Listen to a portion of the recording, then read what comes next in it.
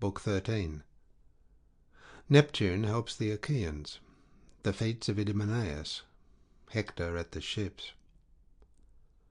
Now when Jove had thus brought Hector and the Trojans to the ships, he left them to their never-ending toil, and turned his keen eyes away, looking elsewhither towards the horse-breeders of Thrace, the Mysians, fighters at close quarters, the noble Hippomolgi who live on milk, and the Abians, justice of mankind.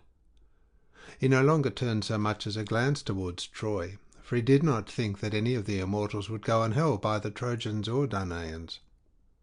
But King Neptune had kept no blind lookout. He had been looking admiringly on the battle from his seat on the topmost crests of wooded Samothrace, whence he could see all Ida, with the city of Priam and the ships of the Achaeans. He had come from under the sea and taken his place here, for he pitied the Achaeans, who were being overcome by the Trojans, and he was furiously angry with Jove. Presently he came down from his post on the mountain top, and as he strode swiftly onwards, the high hills and the forest quaked beneath the tread of his immortal feet. 3 strides he took, and with the 4th he reached his goal, Aegis, where is his glittering golden palace, imperishable in the depths of the sea. When he got there, he yoked his fleet, brazen-footed steeds with their manes of gold all flying in the wind. He clothed himself in raiment of gold, grasped his gold whip, and took his stand upon his chariot. As he went his way over the waves, the sea monsters left their lairs, for they knew their lord, and came gambolling round him from every quarter of the deep, while the sea in her gladness opened a path before his chariot. So lightly did the horses fly that the bronze axle of the car was not even wet beneath it, and thus his bounding steeds took him to the ships of the Achaeans. Now there is a certain huge cavern in the depths of the sea, midway between Tenedos and rocky Imbrus. Here Neptune, lord of the earthquake, stayed his horses, unyoked them, and set them before their ambrosial forage. He hobbled their feet with hobbles of gold, which none could either unloose or break, so that they might stay there in that place until their lord should return. This done, he went his way to the host of the Achaeans. Now the Trojans followed Hector, son of Priam, in close array, like a storm cloud or flame of fire, fighting with might and main, and raising the cry of battle. For they deemed that they should take the ships of the Achaeans, and kill all their chiefest heroes then and there. Meanwhile, earth-encircling Neptune, lord of the earthquake, cheered on the Argives, for he had come up out of the sea, and had assumed the form and voice of Calchas. First he spoke to the 2 Ajaxes, who were doing their best already, and said, "Ajaxes, you too can be the saving of the Achaeans if you will put out all your strength and not let yourselves be daunted. I am not afraid that the Trojans, who have got over the wall in force, will be victorious in any other part, for the Achaeans can hold all of them in check. But I much fear that some evil will befall us here, where furious Hector, who boasts himself the son of great Jove himself, is leading them on like a pillar of flame. May some god, then, put it into your hearts to make a firm stand here, and to incite others to do the like. In this case you will drive him from the ships, even though he be inspired by Jove himself." As he spoke, the earth-encircling lord of the earthquake struck both of them with his sceptre, and filled their hearts with daring. He made their legs light and active, and also their hands and their feet. Then, as the soaring falcon poises on the wing high above some sheer rock, and presently swoops down to chase some bird over the plain, even so did Neptune, lord of the earthquake, wing his flight into the air and leave them. Of the 2, swift Ajax, son of Oileus, was the first to know who it was that had been speaking with them, and said to Ajax, son of Telamon, "Ajax, this is one of the gods that dwell on Olympus, who in the likeness of the prophet is bidding us fight hard by our ships. It was not Calchas the seer and diviner of omens. I knew him at once by his feet and knees as he turned away, for the gods are soon recognized. Moreover, I feel the lust of battle burn more fiercely within me, while my hands and my feet under me are more eager for the fray." And Ajax, son of Telamon, answered, "I too feel my hands grasp my spear more firmly, my strength is greater, and my feet more nimble. I long, moreover, to meet furious Hector, son of Priam, even in single combat." Thus did they converse, exulting in the hunger after battle with which the god had filled them. Meanwhile the earth encircler roused the Achaeans, who were resting in the rear by the ships, overcome at once by hard fighting and by grief at seeing that the Trojans had got over the wall in force. Tears began falling from their eyes as they beheld them, for they made sure that they should not escape destruction. But the lord of the earthquake passed lightly about among them, and urged their battalions to the front. First he went up to Teucer and Laetus, the hero Peneleus, and Thoas, and Deipyrus, Meriones also, and Antilochus, valiant warriors. All did he exhort. "Shame on you, young Argives," he cried. "It was on your prowess I relied for the saving of our ships. If you fight not with might and main, this very day will see us overcome by the Trojans. Of a truth, my eyes behold a great and terrible portent, which I had never thought to see, the Trojans at our ships. They who were heretofore like panic-stricken hinds, the prey of jackals and wolves in a forest, with no strength but in flight, for they cannot defend themselves. Hitherto the Trojans dared not for one moment face the attack of the Achaeans, but now they have sallied far from their city, and are fighting at our very ships, through the cowardice of our leaders and the disaffection of the people themselves, who in their discontent care not to fight in defence of the ships, but are being slaughtered near them. True, Agamemnon, son of Atreus, is the cause of our disaster, by having insulted the son of Peleus. Still, this is no reason why we should leave off fighting. Let us be quick to heal, for the hearts of the brave heal quickly. You do ill to be thus remiss, you who are the finest soldiers in our whole army. I blame no man for keeping out of battle if he is a weakling, but I am indignant with such men as you are. My good friends, matters will soon become even worse through this slackness. Think each one of you of his own honour and credit, for the hazard of the fight is extreme. Great Hector is now fighting at our ships. He has broken through the gates and the strong bolt that held them." Thus did the earth encircler address the Achaeans, and urge them on. Thereon, round the two Ajaxes, there gathered strong bands of men, of whom not even Mars nor Minerva, marshaller of hosts, could make light if they went among them, for they were the picked men of all those who were now awaiting the onset of Hector and the Trojans. They made a living fence, spear to spear, shield to shield, buckler to buckler, helmet to helmet, and man to man. The horsehair crests on their gleaming helmets touched one another as they nodded forward, so closely serried were they. The spears they brandished in their strong hands were interlaced, and their hearts were set on battle. The Trojans advanced in a dense body, with Hector at their head, pressing right on as the rock that comes thundering down the side of some mountain from whose brow the winter torrents have torn it. The foundations of the dull thing have been loosened by floods of rain, and as it bounds headlong on its way, it sets the whole forest in an uproar. It swerves neither to right nor left till it reaches ground level. But then, for all its fury, it can go no further. Even so easily did Hector for a while seem as though he would career through the tents and ships of the Achaeans till he reached the sea in his murderous course.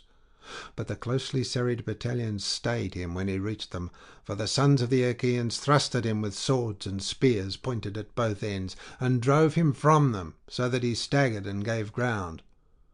Thereon he shouted to the Trojans, "Trojans, Lycians, and Dardanians, fighters in close combat, stand firm. The Achaeans have set themselves as a wall against me, but they will not check me for long. They will give ground before me if the mightiest of the gods, the thundering spouse of Juno, has indeed inspired my onset." With these words he put heart and soul into them all. Deiphobus, son of Priam, went about among them, intent on deeds of daring, with his round shield before him, under cover of which he strode quickly forward. Meriones took aim at him with a spear, nor did he fail to hit the broad orb of oxhide, but he was far from piercing it, for the spear broke in two pieces long ere he could do so. Moreover, Deiphobus had seen it coming, and had held his shield well away from him. Meriones drew back under cover of his comrades, angry alike at having failed to vanquish Deiphobus and having broken his spear. He turned therefore towards the ships and tents to fetch a spear which he had left behind in his tent. The others continued fighting, and the cry of battle rose up into the heavens. Teucer, son of Telamon, was the first to kill his man, to wit the warrior Imbrius, son of Mentor, rich in horses. Until the Achaeans came, he had lived in Pedaeum, and had married Medesicaste, a bastard daughter of Priam. But on the arrival of the Danaan fleet he had gone back to Ilius, and was a great man among the Trojans, dwelling near Priam himself, who gave him like honour with his own sons. The son of Telamon now struck him under the ear with a spear, which he then drew back again, and Imbrius fell headlong as an ash tree when it is felled on the crest of some high mountain beacon, and its delicate green foliage comes toppling down to the ground. Thus did he fall, with his bronze-dyed armour ringing harshly round him, and Teucer sprang forward with intent to strip him of his armour.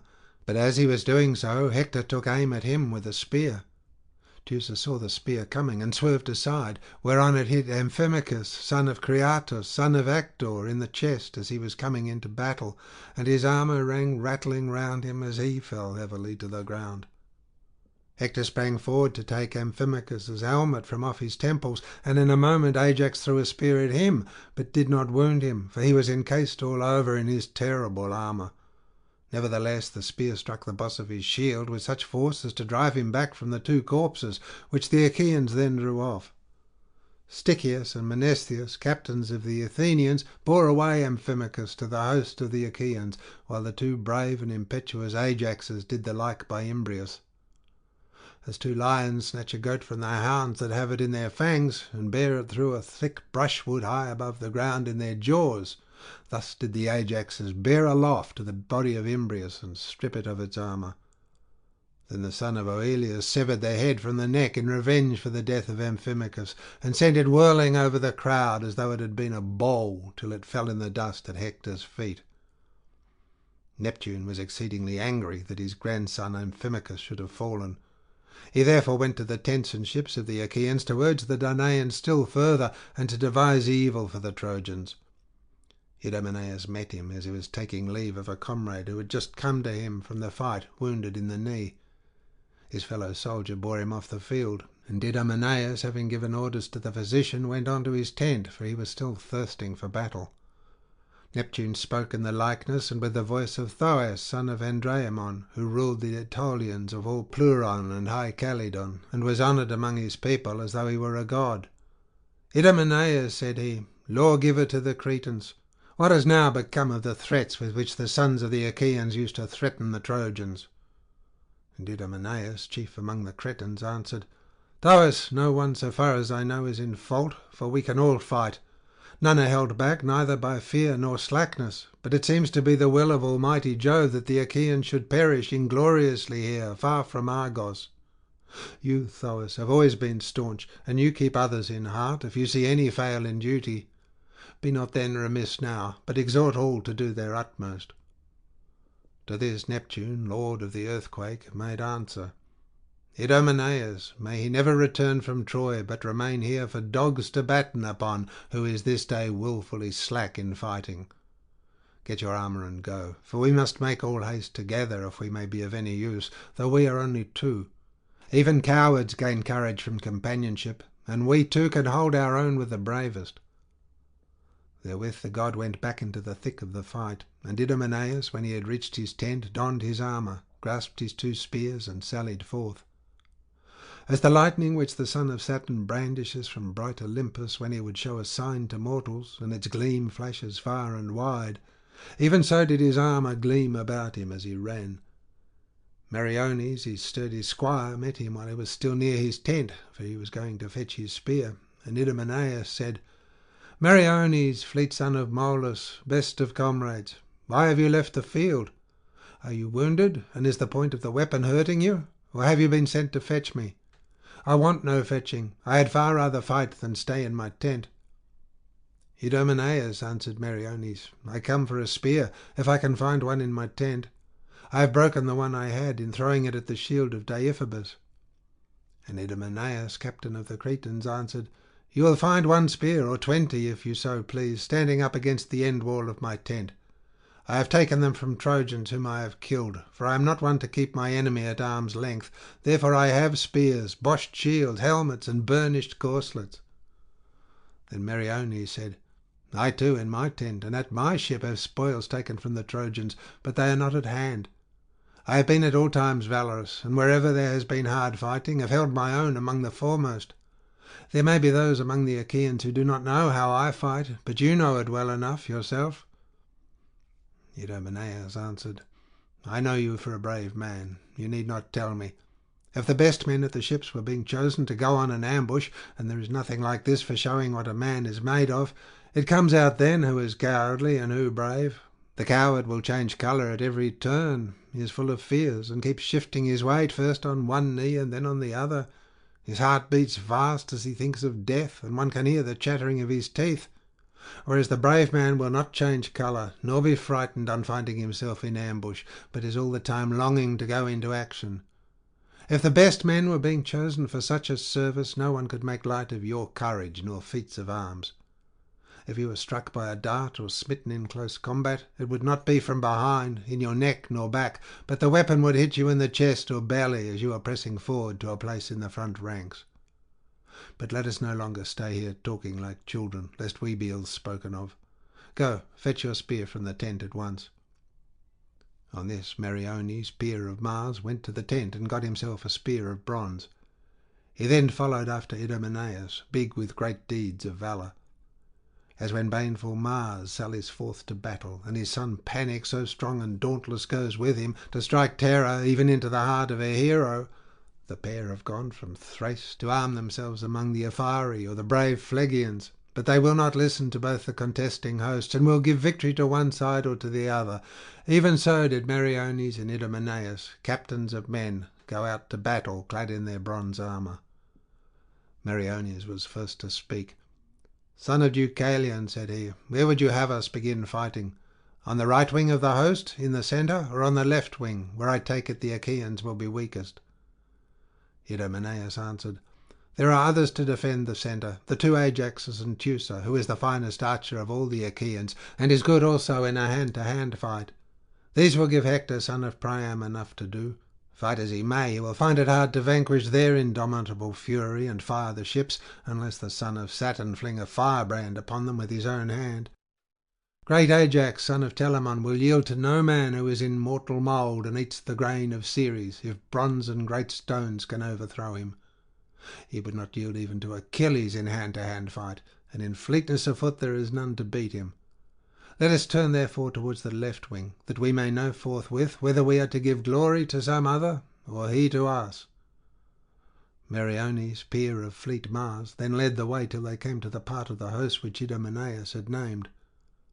Now when the Trojans saw Idomeneus coming on like a flame of fire, him and his squire clad in their richly wrought armour, they shouted and made towards him all in a body, and a furious hand-to-hand fight raged under the ship's sterns. Fierce as the shrill winds that whistle upon a day when the dust lies deep on the roads, and the gusts raise it into a thick cloud, even such was the fury of the combat, and might and main did they hack at each other with spear and sword throughout the host. The field bristled with the long and deadly spears which they bore. Dazzling was the sheen of their gleaming helmets, their fresh burnished breastplates and glittering shields as they joined battle with one another. Iron indeed must be his courage who could take pleasure in the sight of such a turmoil and look on it without being dismayed. Thus did the two mighty sons of Saturn devise evil for mortal heroes. Jove was minded to give victory to the Trojans and to Hector, so as to do honour to fleet Achilles. Nevertheless, he did not mean to utterly overthrow the Achaean host before Ilius, and only wanted to glorify Thetis and her valiant son. Neptune, on the other hand, went about among the Argives to incite them, having come up from the grey sea in secret, for he was grieved at seeing them vanquished by the Trojans, and was furiously angry with Jove. Both were of the same race and country, but Jove was elder born and knew more. Therefore Neptune feared to defend the Argives openly, but in the likeness of man he kept on encouraging them throughout their host. Thus then did these two devise a knot of war and battle that none could unloose or break, and set both sides tugging at it to the failing of men's knees beneath them. And now Idomeneus, though his hair was already flecked with grey, called loud on the Danaans and spread panic among the Trojans as he leapt in among them. He slew Othryoneus from Cabesus, a sojourner who had but lately come to take part in the war. He sought Cassandra, the fairest of Priam's daughters, in marriage, but offered no gifts of wooing, for he promised a great thing, to wit, that he would drive the sons of the Achaeans willy-nilly from Troy. Old King Priam had given his consent and promised her to him, whereon he fought on the strength of the promise thus made to him. Idomeneus aimed a spear and hit him as he came striding on. His cuirass of bronze did not protect him, and the spear stuck in his belly so that he fell heavily to the ground. Then Idomeneus vaunted over him, saying, "Othronius, there is no one in the world whom I shall admire more than I do you, if you indeed perform what you have promised Priam, son of Dardanus, in return for his daughter. We too will make you an offer. We will give you the loveliest daughter of the son of Atreus, and will bring her from Argos for you to marry, if you will sack the goodly city of Ilias in company with ourselves. So come along with me, that we may make a covenant at the ships about the marriage, and we will not be hard upon you about gifts of wooing." With this, Idomeneus began dragging him by the foot through the thick of the fight, but Asius came up to protect the body, on foot, in front of his horses, which his esquire drove so close behind him that he could feel their breath upon his shoulder.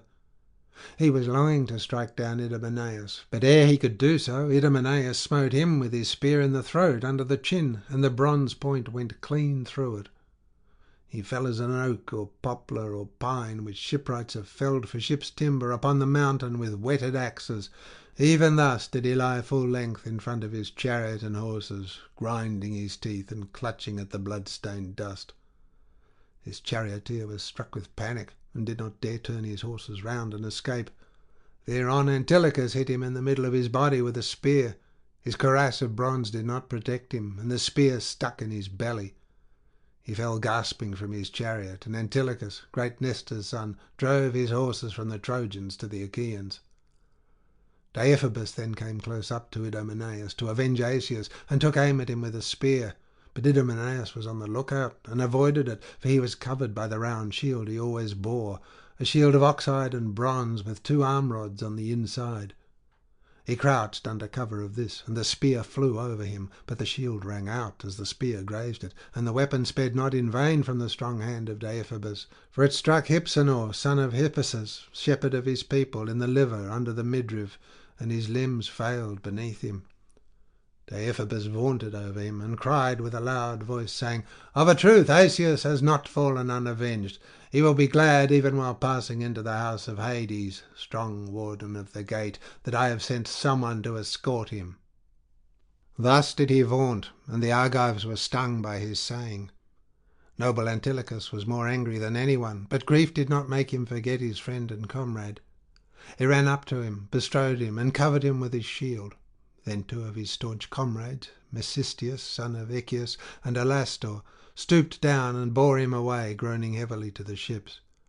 But Idomeneus ceased not his fury. He kept on striving continually, either to enshroud some Trojan in the darkness of death, or himself to fall while warding off the evil day from the Achaeans. Then fell Alcatuus, son of noble Icietes. He was son-in-law to Anchises, having married his eldest daughter Hippodamia, who was the darling of her father and mother, and excelled all her generation in beauty, accomplishments, and understanding, whereof the bravest men in all Troy had taken her to wife. Him did Neptune lay low by the hand of Idomeneus, blinding his bright eyes and binding his strong limbs in fetters, so that he could neither go back nor to one side, but stood stock still like a pillar or lofty tree when Idomeneus struck him with a spear in the middle of his chest.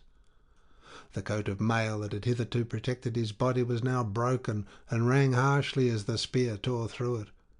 He fell heavily to the ground, and the spear stuck in his heart, which still beat, and made the butt end of the spear quiver till dread Mars put an end to his life.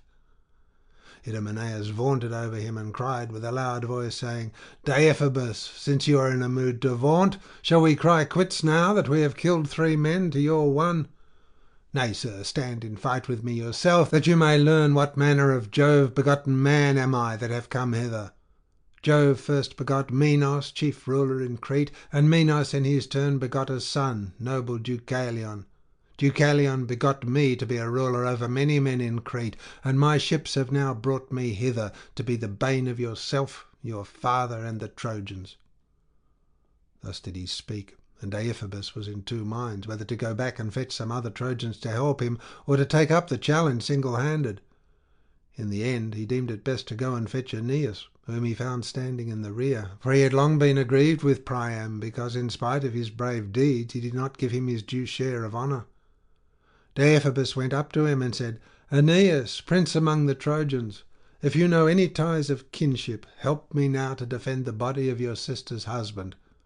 Come with me to the rescue of Alcateuus, who, being husband to your sister, brought you up when you were a child in his house, and now Idomeneus has slain him."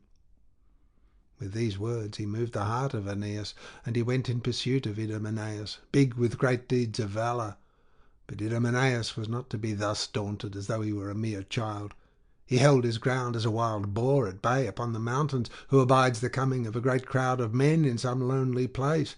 The bristles stand upright on his back, his eyes flash fire, and he whets his tusk in his eagerness to defend himself against hounds and men. Even so did famed Idomeneus hold his ground, and budge not at the coming of Aeneas. He cried aloud to his comrades, looking towards Ascalaphus, Aphareus, Deipyrus, Meriones, and Antilochus, all of them brave soldiers.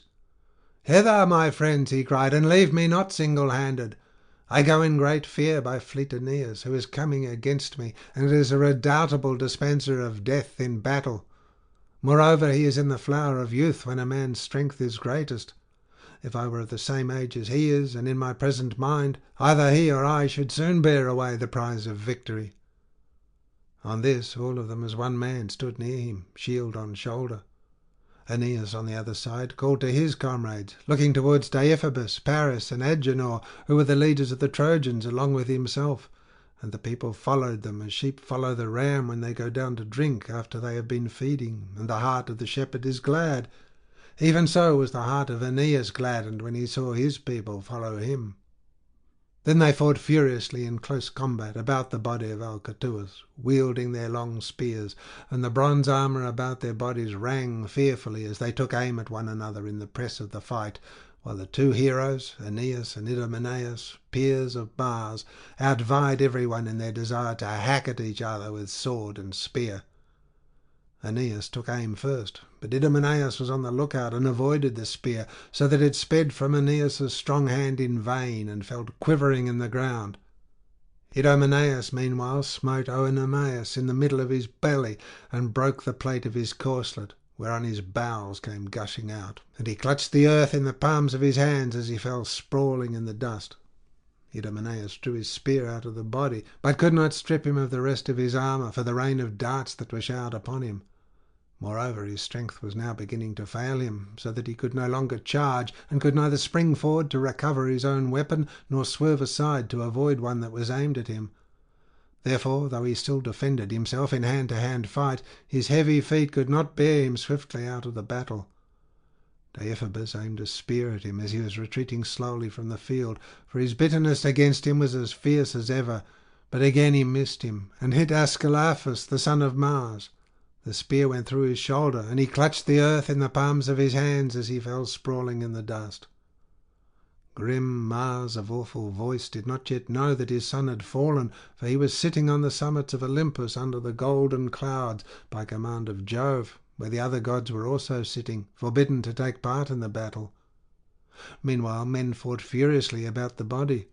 Deiphobus tore the helmet from off his head, but Meriones sprang upon him and struck him on the arm with a spear, so that the visored helmet fell from his hand and came ringing down upon the ground. Thereon Meriones sprang upon him like a vulture, drew the spear from his shoulder, and fell back under cover of his men. Then Polites, own brother of Deiphobus, passed his arms around his waist and bore him away from the battle till he got to his horses that were standing in the rear of the fight with the chariot and their driver. These took him towards the city, groaning and in great pain, with the blood flowing from his arm. The others still fought on, and the battle cry rose to heaven without ceasing. Aeneas sprang on Aphareus, son of Caletor, and struck him with a spear in his throat, which was turned towards him. His head fell on one side, his helmet and shield came down along with him, and death, life's foe, was shed around him. Antilochus spied his chance, flew forward towards Thoon, and wounded him as he was turning round. He laid open the vein that runs all the way up the back to the neck. He cut this vein clear away throughout its whole course, and Thorn fell in the dust face upwards, stretching out his hands imploringly towards his comrades. Antilochus sprang upon him and stripped the armour from his shoulders, glaring round him fearfully as he did so. The Trojans came about him on every side, and struck his broad and gleaming shield, but could not wound his body, for Neptune stood guard over the son of Nestor, though the darts fell thickly round him. He was never clear of the foe, but was always in the thick of the fight. His spear was never idle. He poised and aimed it in every direction, so eager was he to hit someone from a distance or to fight him hand to hand. As he was thus aiming among the crowd, he was seen by Adamas, son of Asius, who rushed towards him and struck him with a spear in the middle of his shield. But Neptune made its point without effect, for he grudged him the life of Antilochus. One half, therefore, of the spear stuck fast like a charred stake in Antilochus's shield, while the other lay on the ground. Adamas then sought shelter under cover of his men, but Meriones followed after and hit him with a spear midway between the private parts and the navel, where a wound is particularly painful to wretched mortals. There did Meriones transfix him, and he writhed convulsively about the spear as some bull whom mountain herdsmen have bound with ropes of withes and are taking away perforce. Even so did he move convulsively for a while, but not for very long, till Meriones came up and drew the spear out of his body, and his eyes were veiled in darkness. Helenus then struck Deipyrus with a great Thracian sword, hitting him on the temple in close combat and tearing the helmet from his head. The helmet fell to the ground, and one of those who were fighting on the Achaean side took charge of it as it rolled at his feet, but the eyes of Deipyrus were closed in the darkness of death.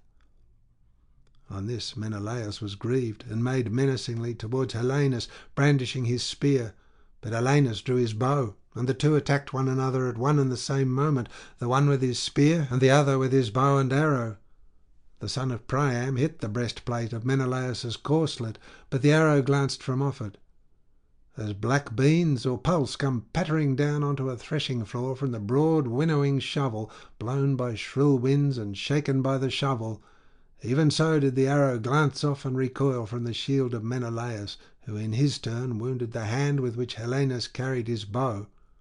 The spear went right through his hand and stuck in the bow itself, so that to his life he retreated under cover of his men, with his hand dragging by his side, for the spear weighed it down, till Agenor drew it out and bound the hand carefully up with a woollen sling which his esquire had with him. Pisander then made straight at Menelaus, his evil destiny luring him on to his doom, for he was to fall in fight with you, O Menelaus. When the two were hard by one another, the spear of the son of Atreus turned aside, and he missed his aim. Pisander then struck the shield of brave Menelaus, but could not pierce it, for the shield stayed the spear and broke the shaft. Nevertheless he was glad and made sure of victory. Forthwith, however, the son of Atreus drew his sword and sprang upon him.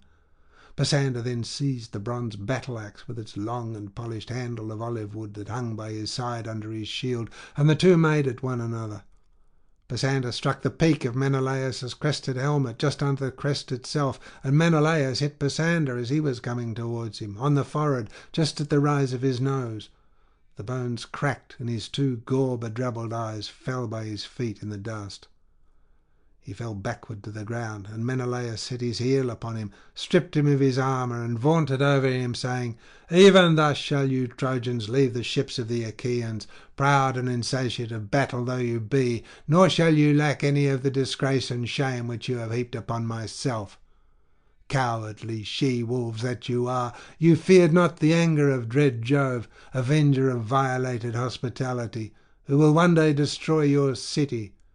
You stole my wedded wife, and wickedly carried off much treasure when you were her guest, and now you would fling fire upon our ships and kill our heroes. A day will come when, rage as you may, you shall be stayed. O Father Jove, you who they say art above all, both gods and men, in wisdom, and from whom all things that befall us do proceed, how can you thus favour the Trojans, men so proud and overweening that they are never tired of fighting? All things pall after a while, sleep, love, sweet song, and stately dance. Still, these are things of which a man would surely have his fill rather than of battle, whereas it is of battle that the Trojans are insatiate. So saying, Menelaus stripped the blood-stained armour from the body of Pisander and handed it over to his men. Then he again ranged himself among those who were in the forefront of the fight. Harpalion, son of King Pylaemenes, then sprang upon him. He had come to fight at Troy along with his father, but he did not go home again. He struck the middle of Menelaus's shield with his spear, but could not pierce it, and to save his life drew back under cover of his men, looking round him on every side lest he should be wounded. But Meriones aimed a bronze-tipped arrow at him as he was leaving the field, and hit him on the right buttock. The arrow pierced the bone through and penetrated the bladder, so he sat down where he was and breathed his last in the arms of his comrades, stretched like a worm upon the ground and watering the earth with the blood that flowed from his wound. The brave Paphlagonians tended him with all due care. They raised him into his chariot and bore him sadly off to the city of Troy. His father went also with him, weeping bitterly, but there was no ransom that could bring his dead son to life again. Paris was deeply grieved by the death of Harpalion, who was his host when he went among the Paphlagonians. He aimed an arrow, therefore, in order to avenge him. Now there was a certain man named Euchenor, son of Polyidus the prophet, a brave man and wealthy, whose home was in Corinth. This Euchenor had set sail for Troy, well knowing that it would be the death of him, for his good old father Polyidus had often told him that he must either stay at home and die of a terrible disease, or go with the Achaeans and perish at the hands of the Trojans. He chose therefore to avoid incurring the heavy fine the Achaeans would have laid upon him, and at the same time to escape the pain and suffering of disease. Paris now smote him on the jaw under his ear, whereon the life went out of him, and he was enshrouded in the darkness of death. Thus then did they fight, as it were a flaming fire. But Hector had not yet heard, and did not know that the Argives were making havoc of his men on the left wing of the battle, where the Achaeans ere long would have triumphed over them, so vigorously did Neptune cheer them on and help them. He therefore held on at the point where he had first forced his way through the gates and the wall, after breaking through the serried ranks of Danaan warriors. It was here that the ships of Ajax and Protesilaus were drawn up by the seashore. Here the wall was at its lowest, and the fight both of man and horses raged most fiercely. The Boeotians and the Ionians with their long tunics, the Locrians, the men of Phthia, and the famous force of the Epeans could hardly stay Hector as he rushed on towards the ships, nor could they drive him from them, for he was as a wall of fire. The chosen men of the Athenians were in the van, led by Mnestheus, son of Peteos, with whom there were also Phaedus, Stichius, and stalwart Bias. Meges, son of Phyleus, Amphion, and Dracius commanded the Epeans, while Medon and staunch Podaces led the men of Phthia. Of these Medon was bastard son of Oileus and brother of Ajax, but he lived in Phylace, away from his own country, for he had killed the brother of his stepmother Areopas, the wife of Oileus. The other, Podaces, was the son of Iphiclus, son of Phylacus. These two stood in the van of the Phthians and defended the ships along with the Boeotians. Ajax, son of Oileus, never for a moment left the side of Ajax, son of Telamon. But as two swart oxen both strain their utmost at the plough which they are drawing in a fallow field, and the sweat steams upwards from about the roots of their horns, nothing but the yoke divides them as they break up the ground till they reach the end of the field. Even so did the two Ajaxes stand shoulder to shoulder by one another. Many and brave comrades followed the son of Telamon to relieve him of his shield when he was overcome with sweat and toil, but the Locrians did not follow so close after the son of Oileus, for they could not hold their own in a hand-to-hand fight. They had no bronze helmets with plumes of horsehair, neither had they shields nor ashen spears, but they had come to Troy armed with bows and with slings of twisted wool, from which they showered their missiles to break the ranks of the Trojans. The others, therefore, with their heavy armour, bore the brunt of the fight with the Trojans and with Hector, while the Locrians shot from behind, under their cover. And thus the Trojans began to lose heart, for the arrows threw them into confusion. The Trojans would now have been driven in sorry plight from the ships and tents back to windy Ilios, had not Polydamas presently said to Hector, "Hector, there is no persuading you to take advice. Because heaven has so richly endowed you with the arts of war, you think that you must therefore excel others in counsel. But you cannot thus claim preeminence in all things. Heaven has made one man an excellent soldier, of another it has made a dancer or a singer and player on the lyre, while yet in another Jove has implanted a wise understanding, of which men reap fruit to the saving of many, and he himself knows more about it than any one. Therefore I will say what I think will be best. The fight has hemmed you in as with a circle of fire, and even now that the Trojans are within the wall, some of them stand aloof in full armour, while others are fighting, scattered and outnumbered near the ships. Draw back, therefore, and call your chieftains round you, that we may advise together whether to fall now upon the ships in the hope that heaven may vouchsafe us victory, or to beat a retreat while we can yet safely do so. I greatly fear that the Achaeans will pay us their debt of yesterday in full, for there is one abiding at their ships who is never weary of battle, and who will not hold aloof much longer." Thus spoke Polydamas, and his words pleased Hector well. He sprang in full armour from his chariot and said, "Polydamas, gather the chieftains here. I will go yonder into the fight, but will return at once when I have given them their orders." He then sped onward, towering like a snowy mountain, and with a loud cry flew through the ranks of the Trojans and their allies. When they heard his voice, they all hastened to gather round Polydamas, the excellent son of Panthous. But Hector kept on among the foremost, looking everywhere to find Deiphobus and Prince Helenus, Adamas son of Asius, and Asius son of Hyrtacus. Living, indeed, and scatheless, he could no longer find them, for the two last were lying by the sterns of the Achaean ships, slain by the Argives, while the others had been also stricken and wounded by them. But upon the left wing of the dread battle he found Alexandrus, husband of the lovely Helen, cheering his men and urging them on to fight. He went up to him and upbraided him. "Paris," said he, "evil-hearted Paris, fair to see but woman-mad and false of tongue, where are Deiphobus and King Helenus? Where are Adamas son of Asius and Asius son of Hyrtacus? Where too is Othryoneus? Ilias is undone and will now surely fall." Alexandrus answered, "Hector, why find fault when there is none to find fault with? I should hold aloof from battle on any day rather than this, for my mother bore me with nothing of the coward about me. From the moment when you set our men fighting about the ships, we have been staying here and doing battle with the Danaans. Our comrades, about whom you ask me, are dead. Deiphobus and King Helenus alone have left the field, wounded both of them in the hand, but the son of Saturn saved them alive. Now, therefore, lead on where you would have us go, and we will follow with right good will. You shall not find us fail you in so far as our strength holds out, but no man can do more than in him lies, no matter how willing he may be." With these words he satisfied his brother, and the two went towards the part of the battle where the fight was thickest, about Cebriones, brave Polydamas, Phalces, Orthaeus, godlike Polyphetes, Palmus, Ascanius, and Morus, son of Hippotion, who had come from fertile Ascania on the preceding day to relieve other troops. Then Jove urged them on to fight. They flew forth like the blasts of some fierce wind that strikes earth in the van of a thunderstorm. They buffet the salt sea into an uproar. Many and mighty are the great waves that come crashing in, one after the other, upon the shore, with their arching heads all crested with foam. Even so did rank behind rank of Trojans, arrayed in gleaming armour, follow their leaders onward.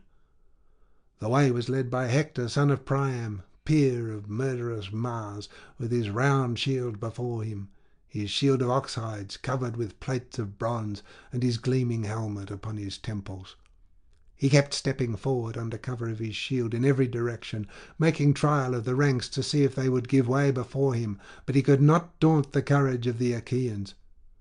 Ajax was the first to stride out and challenge him. "Sir," he cried, "draw near. Why do you think thus vainly to dismay the Argives? We Achaeans are excellent soldiers, but the scourge of Jove has fallen heavily upon us. Your heart, forsooth, is set on destroying our ships, but we too have hands that can keep you at bay, and your own fair town shall be sooner taken and sacked by ourselves. The time is near when you shall pray Jove and all the gods in your flight, that your steeds may be swifter than hawks as they raise the dust on the plain and bear you back to your city." As he was thus speaking, a bird flew by upon his right hand, and the host of the Achaeans shouted, for they took heart at the omen. But Hector answered, Ajax, braggart and false of tongue, would that I were as sure of being son for evermore to Aegis-bearing Jove, with Queen Juno for my mother, and of being held in like honour with Minerva and Apollo, as I am that this day is big with the destruction of the Achaeans, and you shall fall among them if you dare abide my spear. It shall rend your fair body, and bid you glut our hounds and birds of prey with your fat and your flesh, as you fall by the ships of the Achaeans." With these words he led the way, and the others followed after with a cry that rent the air, while the host shouted behind them. The Argives, on their part, raised a shout likewise, nor did they forget their prowess, but stood firm against the onslaught of the Trojan chieftains, and the cry from both the hosts rose up to heaven and to the brightness of Jove's presence. End of section 13. Book 14. Agamemnon proposes that the Achaeans should sail home, and is rebuked by Ulysses. Juno beguiles Jupiter. Hector is wounded. Nestor was sitting over his wine, but the cry of battle did not escape him, and he said to the son of Aesculapius, "What, noble Machaon, is the meaning of all this? The shouts of men fighting by our ships grow stronger and stronger. Stay here, therefore, and sit over your wine, while fair Hecamede heats you a bath and washes the clotted blood from off you. I will go at once to the lookout station and see what it is all about." As he spoke, he took up the shield of his son Thrasymedes that was lying in his tent, all gleaming with bronze, for Thrasymedes had taken his father's shield. He grasped his redoubtable bronze-shod spear, and as soon as he was outside, saw the disastrous rout of the Achaeans, who, now that their wall was overthrown, were flying pell-mell before the Trojans. As when there is a heavy swell upon the sea, but the waves are dumb, they keep their eyes on the watch for the quarter whence the fierce winds may spring upon them, but they stay where they are, and set neither this way nor that, till some particular wind sweeps down from heaven to determine them.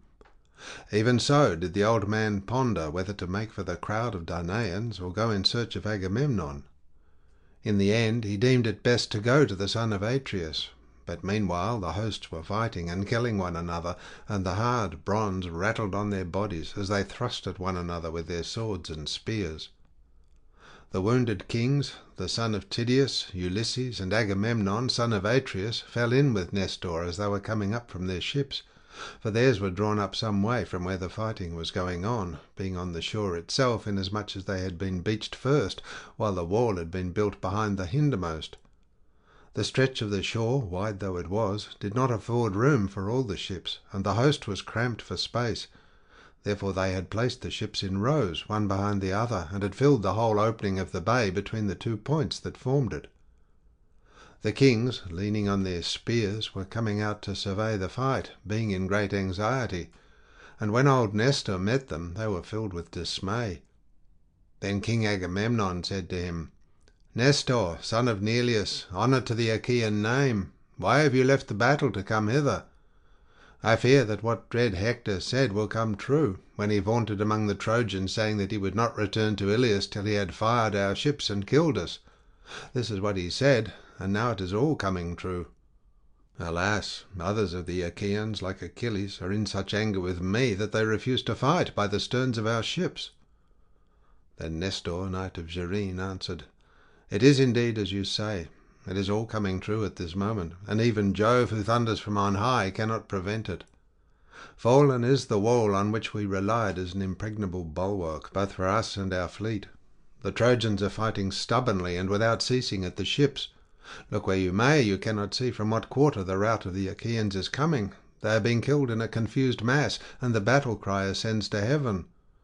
Let us think, if counsel can be of any use, what we had better do. But I do not advise our going into battle ourselves, for a man cannot fight when he is wounded." And King Agamemnon answered, "Nestor, if the Trojans are indeed fighting at the rear of our ships, and neither the wall nor the trench has served us, over which the Danaans toiled so hard, and which they deemed would be an impregnable bulwark both for us and our fleet, I see it must be the will of Jove that the Achaeans should perish ingloriously here, far from Argos. I knew when Jove was willing to defend us, and I know now that he is raising the Trojans to like honour with the gods, while us, on the other hand, he has bound hand and foot. Now, therefore, let us all do as I say. Let us bring down the ships that are on the beach and draw them into the water.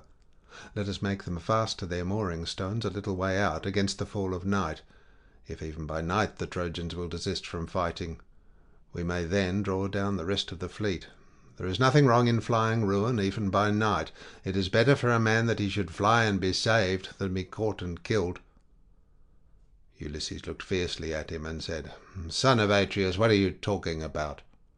A wretch, you should have commanded some other and baser army, and not been ruler over us, to whom Jove has allotted a life of hard fighting from youth to old age, till we every one of us perish.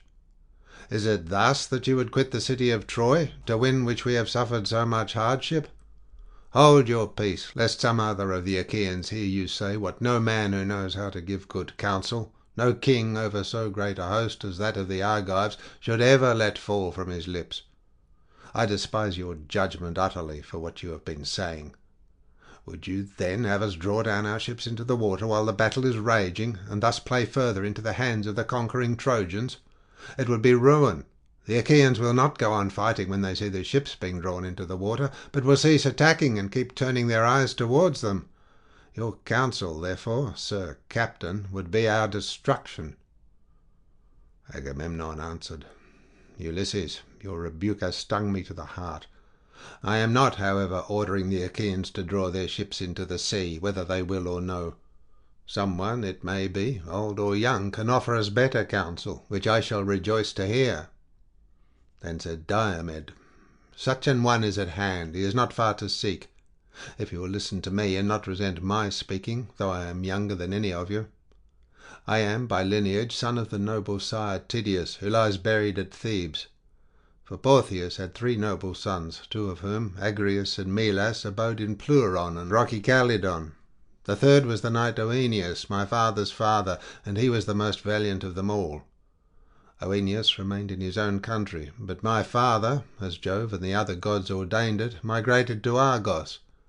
He married into the family of Adrastus, and his house was one of great abundance, for he had large estates of rich corn-growing land, with much orchard ground as well, and he had many sheep. Moreover, he excelled all the Argives in the use of the spear. You must yourselves have heard whether these things are true or no. Therefore, when I say well, despise not my words as though I were a coward or of ignoble birth. I say, then, let us go to the fight as we needs must, wounded though we be. When there, we may keep out of the battle and beyond the range of the spears, lest we get fresh wounds in addition to what we have already, but we can spur on others who have been indulging their spleen and holding aloof from battle hitherto." Thus did he speak, whereon they did even as he had said, and set out, King Agamemnon leading the way. Meanwhile Neptune had kept no blind lookout, and came up to them in the semblance of an old man. He took Agamemnon's right hand in his own, and said, "Son of Atreus, I take it Achilles is glad now that he sees the Achaeans routed and slain, for he is utterly without remorse. May he come to a bad end, and heaven confound him. As for yourself, the blessed gods are not yet so bitterly angry with you, but that the princes and counsellors of the Trojans shall again raise the dust upon the plain, and you shall see them flying from the ships and tents towards their city." With this he raised a mighty cry of battle, and sped forward to the plain. The voice that came from his deep chest was that of 9,000 or 10,000 men when they are shouting in the thick of a fight, and it put fresh courage into the hearts of the Achaeans to wage war and do battle without ceasing.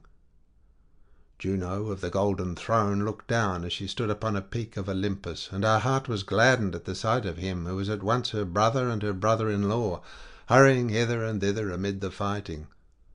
Then she turned her eyes to Jove, as he sat on the topmost crests of many-fountained Ida, and loathed him. She set herself to think how she might hoodwink him, and in the end she deemed that it would be best for her to go to Ida and array herself in rich attire, in the hope that Jove might become enamoured of her, and wish to embrace her. While he was thus engaged, a sweet and careless sleep might be made to steal over his eyes and senses. She went therefore to the room which her son Vulcan had made her, and the doors of which he had cunningly fastened by means of a secret key, so that no other god could open them. Here she entered and closed the doors behind her. She cleansed all the dirt from her fair body with ambrosia. Then she anointed herself with olive oil, ambrosial, very soft, and scented specially for herself. If it were so much as shaken in the bronze-floored house of Jove, the scent pervaded the universe of heaven and earth. With this she anointed her delicate skin, and then she plaited the fair ambrosial locks that flowed in a stream of golden tresses from her immortal head. She put on the wondrous robe which Minerva had worked for her with consummate art, and had embroidered with manifold devices. She fastened it about her bosom with golden clasps, and she girded herself with a girdle that had 100 tassels. Then she fastened her earrings, 3 brilliant pendants that glistened most beautifully, through the pierced lobes of her ears, and threw a lovely new veil over her head. She bound her sandals onto her feet, and when she had arrayed herself perfectly to her satisfaction, she left her room and called Venus to come aside and speak to her.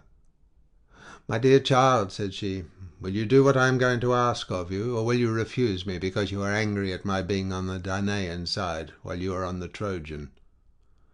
Jove's daughter Venus answered, "Juno, august queen of goddesses, daughter of mighty Saturn, say what you want, and I will do it for you at once, if I can, and if it can be done at all."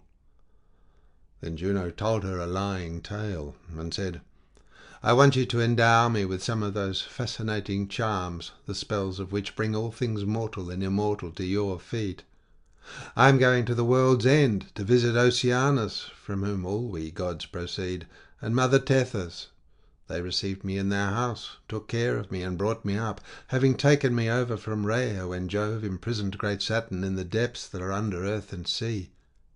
I must go and see them, that I may make peace between them. They have been quarrelling, and are so angry that they have not slept with one another this long while. If I can bring them round and restore them to one another's embraces, they will be grateful to me and love me for ever afterwards." Thereon laughter-loving Venus said, "I cannot and must not refuse you, for you sleep in the arms of Jove, who is our king." As she spoke, she loosed from her bosom the curiously embroidered girdle into which all her charms had been wrought, love, desire, and that sweet flattery which steals the judgment even of the most prudent. She gave the girdle to Juno, and said, "Take this girdle, wherein all my charms reside, and lay it in your bosom. If you will wear it, I promise that your errand, be what it may, will not be bootless." When she heard this, Juno smiled, and still smiling, she laid the girdle in her bosom. Venus now went back into the house of Jove, while Juno darted down from the summits of Olympus. She passed over Pieria and fair Amathia, and went on till she came to the snowy ranges of the Thracian horsemen, over whose topmost crest she sped without ever setting foot to ground. When she came to Athos, she went on over the waves of the sea till she reached Lemnos, the city of noble Thoas. There she met Sleep, own brother to Death, and caught him by the hand, saying, "Sleep, you who lord it alike over mortals and immortals, if you ever did me a service in times past, do one for me now, and I shall be grateful to you ever after. Close Jove's keen eyes for me in slumber, while I hold him clasped in my embrace, and I will give you a beautiful golden seat that can never fall to pieces. My club-footed son Vulcan shall make it for you, and he shall give it a footstool for you to rest your fair feet upon when you are at table." Then Sleep answered, "Juno, great queen of goddesses, daughter of mighty Saturn, I would lull any other of the gods to sleep without compunction, not even excepting the waters of Oceanus, from whom all of them proceed, but I dare not go near Jove, nor send him to sleep, unless he bids me. I have had one lesson already through doing what you asked me, on the day when Jove's mighty son Hercules set sail from Iliad after having sacked the city of the Trojans. At your bidding I suffused my sweet self over the mind of Aegis-bearing Jove, and laid him to rest. Meanwhile you hatched a plot against Hercules, and set the blasts of the angry winds beating upon the seas, till you took him to the goodly city of Kos, away from all his friends. Jove was furious when he awoke, and began hurling the gods about all over the house. He was looking more particularly for myself, and would have flung me down through space into the sea, where I should never have been heard of any more, had not Night, who cows both men and gods, protected me. I fled to her, and Jove left off looking for me, in spite of his being so angry, for he did not dare do anything to displease Night. And now you are again asking me to do something on which I cannot venture. And Juno said, Sleep, why do you take such notions as those into your head? Do you think Jove will be anxious to help the Trojans as he was about his own son? Come, I will marry you to one of the daughters of the Graces, and she shall be your own, Pasithea, whom you have always wanted to marry. Sleep was pleased when he heard this, and answered, Then swear it to me by the dread waters of the river Styx. Lay one hand on the bounteous earth, and the other on the sheen of the sea, so that all the gods who dwell down below with Saturn may be our witnesses, and see that you really do give me one of the youngest of the Graces, Pasithea, whom I have always wanted to marry. Juno did as he had said. She swore, and invoked all the gods of the netherworld, who are called Titans, to witness. When she had completed her oath, the two enshrouded themselves in a thick mist and sped lightly forward, leaving Lemnos and Imbros behind them. Presently they reached many-fountained Ida, mother of wild beasts, and Lectum, where they left the sea to go on by land, and the tops of the trees of the forest soughed under the going of their feet. Here Sleep halted, and ere Jove caught sight of him, he climbed a lofty pine tree, the tallest that reared its head towards heaven on all Ida. He hid himself behind the branches, and sat there in the semblance of the sweet-singing bird that haunts the mountains and is called Chalcas by the gods, but men call it Semindus. Juno then went to Gargarus, the topmost peak of Ida, and Jove, driver of the clouds, set eyes upon her. As soon as he did so, he became inflamed with the same passionate desire for her that he had felt when they had first enjoyed each other's embraces and slept with one another without their dear parents knowing anything about it. He went up to her and said, "What do you want that you have come hither from Olympus, and that too with neither chariot nor horses to convey you?" Then Juno told him a lying tale, and said, "I am going to the world's end, to visit Oceanus, from whom all we gods proceed, and Mother Tethys. They received me into their house, took care of me, and brought me up. I must go and see them, that I may make peace between them. They have been quarrelling, and are so angry that they have not slept with one another this long time. The horses that will take me over land and sea are stationed on the lowermost spurs of many-fountained Ida, and I have come here from Olympus on purpose to consult you. I was afraid you might be angry with me later on if I went to the house of Oceanus without letting you know." And Jove said, "Juno, you can choose some other time for paying your visit to Oceanus. For the present, let us devote ourselves to love and to the enjoyment of one another. Never yet have I been so overpowered by passion, neither for goddess nor mortal woman, as I am at this moment for yourself. Not even when I was in love with the wife of Ixion, who bore me Pirithous, peer of gods in council, nor yet with Danae, the daintily ankled daughter of Acrisius, who bore me the famed hero Perseus. Then there was the daughter of Phoenix, who bore me Minos and Rhadamanthus.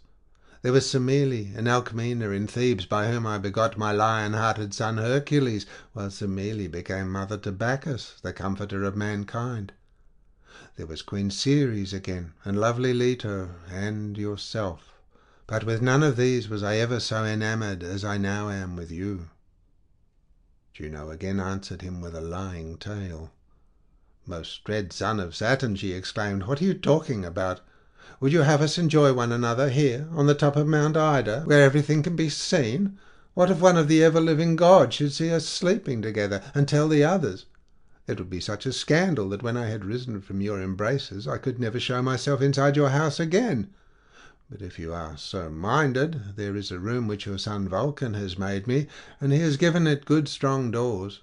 If you would so have it, let us go thither and lie down." And Jove answered, "Juno, you need not be afraid that either god or man will see you, for I will enshroud both of us in such a dense golden cloud that the very sun, for all his bright piercing beams, shall not see through it." With this the son of Saturn caught his wife in his embrace. where on the earth sprouted them a cushion of young grass, with dew-bespangled lotus, crocus, and hyacinth, so soft and thick that it raised them well above the ground.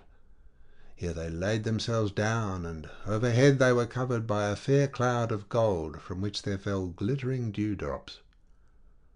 Thus then did the sire of all things repose peacefully on the crest of Ida, overcome at once by sleep and love, and he held his spouse in his arms. Meanwhile Sleep made off to the ships of the Achaeans, to tell earth encircling Neptune, lord of the earthquake. When he had found him, he said, "Now, Neptune, you can help the Danaans with a will, and give them victory, though it be only for a short time, while Jove is still sleeping. I have sent him into a sweet slumber, and Juno has beguiled him into going to bed with her." Sleep now departed and went his ways to and fro among mankind, leaving Neptune more eager than ever to help the Danaans. He darted forward among the first ranks and shouted, saying, "Argives, shall we let Hector, son of Priam, have the triumph of taking our ships and covering himself with glory? This is what he says he shall now do, seeing that Achilles is still in dudgeon at his ship. We shall get on very well without him if we keep each other in heart and stand by one another. Now, therefore, let us all do as I say. Let us each take the best and largest shield we can lay hold of, put on our helmets, and sally forth with our longest spears in our hands. I will lead you on, and Hector, son of Priam, rage as he may, will not dare to hold out against us. If any good staunch soldier has only a small shield, let him hand it over to a worse man, and take a larger one for himself." Thus did he speak, and they did even as he had said. The son of Tydeus, Ulysses, and Agamemnon, wounded though they were, set the others in array, and went about everywhere effecting the exchanges of armour. The most valiant took the best armour, and gave the worst to the worse man. When they had donned their bronze armour, they marched on with Neptune at their head. In his strong hand he grasped his terrible sword, keen of edge and flashing like lightning. Woe to him who comes across it in the day of battle! All men quake for fear and keep away from it. Hector, on the other side, set the Trojans in array. Thereon Neptune and Hector waged fierce war on one another, Hector on the Trojan and Neptune on the Argive side. Mighty was the uproar as the two forces met. The sea came rolling in towards the ships and tents of the Achaeans, but waves do not thunder on the shore more loudly when driven before the blast of Boreas, nor do the flames of a forest fire roar more fiercely when it is well alight upon the mountains, nor does the wind bellow with ruder music as it tears on through the tops of when it is blowing its hardest, than the terrible shout which the Trojans and Achaeans raised as they sprang upon one another. Hector first aimed his spear at Ajax, who was turned full towards him, nor did he miss his aim. The spear struck him where two bands passed over his chest, the band of his shield and that of his silver-studded sword, and these protected his body. Hector was angry that his spear should have been hurled in vain, and withdrew under cover of his men. As he was thus retreating, Ajax, son of Telamon, struck him with a stone, of which there were many lying about under the men's feet as they fought, brought there to give support to the ship's sides as they lay on the shore. Ajax caught up one of them and struck Hector above the rim of his shield close to his neck. The blow made him spin round like a top and reel in all directions. As an oak falls headlong when uprooted by the lightning flash of Father Jove, and there is a terrible smell of brimstone, no man can help being dismayed if he is standing near it, for a thunderbolt is a very awful thing. Even so did Hector fall to earth and bite the dust. His spear fell from his hand, but his shield and helmet were made fast about his body, and his bronze armour rang about him. The sons of the Achaeans came running with a loud cry towards him, hoping to drag him away, and they showered their darts on the Trojans, but none of them could wound him before he was surrounded and covered by the princes Polydamas, Aeneas, Agenor, Sarpedon, captain of the Lycians, and noble Glaucus. Of the others too there was not one who was unmindful of him, and they held their round shields over him to cover him. His comrades then lifted him off the ground and bore him away from the battle to the place where his horses stood waiting for him at the rear of the fight, with their driver and the chariot. These then took him towards the city, groaning and in great pain. When they reached the ford of the fair stream of Xanthus, begotten of immortal Jove, they took him from off his chariot and laid him down on the ground. They poured water over him, and as they did so he breathed again and opened his eyes. Then, kneeling on his knees, he vomited blood, but soon fell back onto the ground, and his eyes were again closed in darkness, for he was still stunned by the blow. When the Argives saw Hector leaving the field, they took heart and set upon the Trojans yet more furiously. Ajax, fleet son of Oileus, began by springing on Satnius, son of Enops, and wounding him with his spear. A fair naiad nymph had borne him to Enops as he was herding cattle by the banks of the river Satniois. The son of Oileus came up to him and struck him in the flank, so he fell, and a fierce fight between Trojans and Aeneans raged round his body. Polydamas, son of Panthus, drew near to avenge him, and wounded Prothoenor, son of Arolycus, on the right shoulder. The terrible spear went right through his shoulder, and he clutched the earth as he fell in the dust. Polydamas vaunted loudly over him, saying, "Again I take it that the spear has not sped in vain from the strong hand of the son of Panthus. An Argive has caught it in his body, and it will serve him for a staff as he goes down into the house of Hades." The Argives were maddened by this boasting. Ajax, son of Telamon, was more angry than any, for the man had fallen close beside him.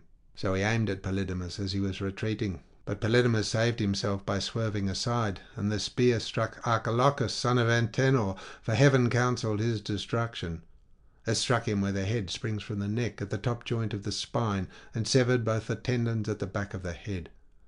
His head, mouth, and nostrils reached the ground long before his legs and knees could do so, and Ajax shouted to Polydamas, saying, "Think, Polydamas, and tell me truly whether this man is not as well worth killing as Prothoenor was.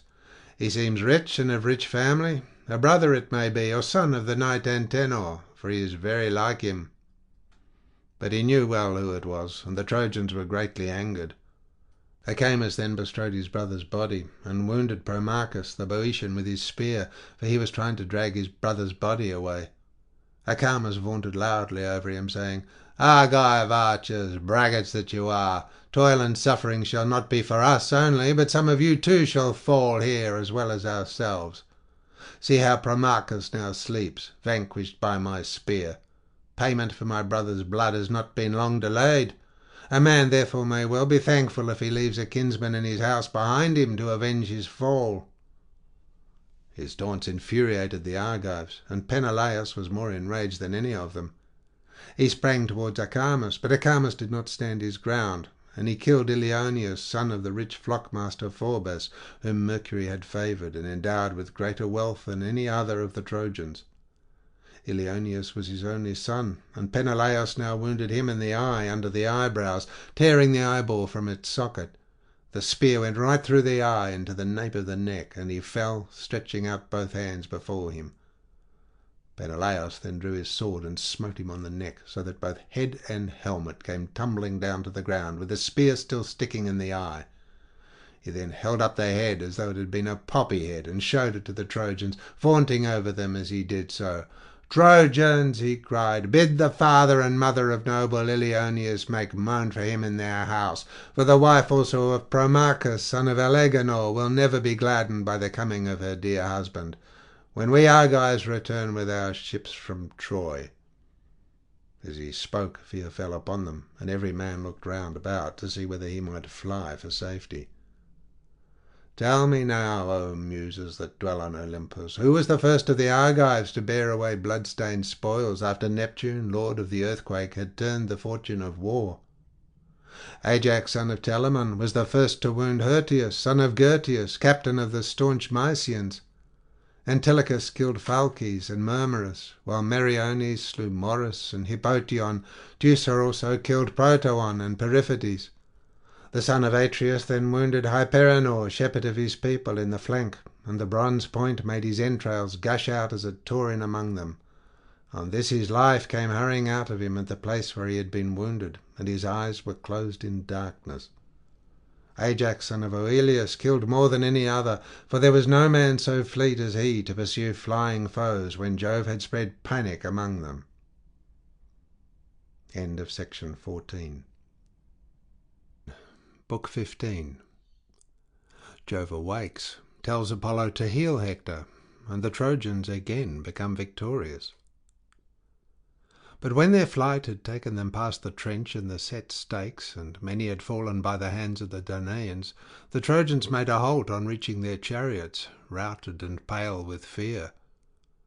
Jove now woke on the crests of Ida, where he was lying with golden-throned Juno by his side, and starting to his feet he saw the Trojans and Achaeans, the one thrown into confusion, and the others driving them pell-mell before them, with King Neptune in their midst.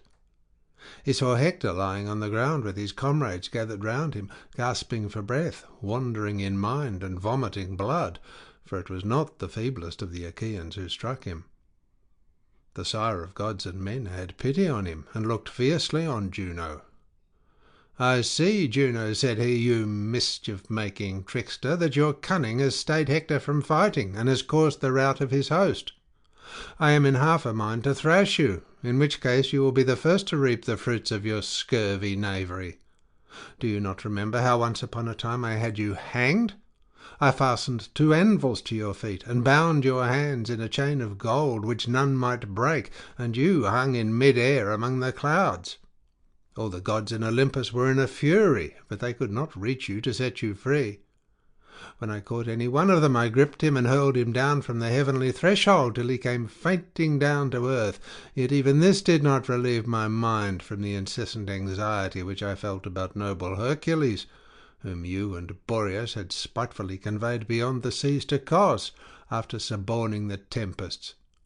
But I rescued him, and notwithstanding all his mighty labours, I brought him back again to Argos. I would remind you of this, that you may learn to leave off being so deceitful, and discover how much you are likely to gain by the embraces out of which you have come here to trick me." Juno trembled as he spoke, and said, "May heaven above and earth below be my witnesses, with the waters of the river Styx, and this is the most solemn oath that a blessed god can take. Nay, I swear also by your own almighty head, and by our bridal bed, things over which I could never possibly perjure myself, that Neptune is not punishing Hector and the Trojans, and helping the Achaeans through any doing of mine. It is all of his own mere motion, because he was sorry to see the Achaeans hard pressed at their ships. If I were advising him, I should tell him to do as you bid him." The sire of gods and men smiled, and answered, "If you, Juno, were always to support me when we sit in council of the gods, Neptune, like it or no, would soon come round to your and my way of thinking. If, then, you are speaking the truth, and mean what you say, go among the rank and file of the gods, and tell Iris and Apollo, lord of the bow, that I want them, Iris, that she may go to the Achaean host, and tell Neptune to leave off fighting and go home, and Apollo, that he may send Hector again into battle, and give him fresh strength. He will thus forget his present sufferings, and drive the Achaeans back in confusion, till they fall among the ships of Achilles, son of Peleus. Achilles will then send his comrade Patroclus into battle, and Hector will kill him in front of Ilias, after he has slain many warriors, and among them my own noble son Sarpedon. Achilles will kill Hector to avenge Patroclus, and from that time I will bring it about that the Achaeans shall persistently drive the Trojans back till they fulfil the counsels of Minerva and take Ilias. But I will not stay my anger, nor permit any god to help the Danaans, till I have accomplished the desire of the son of Peleus, according to the promise I made by bowing my head on the day when Thetis touched my knees, and besought me to give him honour." Juno heeded his words, and went from the heights of Ida to great Olympus. Swift as the thought of one whose fancy carries him over vast continents, and he says to himself, "Now I will be here or there," and he would have all manner of things. Even so swiftly did Juno wing her way till she came to high Olympus, and went in among the gods who were gathered in the house of Jove. When they saw her, they all of them came up to her, and held out their cups to her by way of greeting. She let the others be, but took the cup offered her by lovely Themis, who was first to come running up to her. "Juno," said she, "why are you here? And you seem troubled. Has your husband, the son of Saturn, been frightening you?" And Juno answered, "Themis, do not ask me about it. You know what a proud and cruel disposition my husband has. Lead the gods to table, where you and all the immortals can hear the wicked designs which he has avowed. Many a one, mortal and immortal, will be angered by them, however peaceably he may be feasting now." On this Juno sat down, and the gods were troubled throughout the house of Jove. Laughter sat on her lips, but her brow was furrowed with care, and she spoke up in a rage. "Fools that we are," she cried, "to be thus madly angry with Jove. We keep on wanting to go up to him and stay him by force or by persuasion, but he sits aloof and cares for nobody, for he knows that he is much stronger than any other of the immortals. Make the best, therefore, of whatever ills he may choose to send each one of you. Mars, I take it, has had a taste of them already, for his son Ascalaphus has fallen in battle, the man whom, of all others, he loved most dearly, and whose father he owns himself to be." When he heard this, Mars smote his two sturdy thighs with the flat of his hands, and said in anger, "Do not blame me, you gods that dwell in heaven, if I go to the ships of the Achaeans and avenge the death of my son, even though it end in my being struck by Jove's lightning and lying in blood and dust among the corpses." As he spoke, he gave orders to yoke his horses Panic and Rout, while he put on his armour. On this, Jove would have been roused to still more fierce and implacable enmity against the other immortals, had not Minerva, alarmed for the safety of the gods, sprung from her seat and hurried outside. She tore the helmet from his head and the shield from his shoulders, and she took the bronze spear from his strong hand and set it on one side. Then she said to Mars, "Madman, you are undone. You have ears that hear not, or you have lost all judgment and understanding. Have you not heard what Juno has said on coming straight from the presence of Olympian Jove? Do you wish to go through all kinds of suffering before you are brought back sick and sorry to Olympus, after having caused infinite mischief to all us others? Jove would instantly leave the Trojans and Achaeans to themselves. He would come to Olympus to punish us, and would grip us up one after another, guilty or not guilty. Therefore, lay aside your anger for the death of your son. Better men than he have either been killed already or will fall hereafter, and one cannot protect everyone's whole family." With these words she took Mars back to his seat. Meanwhile Juno called Apollo outside, with Iris the messenger of the gods. "Jove," she said to them, "desires you to go to him at once on Mount Ida. When you have seen him, you are to do as he may then bid you." Thereon Juno left them and resumed her seat inside, while Iris and Apollo made all haste on their way. When they reached many-fountained Ida, mother of wild beasts, they found Jove seated on topmost Cagaris, with a fragrant cloud encircling his head as with a diadem. They stood before his presence, and he was pleased with them for having been so quick in obeying the orders his wife had given them. He spoke to Iris first. "Go," said he, "fleet Iris. Tell King Neptune what I now bid you, and tell him true. Bid him leave off fighting, and either join the company of the gods, or go down into the sea. If he takes no heed and disobeys me, let him consider well whether he is strong enough to hold his own against me if I attack him. I am older and much stronger than he is, yet he is not afraid to set himself up as on a level with myself, of whom all the other gods stand in awe." Iris, fleet as the wind, obeyed him, and as the cold hail or snowflakes that fly from out of the clouds before the blast of Boreas, even so did she wing her way till she came close up to the great shaker of the earth. Then she said, "I have come, O dark-haired king that holds the world in his embrace, to bring you a message from Jove. He bids you leave off fighting, and either join the company of the gods, or go down into the sea. If, however, you take no heed and disobey him, he says he will come down here and fight you. He would have you keep out of his reach, for he is older and much stronger than you are, and yet you are not afraid to set yourself up as on a level with himself, of whom all the other gods stand in awe." Neptune was very angry, and said, "Great heavens! Strong as Jove may be, he has said more than he can do if he has threatened violence against me, who am of like honour with himself. We were 3 brothers whom Rhea bore to Saturn, Jove, myself, and Hades, who rules the world below. Heaven and earth were divided into 3 parts, and each of us was to have an equal share. When we cast lots, it fell to me to have my dwelling in the sea for evermore. Hades took the darkness of the realms under the earth, while air and sky and clouds were the portion that fell to Jove, but earth and great Olympus are the common property of all. Therefore I will not walk as Jove would have me. For all his strength, let him keep to his own 3rd share, and be contented, without threatening to lay hands upon me as though I were nobody. Let him keep his bragging talk to his own sons and daughters, who must perforce obey him." Iris, fleet of the wind, then answered, "Am I really, Neptune, to take this daring and unyielding message to Jove, or will you reconsider your answer? Sensible people are open to argument, and you know that the Erinyes always range themselves on the side of the older person." Neptune answered, "Goddess Iris, your words have been spoken in season. It is well when a messenger shows so much discretion.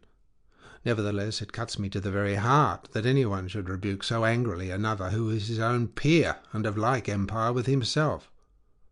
Now, however, I will give way in spite of my displeasure.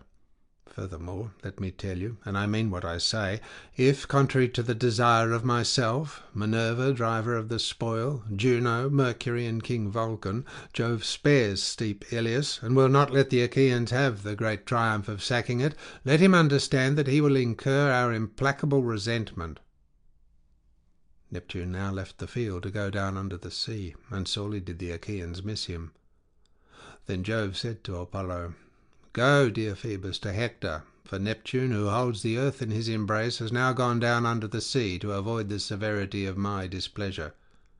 Had he not done so, those gods who are below with Saturn would have come to hear of the fight between us. It is better for both of us that he should have curbed his anger and kept out of my reach, for I should have had much trouble with him.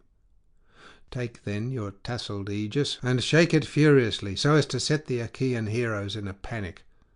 Take, moreover, brave Hector, O far darter, into your own care, and rouse him to deeds of daring, till the Achaeans are sent flying back to their ships and to the Hellespont. From that point I will think it well over, how the Achaeans may have a respite from their troubles." Apollo obeyed his father's saying, and left the crests of Ida, flying like a falcon, bane of doves and swiftest of all birds.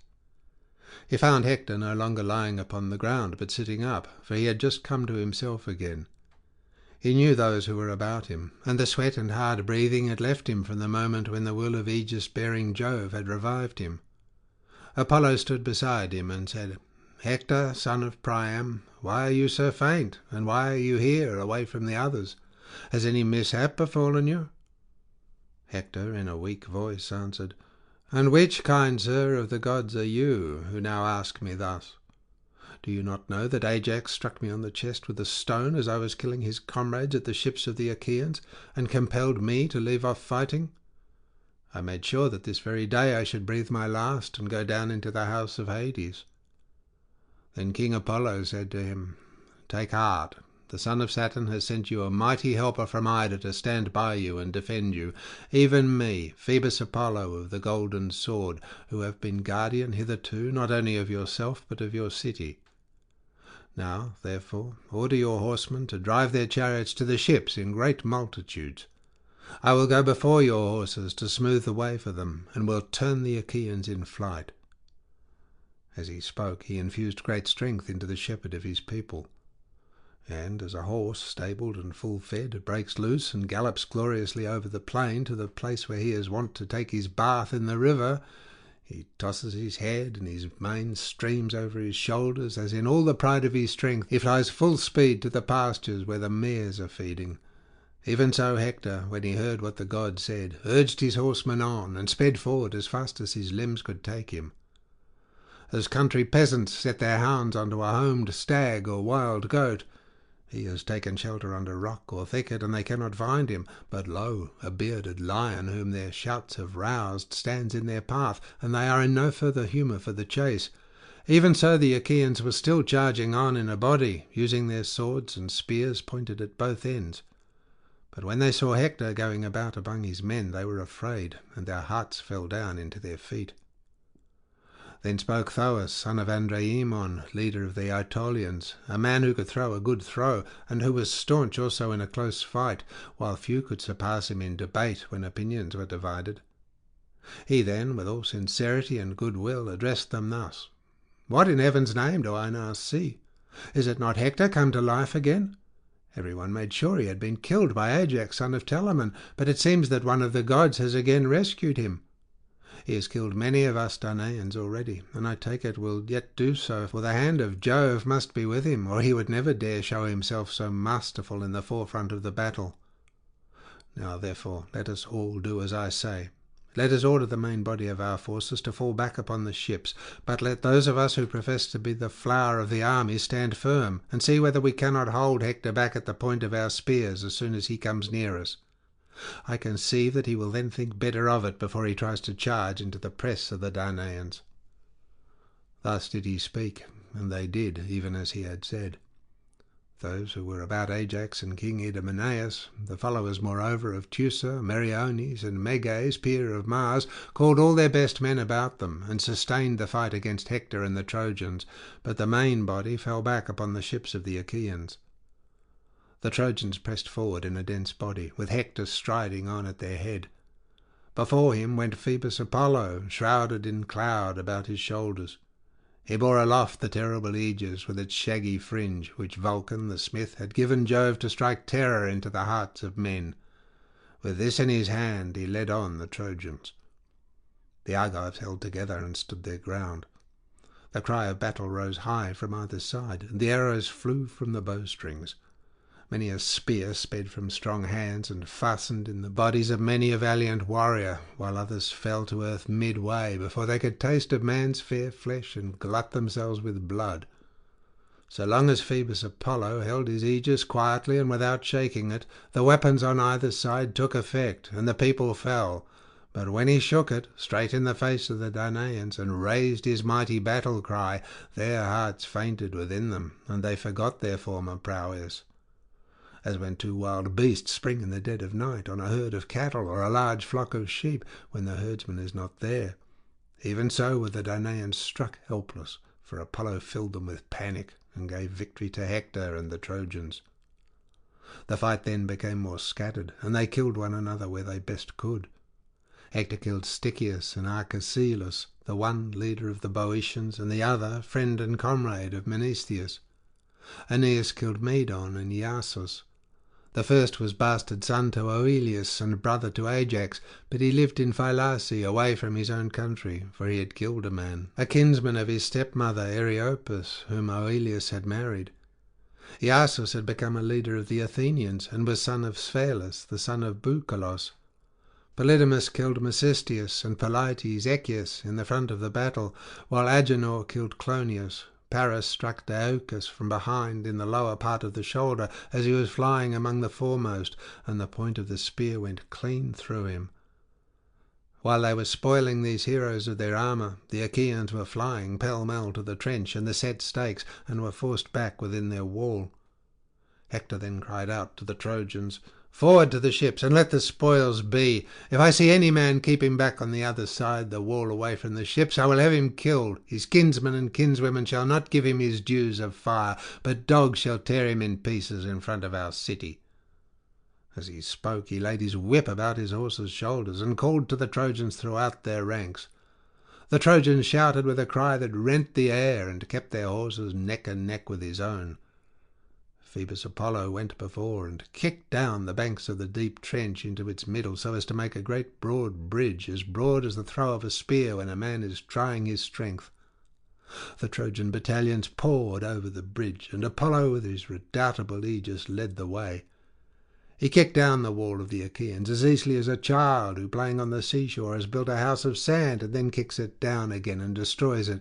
Even so did you, O Apollo, shed toil and trouble upon the Argives, filling them with panic and confusion. Thus then were the Achaeans hemmed in at their ships, calling out to one another and raising their hands with loud cries, every man to heaven. Nestor of Gerene, tower of strength to the Achaeans, lifted up his hands to the starry firmament of heaven, and prayed more fervently than any of them. "Father Jove," said he, "if ever any one in wheat-growing Argos burned you fat thigh-bones of sheep or heifer, and prayed that he might return safely home, whereon you bowed your head to him in assent, bear it in mind now, and suffer not the Trojans to triumph thus over the Achaeans." All counselling Jove thundered loudly in answer to the prayer of the aged son of Neleus. When they heard Jove thunder, they flung themselves yet more fiercely on the Achaeans. As a wave breaking over the bulwarks of a ship when the sea runs high before a gale, for it is the force of the wind that makes the waves so great, Even so did the Trojans spring over the wall with a shout and drive their chariots onwards. The two sides fought with their double-pointed spears in hand-to-hand encounter, the Trojans from their chariots, and the Achaeans climbing up into their ships and wielding the long pikes that were lying on the decks, ready for use in a sea fight, jointed and shod with bronze. Now Patroclus, so long as the Achaeans and Trojans were fighting about the wall, but were not yet within it and at the ships, remained sitting in the tent of good Eurypylus, entertaining him with his conversation, and spreading herbs over his wound to ease his pain. When, however, he saw the Trojans swarming through the breach in the wall, while the Achaeans were clamouring, and struck with panic, he cried aloud and smote his two thighs with the flat of his hands. "Eurypylus," said he in dismay, "I know you want me badly, but I cannot stay with you any longer, for there is hard fighting going on. A servant shall take care of you now, for I must make all speed to Achilles, and induce him to fight if I can. Who knows, but with heaven's help I may persuade him. A man does well to listen to the advice of a friend." When he had thus spoken, he went his way.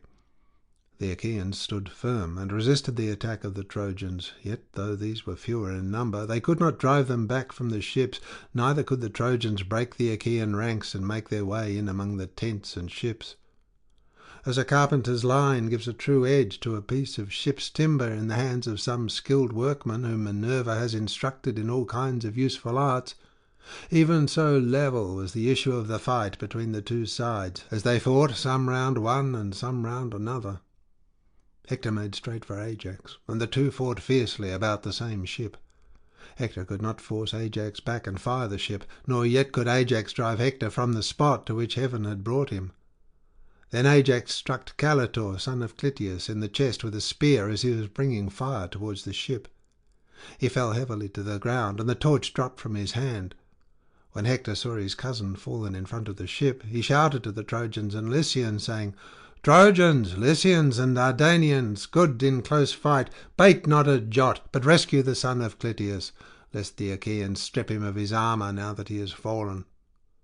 He then aimed a spear at Ajax, and missed him, but he hit Lycophron, a follower of Ajax, who came from Cythera, but was living with Ajax, inasmuch as he had killed a man amongst the Cytherians. Hector's spear struck him on the head, below the ear, and he fell headlong from the ship's prow onto the ground, with no life left in him. Ajax shook with rage, and said to his brother, "Teucer, my good fellow, our trusty comrade, the son of Mastor, has fallen. He came to live with us from Cythera, and whom we honoured as much as our own parents. Hector has just killed him. Fetch your deadly arrows at once, and the bow which Phoebus Apollo gave you." Teucer heard him, and hastened towards him with his bow and quiver in his hands. Forthwith he showered his arrows on the Trojans, and hit Clytius, the son of Pisenor, comrade of Polydamas, the noble son of Panthous, with the reins in his hands as he was attending to his horses. He was in the middle of the very thickest part of the fight, doing good service to Hector and the Trojans, but evil had now come upon him, and not one of those who were fain to do so could avert it, for the arrow struck him on the back of the neck. He fell from his chariot, and his horses shook the empty car as they swerved aside. King Polydamas saw what had happened, and was the first to come up to the horses.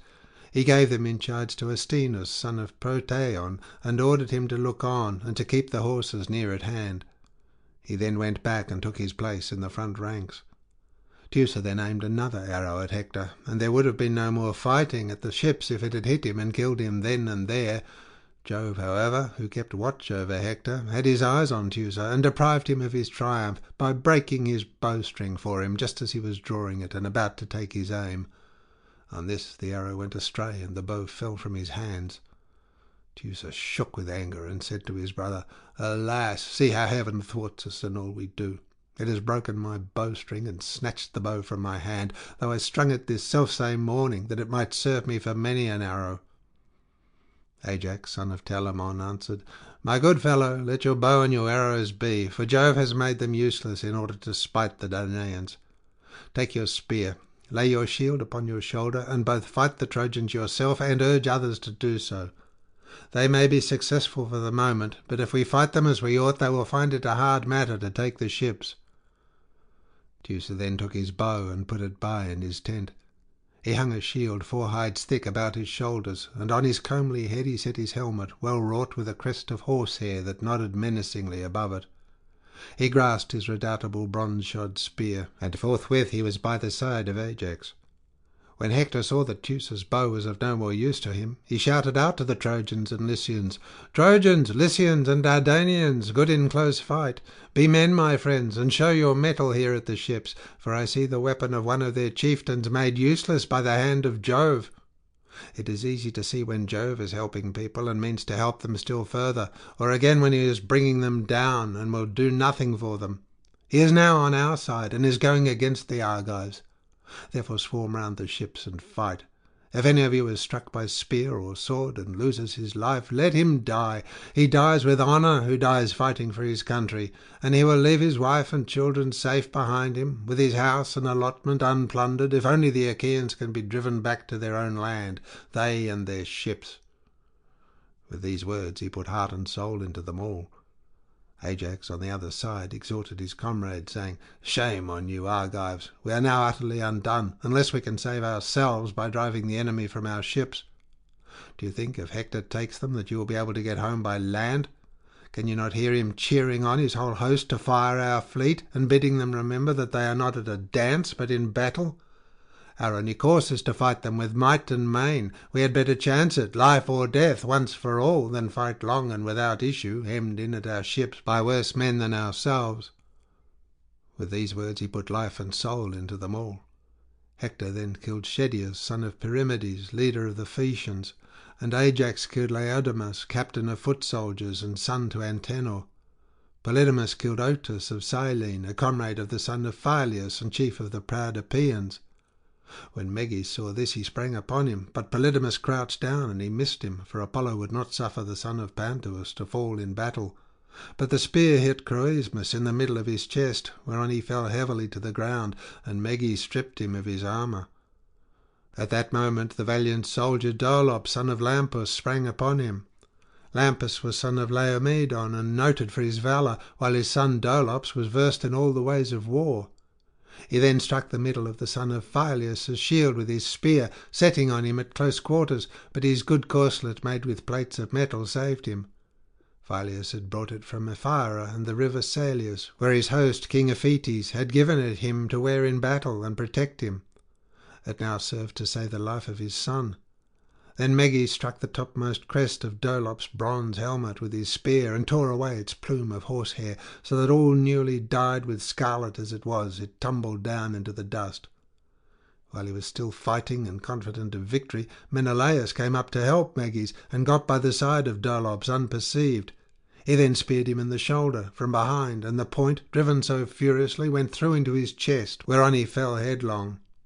The two then made towards him to strip him of his armour, but Hector called on all his brothers for help, and he especially upbraided brave Melanippus, son of Hecataeon, who erewhile used to pasture his herds of cattle in Percote before the war broke out.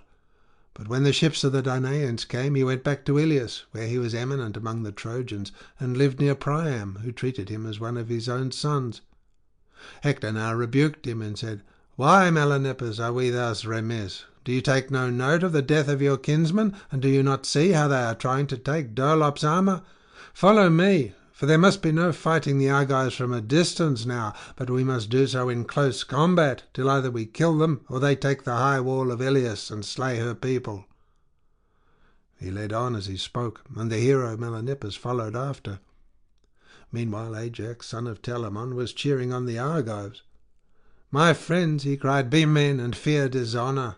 Quit yourselves in battle so as to win respect from one another.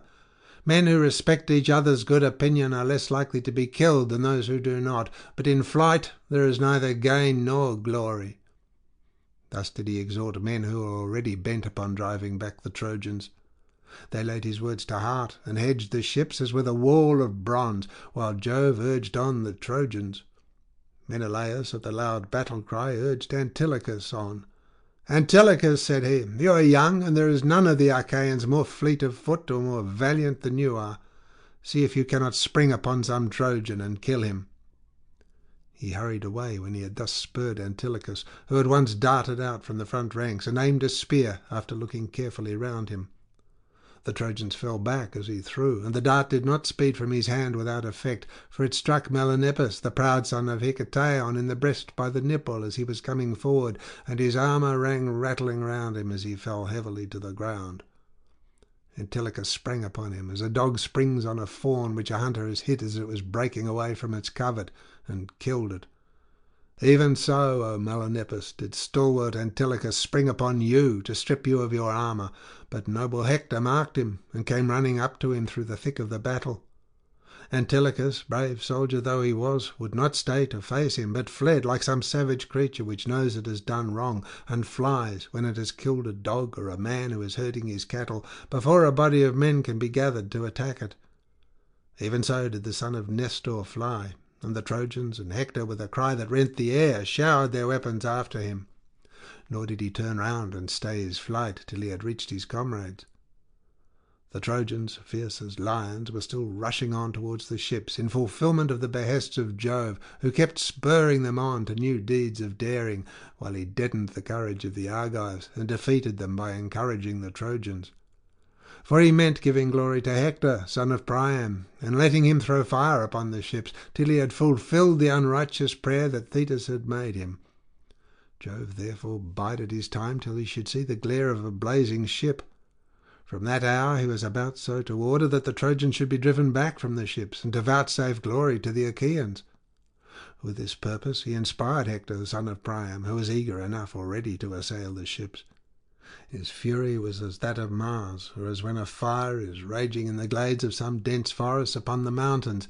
He foamed at the mouth, his eyes glared under his terrible eyebrows, and his helmet quivered on his temples by reason of the fury with which he fought. Jove from heaven was with him, and though he was but one against many, vouchsafed him victory and glory, for he was doomed to an early death, and already Pallas Minerva was hurrying on the hour of his destruction at the hands of the son of Peleus.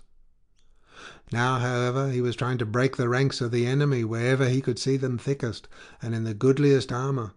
But do what he might, he could not break through them, for they stood as a tower foursquare, or as some high cliff rising from the grey sea that braves the anger of the gale and of the waves that thunder up against it.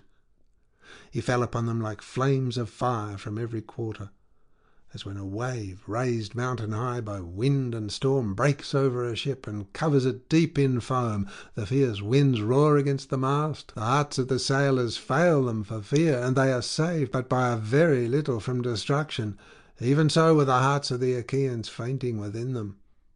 Or as a savage lion attacking a herd of cows while they are feeding by thousands in the low-lying meadows by some wide-watered shore, the herdsman is at his wit's end how to protect his herd, and keeps going about now in the van and now in the rear of his cattle, while the lion springs into the thick of them and fastens on a cow so that they all tremble for fear. Even so were the Achaeans, utterly panic-stricken by Hector and Father Jove. Nevertheless, Hector only killed Periphetes of Mycenae. He was son of Coprius, who was wont to take the order of King Eurystheus to mighty Hercules, but the son was a far better man than the father in every way. He was fleet of foot, a valiant warrior, and in understanding ranked among the foremost men of Mycenae. He it was who then afforded Hector a triumph, for as he was turning back he stumbled against the rim of his shield, which reached his feet and served to keep the javelins off him. He tripped against this and fell face upward, his helmet ringing loudly about his head as he did so. Hector saw him fall and ran up to him. He then thrust a spear into his chest and killed him close to his own comrades.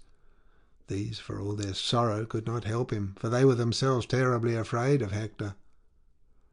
They had now reached the ships, and the prows of those that had been drawn up first were on every side of them, but the Trojans came pouring after them.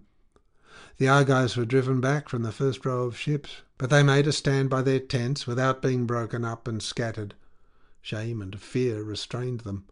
They kept shouting incessantly to one another, and Nestor of Gerene, tower of strength to the Achaeans, was loudest in imploring every man by his parents and beseeching him to stand firm. "Be men, my friends," he cried, "and respect one another's good opinion. Think, all of you, on your children, your wives, your property, and your parents, whether these be alive or dead. On their behalf, though they are not here, I implore you to stand firm and not to turn in flight." With these words he put heart and soul into them all. Minerva lifted the thick veil of darkness from their eyes, and much light fell upon them, alike on the side of the ships and on where the fight was raging. They could see Hector and all his men, both those in the rear who were taking no part in the battle, and those who were fighting by the ships. Ajax could not bring himself to retreat along with the rest, but strode from deck to deck with a great sea-pike in his hands, 12 cubits long and jointed with rings. As a man skilled in feats of horsemanship couples 4 horses together and comes tearing full speed along the public way from the country into some large town, many both men and women marvel as they see him, for he keeps all the time changing his horses, springing from one to another without ever missing his feet, while the horses are at a gallop. Even so did Ajax go striding from one ship's deck to another, and his voice went up into the heavens. He kept on shouting his orders to the Danaans, and exhorting them to defend their ships and tents. Neither did Hector remain within the main body of the Trojan warriors, but as a dun eagle swoops down upon a flock of wildfowl feeding near a river, geese it may be, or cranes, or long-necked swans, even so did Hector make straight for a dark-prowed ship, rushing right towards it, for Jove with his mighty hand impelled him forward, and roused his people to follow him. And now the battle again raged furiously at the ships. You would have thought the men were coming on fresh and unwearied, so fiercely did they fight, and this was the mind in which they were. The Achaeans did not believe that they should escape destruction, but thought themselves doomed, while there was not a Trojan but his heart beat high in the hopes of firing the ships and putting the Achaean heroes to the sword. Thus were the two sides minded. Then Hector seized the stern of the good ship that had brought Protesilaus to Troy, but never bore him back to his native land. Round this ship there raged a close hand-to-hand fight between the Danaans and Trojans. They did not fight at a distance with bows and javelins, but with one mind hacked at one another in close combat, with their mighty swords and spears pointed at both ends. They fought moreover with keen battle-axes and with hatchets. Many a good stout blade, hilted and scabbarded with iron, fell from hand or shoulder as they fought, and the earth ran red with blood. Hector, when he had seized the ship, would not loose his hold, but held on to its curved stern, and shouted to the Trojans, "Bring fire, and raise the battle-cry, all of you, with a single voice. Now has Jove vouchsafed us a day that will pay us for all the rest. This day we shall take the ships which came hither against heaven's will, and which have caused us such infinite suffering through the cowardice of our counsellors, who, when I would have done battle at the ships, held me back and forbade the host to follow me. If Jove did then indeed warp our judgments, himself now commands me and cheers me on." As he spoke thus, the Trojans sprang yet more fiercely on the Achaeans, and Ajax no longer held his ground, for he was overcome by the darts that were flung at him, and made sure that he was doomed. Therefore he left the raised deck at the stern, and stepped back onto the 7-foot bench of the oarsmen. Here he stood on the lookout, and with his spear held back any Trojan whom he saw bringing fire to the ships. All the time he kept on shouting at the top of his voice and exhorting the Danaans. "My friends," he cried, "Danaan heroes, servants of Mars, be men, my friends, and fight with might and with main. Can we hope to find helpers hereafter, or a wall to shield us more surely than the one we have? There is no strong city within reach whence we may draw fresh forces to turn the scales in our favour. We are on the plain of the armed Trojans, with the sea behind us, and far from our own country. Our salvation, therefore, is in the might of our hands and in hard fighting." As he spoke, he wielded his spear with still greater fury, and when any Trojan made towards the ships with fire at Hector's bidding, he would be on the lookout for him, and drive at him with his long spear. 12 men did he thus kill in hand-to-hand fight before the ships. End of section 15. Book 16. Fire now being thrown on the ship of Protesilaus, Patroclus fights in the armour of Achilles. He drives the Trojans back, but is in the end killed by Euphorbus and Hector. Thus did they fight about the ship of Protesilaus. Then Patroclus drew near to Achilles with tears welling from his eyes, as from some spring whose crystal stream falls over the ledges of a high precipice. When Achilles saw him thus weeping, he was sorry for him, and said, Why, Patroclus, do you stand there weeping like some silly child that comes running to her mother and begs to be taken up and carried? She catches hold of her mother's dress to stay her, though she is in a hurry, and looks tearfully up until her mother carries her. Even such tears, Patroclus, are you now shedding. Have you anything to say to the Myrmidons or to myself? Or have you had news from Phthia, which you alone know? They tell me Menoetius, son of Hector, is still alive, as also Peleus, son of Asus, among the Myrmidons, men whose loss we too should bitterly deplore. Or are you grieving about the Argives, and the way in which they are being killed at the ships through their own high-handed doings? Do not hide anything from me, but tell me that both of us may know about it.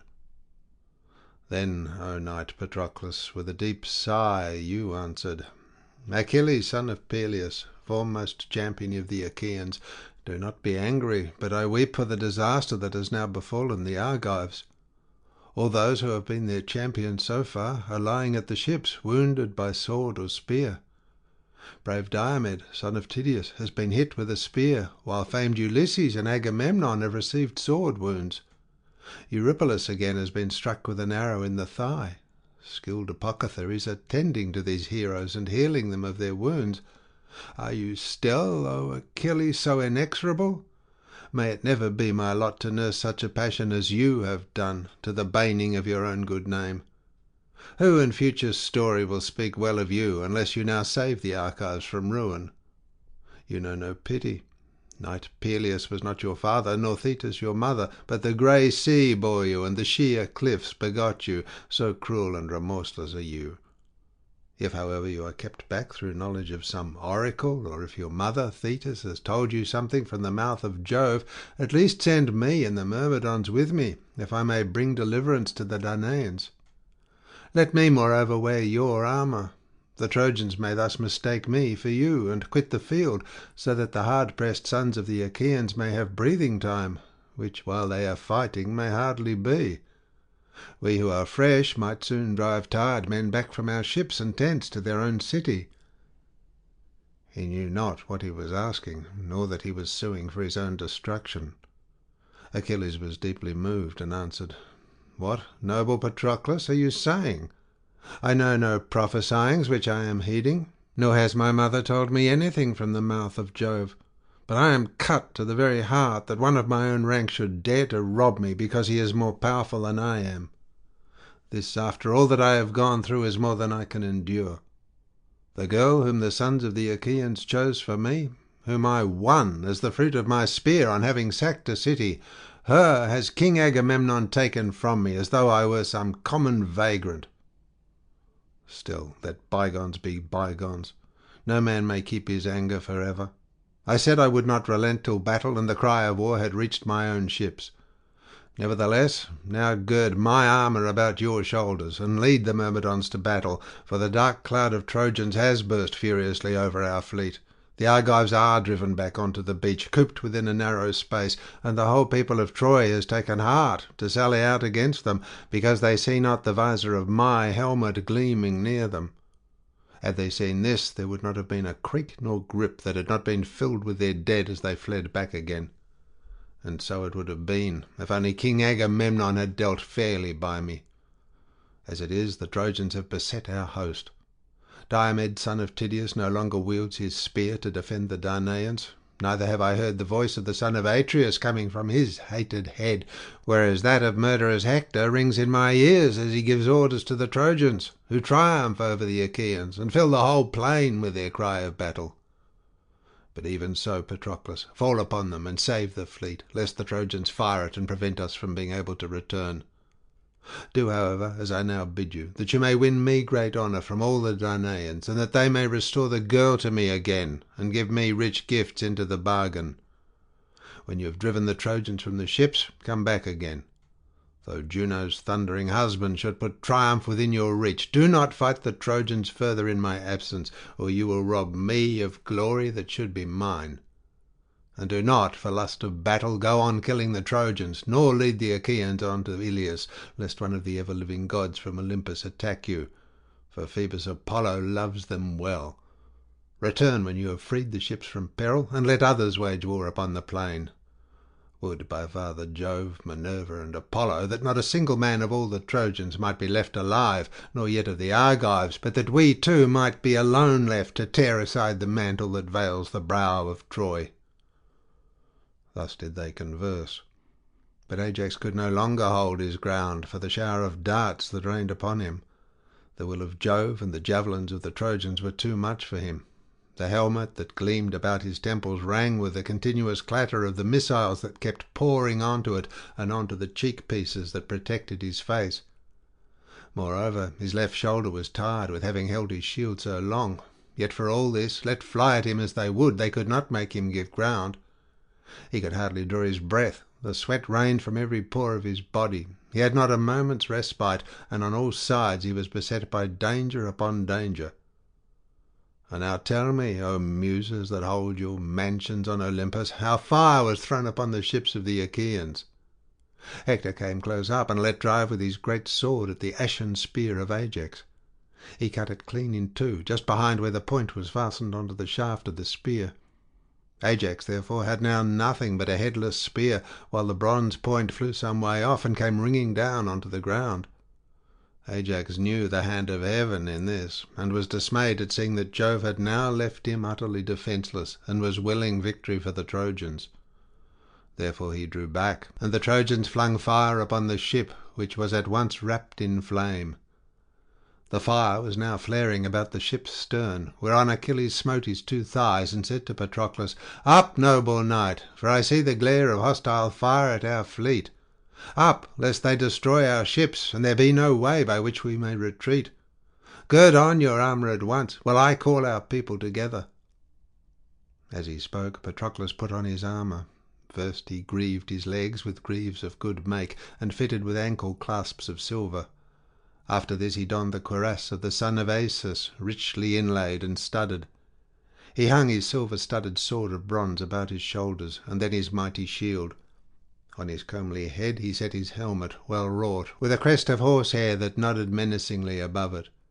He grasped two redoubtable spears that suited his hands, but did not take the spear of noble Achilles, so stout and strong, for none other of the Achaeans could wield it, though Achilles could do so easily. This was the ashen spear from Mount Pelion, which Chiron had cut upon a mountain top and given to Peleus, wherewith to deal out death among heroes. He bade Automedon yoke his horses with all speed, for he was the man whom he held in honour next to Achilles, and on whose support in battle he could rely most firmly. Automedon therefore yoked the fleet horses Xanthus and Balius, steeds that could fly like the wind. These were they whom the happy Podage bore to the west wind as she was grazing in a meadow by the waters of the river Oceanus. In the side traces he set the noble horse Pedasus, whom Achilles had brought away with him when he sacked the city of Aetion, and who, mortal steed though he was, could take his place along with those that were immortal.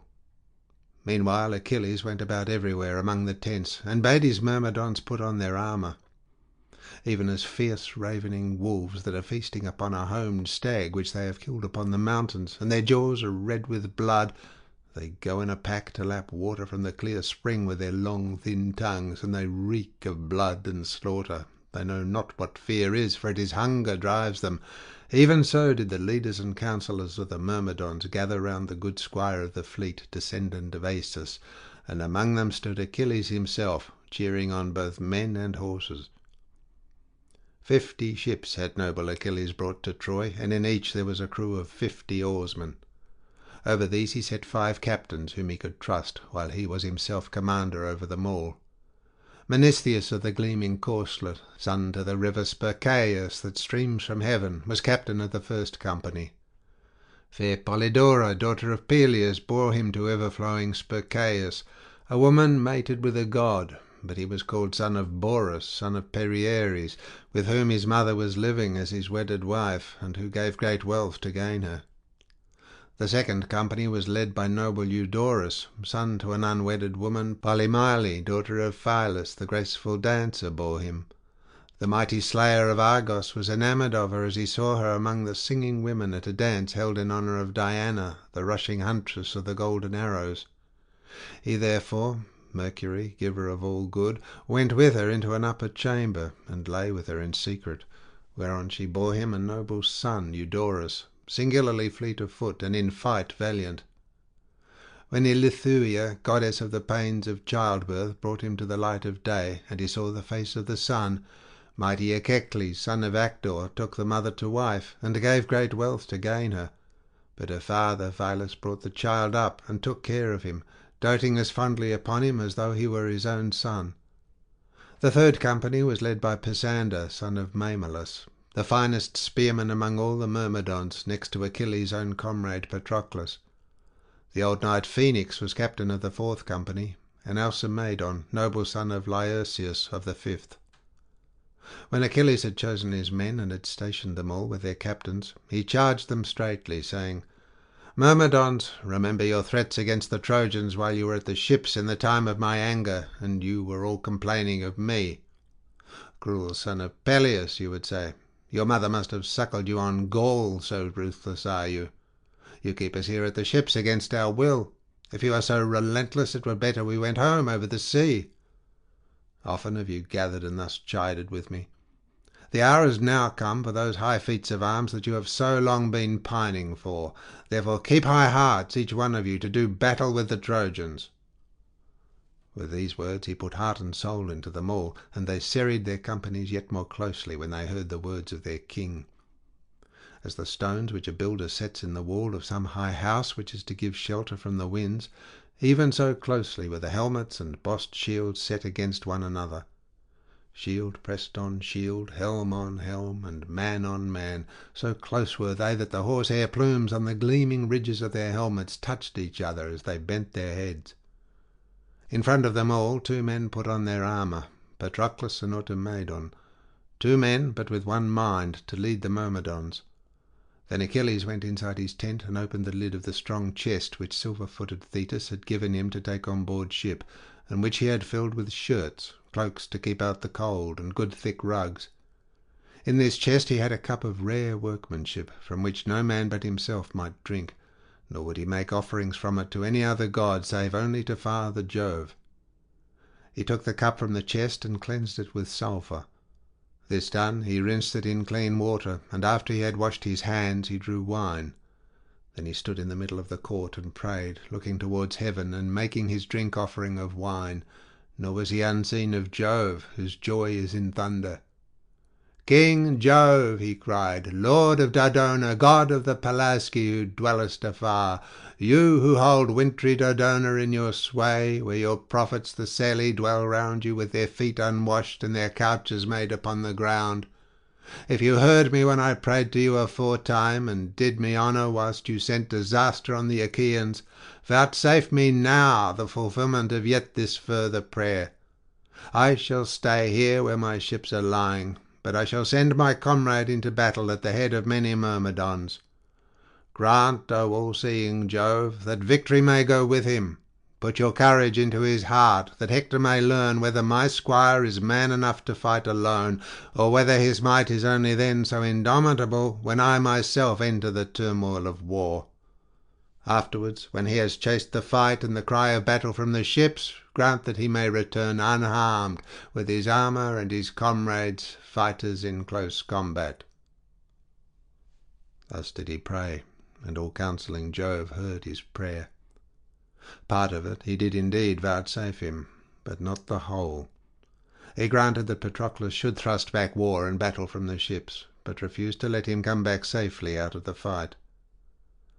When he had made his drink offering and had thus prayed, Achilles went inside his tent and put back the cup into his chest. Then he again came out, for he still loved to look upon the fierce fight that raged between the Trojans and Achaeans.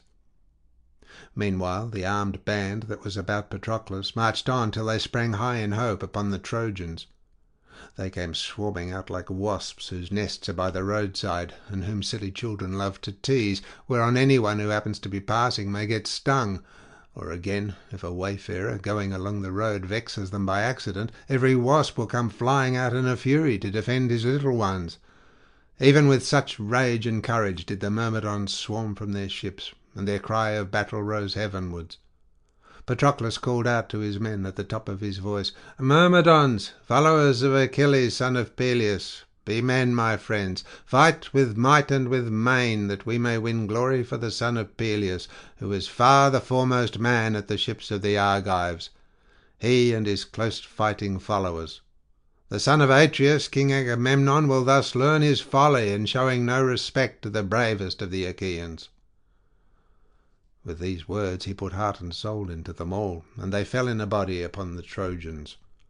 The ships rang again with a cry which the Achaeans raised, and when the Trojans saw the brave son of Menoetius and his squire all gleaming in their armour, they were daunted, and their battalions were thrown into confusion, for they thought the fleet son of Peleus must now have put aside his anger and have been reconciled to Agamemnon.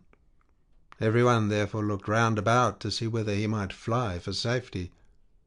Patroclus first aimed a spear into the middle of the press, where men were packed most closely, by the stern of the ship of Protesilaus. He hit Pyracmes, who had led his Paeonian horsemen from the Amydon and the broad waters of the river Axius. The spear struck him on the right shoulder, and with a groan he fell backwards in the dust. On this his men were thrown into confusion, for by killing their leader, who was the finest soldier among them, Patroclus struck panic into them all. He thus drove them from the ship, and quenched the fire that was then blazing, leaving the half-burnt ship to lie where it was. The Trojans were now driven back with a shout that rent the skies, while the Danaans poured after them from their ships, shouting also without ceasing. As when Jove, gatherer of the thunder-cloud, spreads a dense canopy on the top of some lofty mountain, and all the peaks, the jutting headlands and forest glades show out in the great light that flashes from the bursting heavens, even so when the Danaans had now driven back the fire from their ships, they took breath for a little while. But the fury of the fight was not yet over, for the Trojans were not driven back in utter rout, but still gave battle, and were ousted from their ground only by sheer fighting. The fight then became more scattered, and the chieftains killed one another when and how they could. The valiant son of Menoetius first drove his spear into the thigh of Autolycus just as he was turning round. The point went clean through and broke the bone so that he fell forward. Meanwhile Menelaus struck Thoas in the chest, where it was exposed near the rim of his shield, and he fell dead. The son of Phyleus saw Amphiclus about to attack him, and ere he could do so took aim at the upper part of his thigh, where the muscles are thicker than in any other part. The spear tore through all the sinews of the leg, and his eyes were closed in darkness. Of the sons of Nestor, one, Antilochus, speared Atymnius, driving the point of the spear through his throat, and down he fell. Maras then sprang on Antilochus in hand-to-hand fight to avenge his brother, and bestrode the body spear in hand, but valiant Thrasymedes was too quick for him, and in a moment had struck him in the shoulder ere he could deal his blow. His aim was true, and the spear severed all the muscles at the root of his arm, and tore them right down to the bone, so he fell heavily to the ground, and his eyes were closed in darkness. Thus did these two noble comrades of Sarpedon go down to Erebus, slain by the two sons of Nestor. They were the warrior sons of Amisadorus, who had reared the invincible Chimera to the bane of many. Ajax son of Oileus sprang on Cleobulus, and took him alive as he was entangled in the crush, but he killed him then and there by a sword blow on the neck. The sword reeked with his blood, while dark death and the strong hand of fate gripped him and closed his eyes. Peneleos and Lycon now met in close fight, for they had missed each other with their spears. They had both thrown without effect, so now they drew their swords. Lycon struck the plumed crest of Peneleos' helmet, but his sword broke at the hilt, while Peneleos smote Lycon on the neck under the ear. The blade sank so deep that the head was held on by nothing but the skin, and there was no more life left in him. Meriones gave chase to Acamas on foot, and caught him up just as he was about to mount his chariot. He drove a spear through his right shoulder so that he fell headlong from the car, and his eyes were closed in darkness. Idomeneus speared Eramis in the mouth. The bronze point of the spear went clean through it beneath the brain, crashing in among the white bones and smashing them up. His teeth were all of them knocked out, and the blood came gushing in a stream from both his eyes. It also came gurgling up from his mouth and nostrils, and the darkness of death enfolded him round about. Thus did these chieftains of the Danaans each of them kill his man. As ravening wolves seize on kids or lambs, fastening on them when they are alone on the hillsides and have strayed from the main flock through the carelessness of the shepherd, and when the wolves see this they pounce upon them at once because they cannot defend themselves, Even so did the Danaans now fall on the Trojans, who fled with ill-omened cries in their panic and had no more fight left in them. Meanwhile great Ajax kept on trying to drive a spear into Hector, but Hector was so skilful that he held his broad shoulders well under cover of his ox-hide shield, ever on the lookout for the whizzing of the arrows and the heavy thud of the spears. He well knew that the fortunes of the day had changed, but still stood his ground and tried to protect his comrades. As when a cloud goes up into heaven from Olympus, rising out of a clear sky when Jove is brewing a gale, even with such a panic-stricken rout did the Trojans now fly, and there was no order in their going. Hector's fleet horses bore him and his armour out of the fight, and he left the Trojan host penned in by the deep trench against their will. Many a yoke of horses snapped the pole of their chariots in the trench, and left their master's car behind them. Patroclus gave chase, calling impetuously on the Danaans, and full of fury against the Trojans, who, being now no longer in a body, filled all the ways with their cries of panic and rout. The air was darkened with the clouds of dust they raised, and the horses strained every nerve in their flight from the tents and ships towards the city. Patroclus kept on heading his horses wherever he saw most men flying in confusion, cheering on his men the while. Chariots were being smashed in all directions, and many a man came tumbling down from his own car to fall beneath the wheels of that of Patroclus, whose immortal steeds, given by the gods to Peleus, sprang over the trench at a bound as they sped onward. He was intent on trying to get near Hector, for he had set his heart on spearing him, but Hector's horses were now hurrying him away. As the whole dark earth bows before some tempest on an autumn day, when Jove rains his hardest to punish men for giving crooked judgment in their courts and driving justice therefrom without heed to the decrees of heaven, all the rivers run full, and the torrents tear many a new channel as they roar headlong from the mountains to the dark sea, and it fares ill with the works of men. Even such was the stress and strain of the Trojan horses in their flight. Patroclus now cut off the battalions that were nearest to him, and drove them back to the ships. They were doing their best to reach the city, but he would not let them, and bore down on them between the river and the ships and wall. Many a fallen comrade did he then avenge. First he hit Pronous with a spear on the chest where it was exposed near the rim of his shield, and he fell heavily to the ground. Next he sprang on Hector, son of Enops, who was sitting all huddled up in his chariot, for he had lost his head and the reins had been torn out of his hands. Patroclus went up to him and drove a spear into his right jaw. He thus hooked him by the teeth, and the spear pulled him over the rim of his car, as one who sits in the end of some jutting rock and draws a strong fish out of the sea with a hook and a line. Even so with his spear did he pull Hector all gaping from his chariot. He then threw him down on his face, and he died while falling. On this, as Rallies was on coming to attack him, he struck him full on the head with a stone, and his brains were all battered inside his helmet, whereon he fell headlong to the ground, and the pangs of death took hold upon him. Then he laid low, one after the other, Eramas, Amphoterus, Epaltes, Tlepolemus, Echius, son of Damastor, Pyrrhus, Iphias, Euippus, and Polymalus, son of Argeus. Now when Sarpedon saw his comrades, men who wore ungirded tunics, being overcome by Patroclus, son of Menoetius, he rebuked the Lycians, saying, "Shame on you, where are you flying to? Show your mettle. I will myself meet this man in fight, and learn who it is that is so masterful. He has done us much hurt, and has stretched many a brave man upon the ground." He sprang from his chariot as he spoke, and Patroclus, when he saw this, leapt on to the ground also. The two of them then rushed at one another with loud cries, like eagle-beaked, crook-taloned vultures that scream and tear at one another in some high mountain fastness. The son of scheming Saturn looked down upon them in pity, and said to Juno, who was with his wife and sister, "Alas, that it should be the lot of Sarpedon, whom I love so dearly, to perish by the hand of Patroclus. I am in two minds whether to catch him up out of the fight and set him down safe and sound in the fertile land of Lycia, or to let him now fall by the hand of the son of Menoetius." And Juno answered, "Most dread son of Saturn, what is this that you are saying? Would you snatch a mortal man, whose doom has long been fated, out of the jaws of death? Do as you will, but we shall not all of us be of your mind. I say further, and lay my saying to your heart, that if you send Sarpedon safely to his own home, some other of the gods will also be wanting to escort his son out of battle, for there are many sons of gods fighting round the city of Troy, and you will make every one jealous. If, however, you are fond of him and pity him, let him indeed fall by the hand of Patroclus, but as soon as the life is gone out of him, send death and sweet sleep to bear him off the field and take him to the broad lands of Lycia, where his brothers and his kinsmen will bury him with mound and pillar, in due honour to the dead." The sire of gods and men assented, but he shed a rain of blood upon the earth in honour of his son, whom Patroclus was about to kill on the rich plain of Troy, far from his home. When they were now come close to one another, Patroclus struck Thrasidemus, the brave squire of Sarpedon, in the lower part of the belly, and killed him.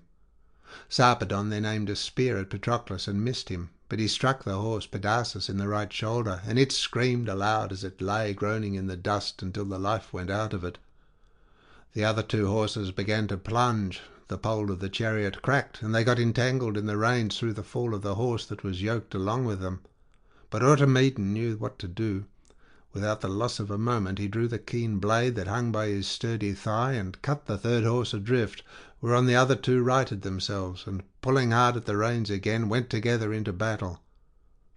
Sarpedon now took a second aim at Patroclus, and again missed him. The point of the spear passed over his left shoulder without hitting him. Patroclus then aimed in his turn, and the spear sped not from his hand in vain, for he hit Sarpedon just where the midriff surrounds the ever-beating heart. He fell like some oak or silver poplar or tall pine to which woodsmen have laid their axes upon the mountains to make timber for shipbuilding. Even so did he lie stretched at full length in front of his chariot and horses, moaning and clutching at the blood-stained dust. As when a lion springs with a bound upon a herd of cattle and fastens on a great black bull which dies bellowing in its clutches, even so did the leader of the Lycian warriors struggle in death as he fell by the hand of Patroclus. He called on his trusty comrade and said, "Glaucus, my brother, hero among heroes, put forth all your strength, fight with might and main, now, if ever, quit yourself like a valiant soldier. First go about among the Lycian captains and bid them fight for Sarpedon. Then yourself also do battle to save my armour from being taken. My name will haunt you henceforth and forever if the Achaeans rob me of my armour now that I have fallen at their ships. Do your very utmost and call all my people together." Death closed his eyes as he spoke. Patroclus planted his heel on his breast and drew the spear from his body, whereon his senses came out along with it, and he drew out both spear-point and Sarpedon's soul at the same time. Hard by, the Myrmidons held his snorting steeds, who were wild with panic at finding themselves deserted by their lords. Glaucus was overcome with grief when he heard what Sarpedon said, for he could not help him. He had to support his arm with his other hand, being in great pain through the wound which Teucer's arrow had given him when Teucer was defending the wall, as he, Glaucus, was assailing it. Therefore he prayed to far-darting Apollo, saying, "Hear me, O king, from your seat, maybe in the rich land of Lycia, or maybe in Troy, for in all places you can hear the prayer of one who is in distress, as I now am. I have a grievous wound. My hand is aching with pain. There is no staunching the blood, and my whole arm drags by reason of my hurt, so that I cannot grasp my sword, nor go among my foes and fight them, though our prince, Jove's son, Sarpedon, is slain. Jove defended not his son. Do you therefore, O king, heal me of my wound, ease my pain, and grant me strength, both to cheer on the Lycians and to fight along with them round the body of him who has fallen." Thus did he pray, and Apollo heard his prayer. He eased his pain, staunched the black blood from the wound, and gave him new strength.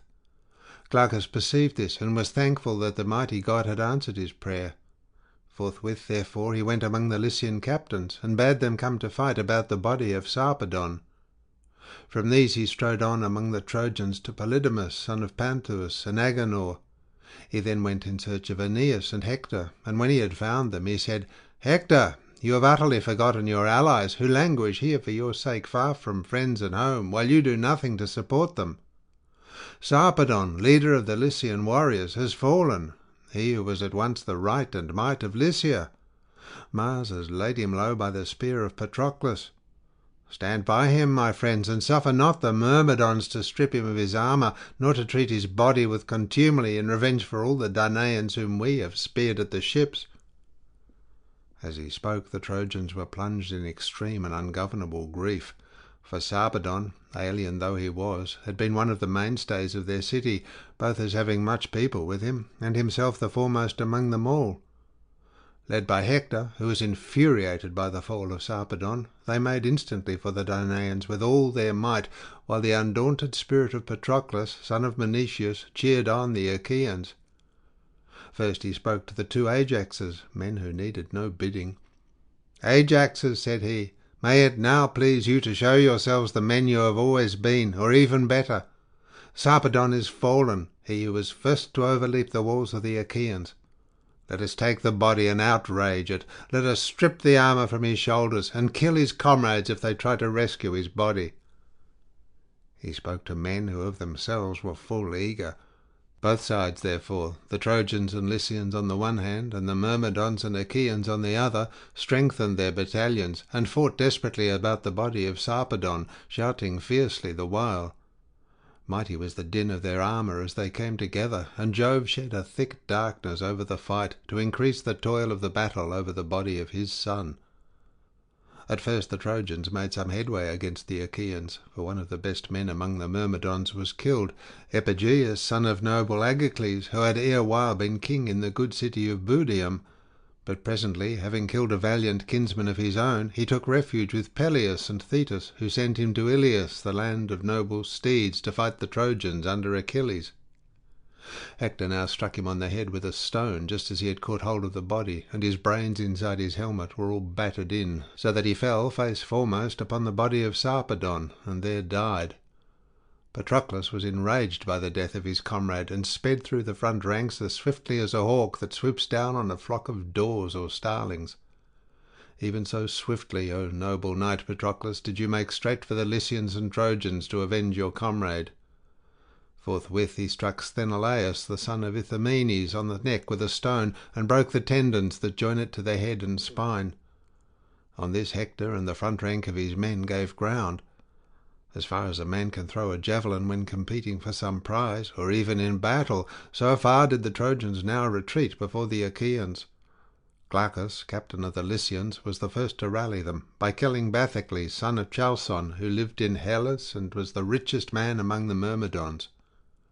Glaucus turned round suddenly, just as Patroclus, who was pursuing him, was about to lay hold of him, and drove his spear right into the middle of his chest, whereon he fell heavily to the ground, and the fall of so good a man filled the Achaeans with dismay, while the Trojans were exulted, and came up in a body round the corpse. Nevertheless the Achaeans, mindful of their prowess, bore straight down upon them. Meriones then killed a helmed warrior of the Trojans, Laogonus, son of Onotor, who was priest of Jove at Mount Ida, and was honoured by the people as though he were a god. Meriones struck him under the jaw and ear, so that life went out of him, and the darkness of death laid hold upon him. Aeneas then aimed a spear at Meriones, hoping to hit him under the shield as he was advancing, but Meriones saw it coming, and stooped forward to avoid it, whereon the spear flew past him, and the point stuck in the ground, while the butt end went on quivering till Mars robbed it of its force. The spear, therefore, sped from Aeneas's hand in vain, and fell quivering to the ground. Aeneas was angry, and said, "Meriones, you are a good dancer, but if I had hit you, my spear would soon have made an end of you." And Meriones answered, "Aeneas, for all your bravery, you will not be able to make an end of every one who comes against you. You are only a mortal like myself, and if I were to hit you in the middle of your shield with my spear, however strong and self-confident you may be, I should soon vanquish you, and you would yield your life to Hades of the noble steeds." On this the son of Menoetius rebuked him, and said, "Meriones, hero though you be, you should not speak thus. Taunting speeches, my good friend, will not make the Trojans draw away from the dead body. Some of them must go underground first. Blows for battle and words for counsel. Fight, therefore, and say nothing." He led the way as he spoke, and the hero went forward with him. as the sound of woodcutters in some forest glade upon the mountains, and the thud of their axes is heard afar, even such a din now rose from earth-clash of bronze armour and of good ox-hide shields, as men smote each other with their swords and spears pointed at both ends. A man had need of good eyesight now to know Sarpedon, so covered was he from head to foot with spears and blood and dust. Men swarmed about the body as flies that buzz round the full milk pails in spring when they are brimming with milk. Even so did they gather round Sarpedon, nor did Jove turn his keen eyes away for one moment from the fight, but kept looking at it all the time, for he was settling how to best kill Patroclus, and considering whether Hector should be allowed to end him now in the fight round the body of Sarpedon and strip him of his armour, or whether he should let him give yet further trouble to the Trojans. In the end he deemed it best that the brave squire of Achilles, son of Peleus, should drive Hector and the Trojans back towards the city, and take the lives of many. First, therefore, he made Hector turn faint-hearted, whereon he mounted his chariot and fled, bidding the other Trojans fly also, for he saw that the scales of Jove had turned against him. Neither would the brave Lycians stand firm. They were dismayed when they saw their king lying struck to the heart amid a heap of corpses, for when the son of Saturn made the fight wax hot, many had fallen above him. The Achaeans therefore stripped the gleaming armour from his shoulders, and the brave son of Menoetius gave it to his men to take to the ships. Then Jove, lord of the storm-cloud, said to Apollo, "Dear Phoebus, go, I pray you, and take Sarpedon out of range of the weapons. Cleanse the black blood from off him, and then bear him a long way off, where you may wash him in the river. Anoint him with ambrosia, and clothe him in immortal raiment. This done, commit him to the arms of the two fleet messengers, Death and Sleep, who will carry him straightway to the rich land of Lycia, where his brothers and kinsmen will inter him, and will raise both mound and pillar to his memory, in due honour to the dead." Thus he spoke. Apollo obeyed his father's saying, and came down from the heights of Ida into the thick of the fight. Forthwith he took Sarpedon out of range of the weapons, and then bore him a long way off, where he washed him in the river, anointed him with ambrosia, and clothed him in immortal raiment. This done, he committed him to the arms of the two fleet messengers, Death and Sleep, who presently set him down on the rich land of Lycia. Meanwhile Patroclus, with many a shout to his horses and to Automedon, pursued the Trojans and Lycians in the pride and foolishness of his heart. Had he but obeyed the bidding of the son of Peleus, he would have escaped death and have been scatheless, but the counsels of Jove pass man's understanding. He will put even a brave man to flight, and snatch victory from his grasp, or again he will set him on to fight, as he now did when he put a high spirit into the heart of Patroclus. Who then first and who last was slain by you, O Patroclus, when the gods had now called you to meet your doom? First Adrestus, Autonous, Echolus, Perimus, the son of Meges, Epistor, and Melanippus. After these he killed Elasus, Mulius, and Pylates. These he slew, but the rest saved themselves by flight. The sons of the Achaeans would now have taken Troy by the hands of Patroclus, for his spear flew in all directions, had not Phoebus Apollo taken his stand upon the wall to defeat his purpose and to aid the Trojans. Thrice did Patroclus charge at an angle of the high wall, and thrice did Apollo beat him back, striking his shield with his own immortal hands. When Patroclus was coming on like a god for yet a fourth time, Apollo shouted to him with an awful voice, and said, "Draw back, noble Patroclus! It is not your lot to sack the city of the Trojan chieftains, nor yet will it be that of Achilles, who is a far better man than you are." On hearing this, Patroclus withdrew to some distance, and avoided the anger of Apollo. Meanwhile Hector was waiting with his horses inside the Scaean gates, in doubt whether to drive out again and go on fighting, or to call the army inside the gates. As he was thus doubting, Phoebus Apollo drew near him in the likeness of a young and lusty warrior, Asius, who was Hector's uncle, being own brother to Hecuba, and son of Dymas, who lived in Phrygia by the waters of the river Sangarius. In his likeness Jove's son Apollo now spoke to Hector, saying, "Hector, why have you left off fighting? It is ill done of you. If I were as much better a man than you as I am worse, you should soon rue your slackness. drive straight towards Patroclus, if so be that Apollo may grant you a triumph over him, and you may rule him." With this the god went back into the hurly-burly, and Hector bade Cebriones drive again into the fight.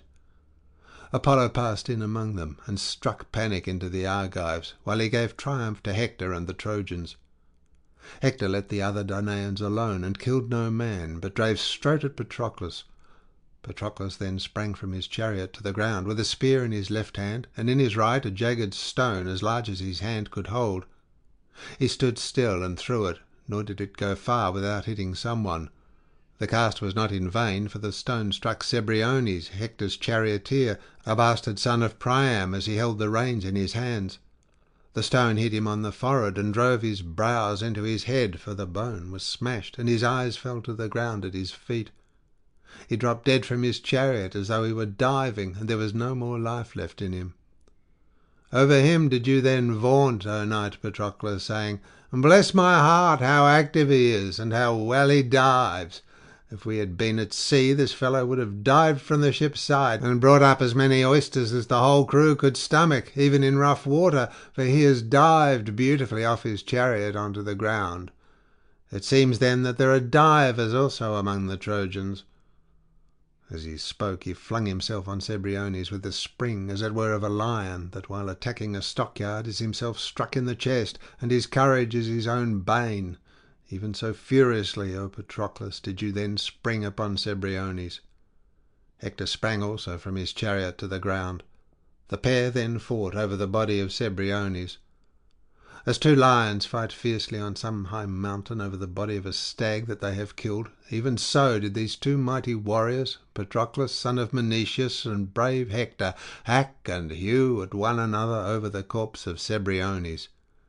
Hector would not let him go when he had once got him by the head, while Patroclus kept fast hold of his feet, and a fierce fight raged between the other Danaans and Trojans. As the east and south wind buffet one another when they beat upon some dense forest on the mountains, there is beech and ash and spreading cornel. The tops of the trees roar as they beat on one another, and one can hear the boughs cracking and breaking. Even so did the Trojans and Achaeans spring upon one another, and lay about each other, and neither side would give way.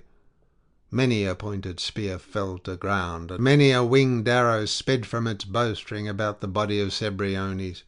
Many a great stone, moreover, beat on many a shield as they fought around his body, but there he lay in the whirling clouds of dust, all huge and hugely, heedless of his driving now. So long as the sun was still high in mid-heaven, the weapons on either side were alike deadly, and the people fell.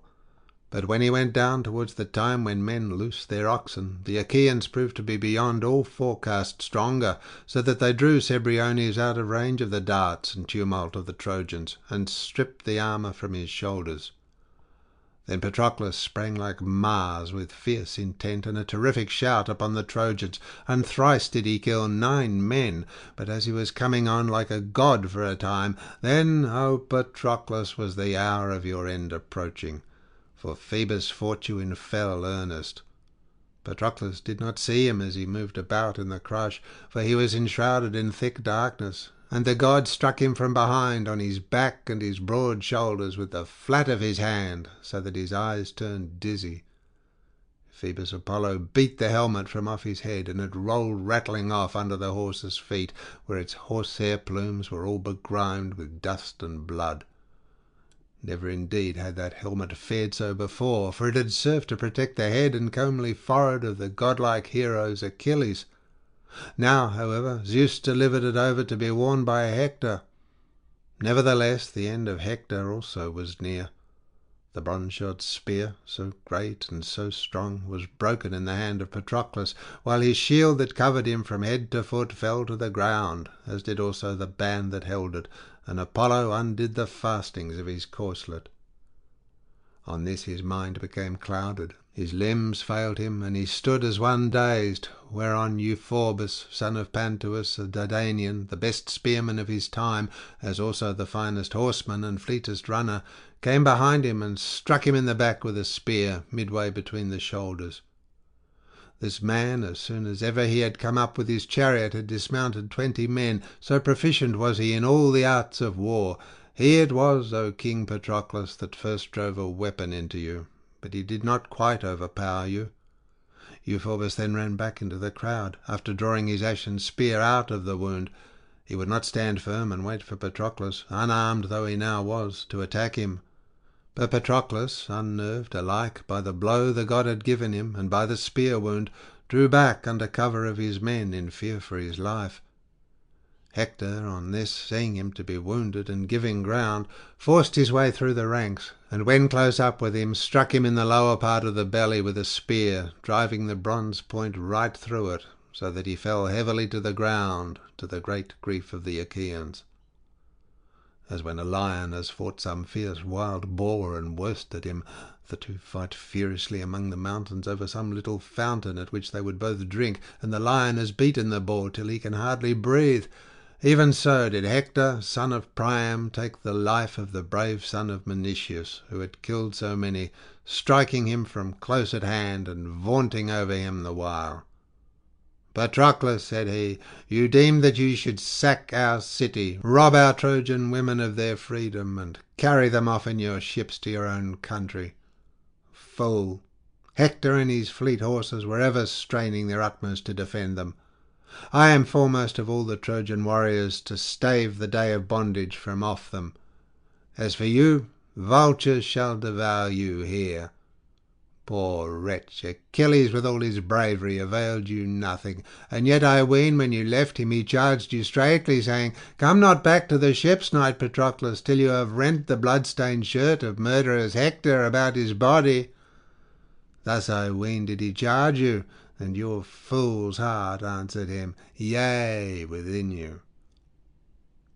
Then, as the life ebbed out of you, you answered, O knight Patroclus, 'Hector, vaunt as you will, for Jove the son of Saturn and Apollo have vouchsafed you victory. It is they who have vanquished me so easily, and they who have stripped the armour from my shoulders. Had 20 such men as you attacked me, all of them would have fallen before my spear. Fate and the son of Leto have overpowered me, and among mortal men Euphorbus. You are yourself third only in the killing of me. I say further, and lay my saying to your heart, you too shall live but for a little season. Death and the day of your doom are close upon you, and they will lay you low by the hand of Achilles, son of Zeus." When he had thus spoken, his eyes were closed in death. His soul left his body and flitted down to the house of Hades, mourning its sad fate and bidding farewell to the youth and vigour of its manhood. Dead though he was, Hector still spoke to him, saying, "Patroclus, why should you thus foretell my doom? Who knows but Achilles, son of lovely Thetis, may be smitten by my spear and die before me?" As he spoke, he drew the bronze spear from the wound, planting his foot upon the body, which he thrust off and let lie on its back. He then went, spear in hand, after Automedon, squire of the fleet descendant of Zeus, for he longed to lay him low, but the immortal steeds which the gods had given as a rich gift to Peleus bore him swiftly from the field. End of section 16. Book 17. The fight around the body of Patroclus. Brave Menelaus, son of Atreus, now came to know that Patroclus had fallen, and made his way through the front ranks, clad in full armour, to bestride him. As a cow stands lowing over her first calf, even so did yellow-haired Menelaus bestride Patroclus. He held his round shield and his spear in front of him, resolute to kill any who should dare face him. But the son of Panthous had also noted the body, and came up to Menelaus, saying, "Menelaus, son of Atreus, draw back, leave the body, and let the blood-stained spoils be. I was first of the Trojans and their brave allies to drive my spear into Patroclus. Let me, therefore, have my full glory among the Trojans, or I will take aim and kill you." To this Menelaus answered in great anger, "By Father Jove, boasting is an ill thing. The pard is not more bold, nor the leopard nor savage wild boar, which is fiercest and most dauntless of all creatures, than are the proud sons of Panthous. Yet Hyperenor did not see out the days of his youth when he made light of me and withstood me, deeming me the meanest soldier among the Danaans. His own feet never bore him back to gladden his wife and parents. Even so shall I make an end of you too, if you withstand me. Get you back into the crowd, and do not face me, or it shall be worse for you. Even a fool may be wise after the event." Euphorbus would not listen, and said, "Now indeed, Menelaus, you shall pay for the death of my brother, over whom you vaunted, and whose wife you widowed in her bridal chamber, while you brought grief unspeakable on his parents. I shall comfort these poor people if I bring your head and armour and place them in the hands of Panthous and noble Phrontis. The time is come when this matter shall be fought out and settled, for me or against me." As he spoke, he struck Menelaus full on the shield, but the spear did not go through, for the shield turned its point. Menelaus then took aim, praying to Father Jove as he did so. Euphorbus was drawing back, and Menelaus struck him about the roots of his throat, leaning his whole weight on the spear so as to drive it home. The point went clean through his neck, and his armour rang rattling round him as he fell heavily to the ground. His hair, which was like that of the Graces, and his locks so deftly bound in bands of silver and gold, were all but drabbled with blood.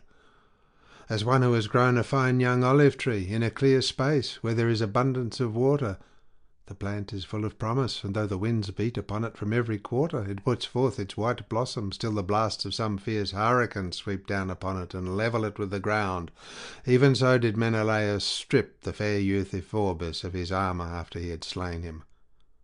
Or as some fierce lion upon the mountains, in the pride of his strength, fastens on the finest heifer in a herd as it is feeding.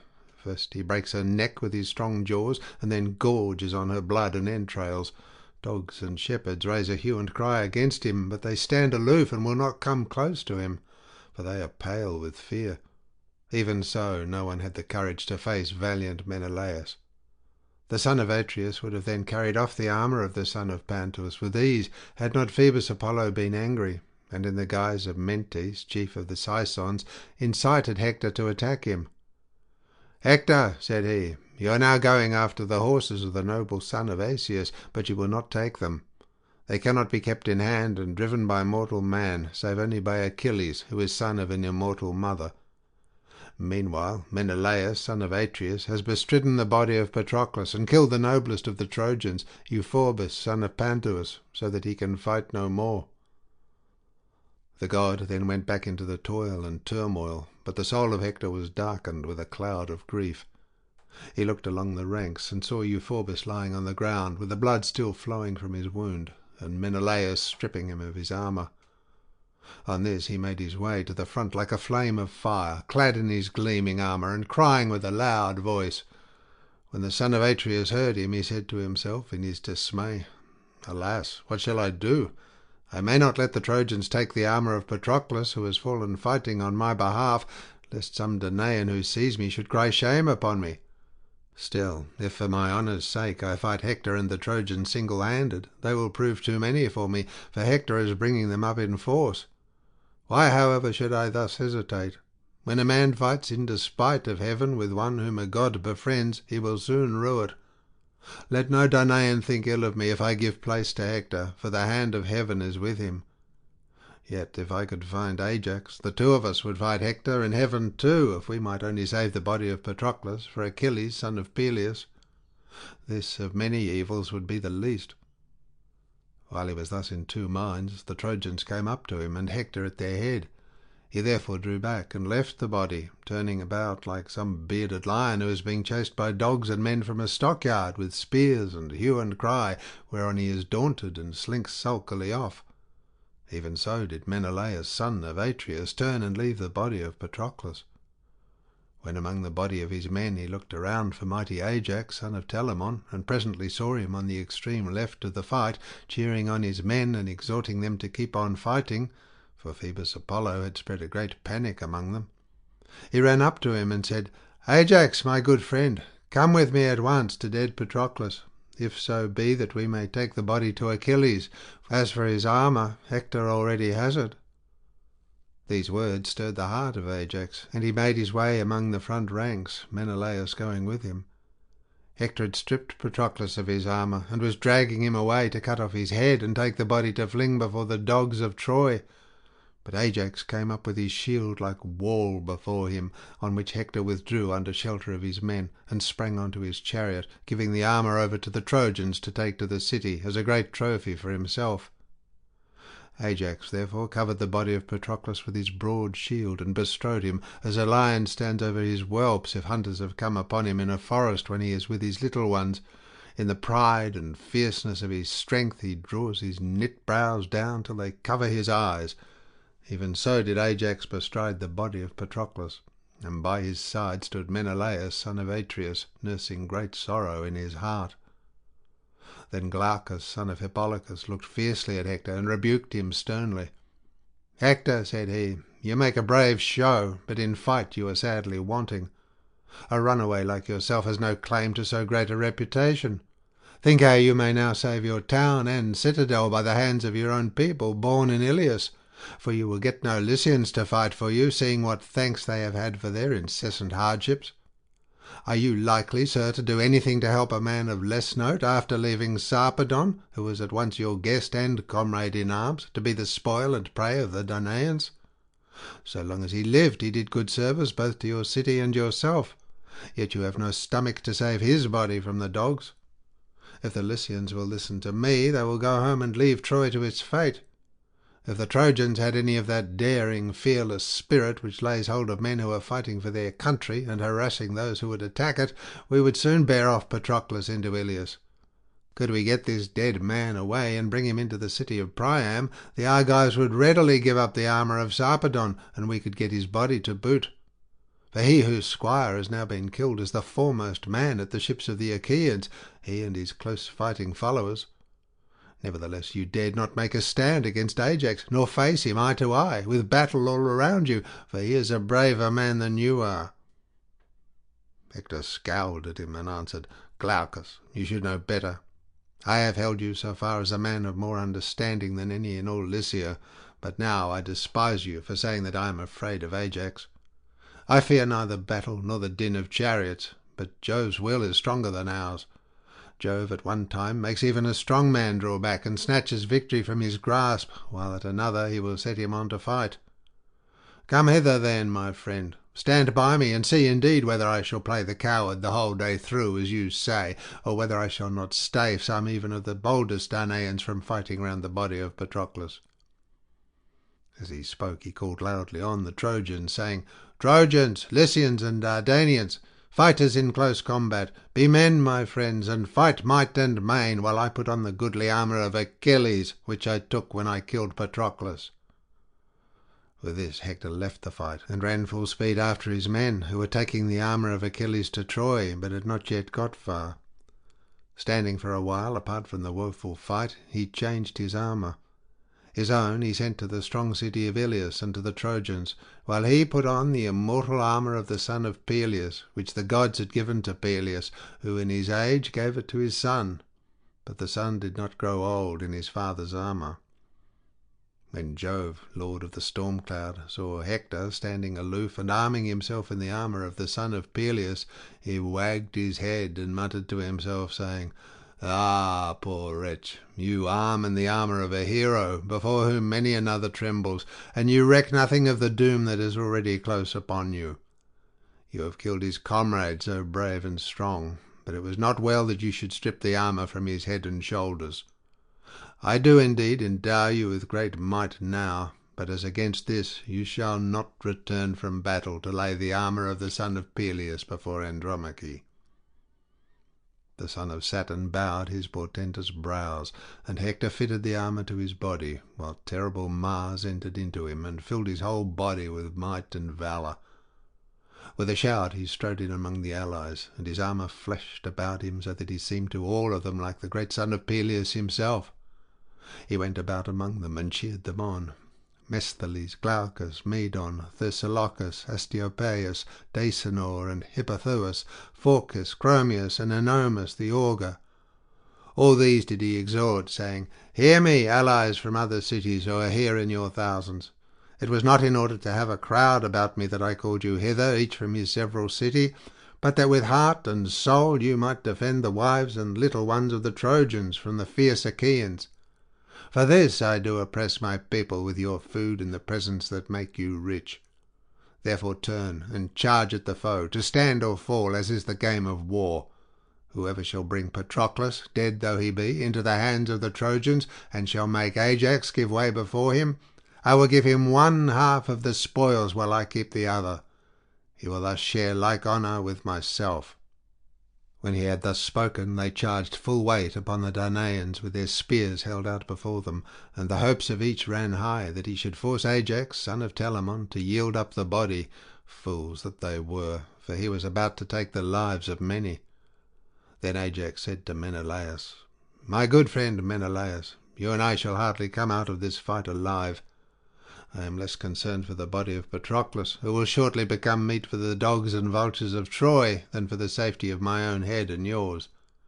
Hector has wrapped us round in a storm of battle from every quarter, and our destruction seems now certain. Call then upon the princes of the Danaans, if there is any one who can hear us." Menelaus did as he said, and shouted to the Danaans for help at the top of his voice.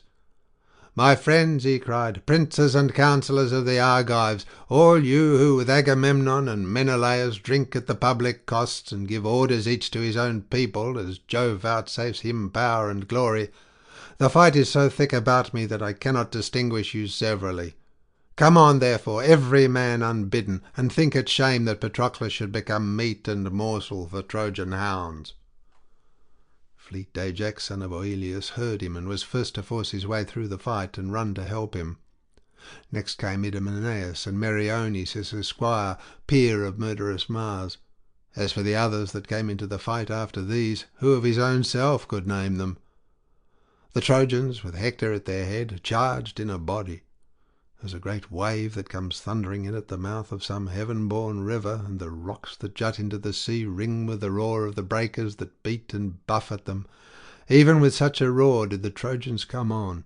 But the Achaeans, in singleness of heart, stood firm about the son of Menoetius, and fenced him with their bronze shields.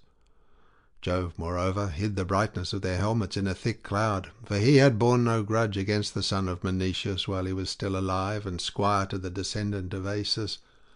Therefore he was loath to let him fall a prey to the dogs of his foes the Trojans, and urged his comrades on to defend him.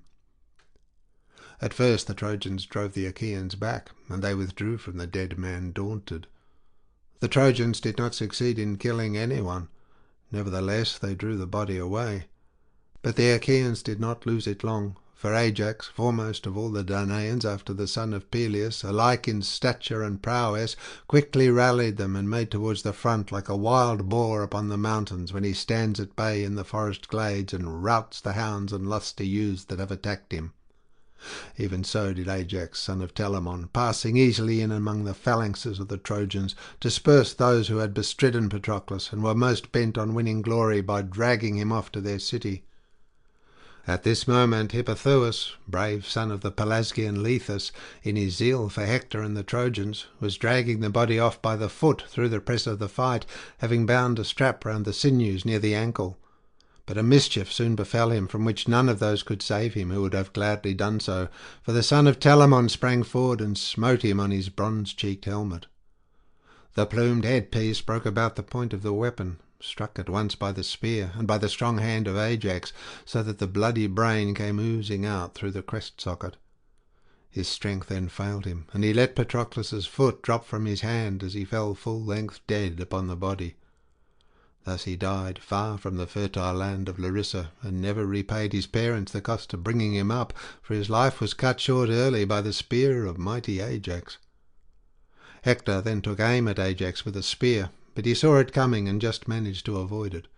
The spear passed on and struck Schedius, son of noble Hephaestus, captain of the Phocians, who dwelt in famed Panopeus and reigned over much people. It struck him under the middle of the collarbone. The bronze point went right through him, coming out at the bottom of his shoulder blade, and his armour rang rattling round him as he fell heavily to the ground.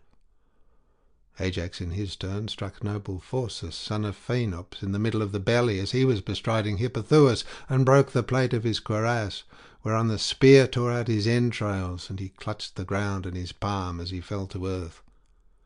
Hector and those who were in the front rank then gave ground, while the Argives raised a loud cry of triumph, and drew off the bodies of Phorcys and Hippothous, which they stripped presently of their armour. The Trojans would now have been worsted by the brave Achaeans, and driven back to Iliad through their own cowardice, while the Argives, so great was their courage and endurance, would have achieved a triumph even against the will of Jove, if Apollo had not roused Aeneas in the likeness of Periphas, son of Hephaestus, an attendant who had grown old in the service of Aeneas's aged father, and was at all times devoted to him. In his likeness, then, Apollo said, "Aeneas, can you not manage, even though heaven be against us, to save high Iliad? I have known men whose numbers, courage, and self-reliance have saved their people in spite of Jove, whereas in this case he would much rather give victory to us than to the Danaans, if you would only fight instead of being so terribly afraid." Aeneas knew Apollo when he looked straight at him, and shouted to Hector, saying, "Hector and all other Trojans and allies, shame on us if we are beaten by the Achaeans and driven back to Iliad through our own cowardice. A god has just come up to me and told me that Jove, the supreme disposer, will be with us. Therefore let us make for the Danaans, that it may go hard with them ere they bear away dead Patroclus to the ships." As he spoke, he sprang out far in front of the others, who then rallied and again faced the Achaeans. Aeneas speared Leocritus, son of Arispus, a valiant follower of Lysimedes, and Lysimedes was moved with pity as he saw him fall. He therefore went close up and speared Apisaon, son of Hephaestus, shepherd of his people, in the liver under the midriff, so that he died. He had come from fertile Paeonia, and was the best man of them all after Asteropaeus. Asteropaeus flew forward to avenge him and attack the Danaans, but this might no longer be, inasmuch as those about Patroclus were well covered by their shields, and held their spears in front of them, for Ajax had given them strict orders that no man was either to give ground or to stand out before the others, but all were to hold well together about the body, and fight hand to hand. Thus did huge Ajax bid them, and the earth ran red with blood, as the corpses fell thick on one another, alike on the side of the Trojans and allies, and on that of the Danaans. For these last too fought no bloodless fight, though many fewer of them perished, through the care they took to defend and stand by one another. Thus did they fight as it were of flaming fire. It seemed as though it had gone hard even with the sun and moon, for they were hidden over all that part where the bravest heroes were fighting about the dead son of Menoetius, whereas the other Danaans and Achaeans fought at their ease in full daylight, with brilliant sunshine all round them, and there was not a cloud to be seen, neither on plain nor mountain. These last, moreover, would rest for a while and leave off fighting, for they were some distance apart and beyond the range of one another's weapons, whereas those who were in the thick of the fray suffered from both battle and darkness. All the best of them were being worn out by the great weight of their armour, but the two valiant heroes, Thrasymedes and Antilochus, had not yet heard of the death of Patroclus, and believed him to be still alive and leading the van against the Trojans. They were keeping themselves in reserve against the death or rout of their own comrades, for so Nestor had ordered them when he sent them from the ships into battle. Thus through the livelong day did they wage fierce war, and the sweat of their toil rained ever on their legs under them, and on their hands and eyes, as they fought over the squire of the fleet son of Peleus. It was as when a man gives a great ox-hide all drenched in fat to his men, and bids them stretch it, whereon they stand round it in a ring, and tug till the moisture leaves it, and the fat soaks in for the many that pull at it, and it is well stretched.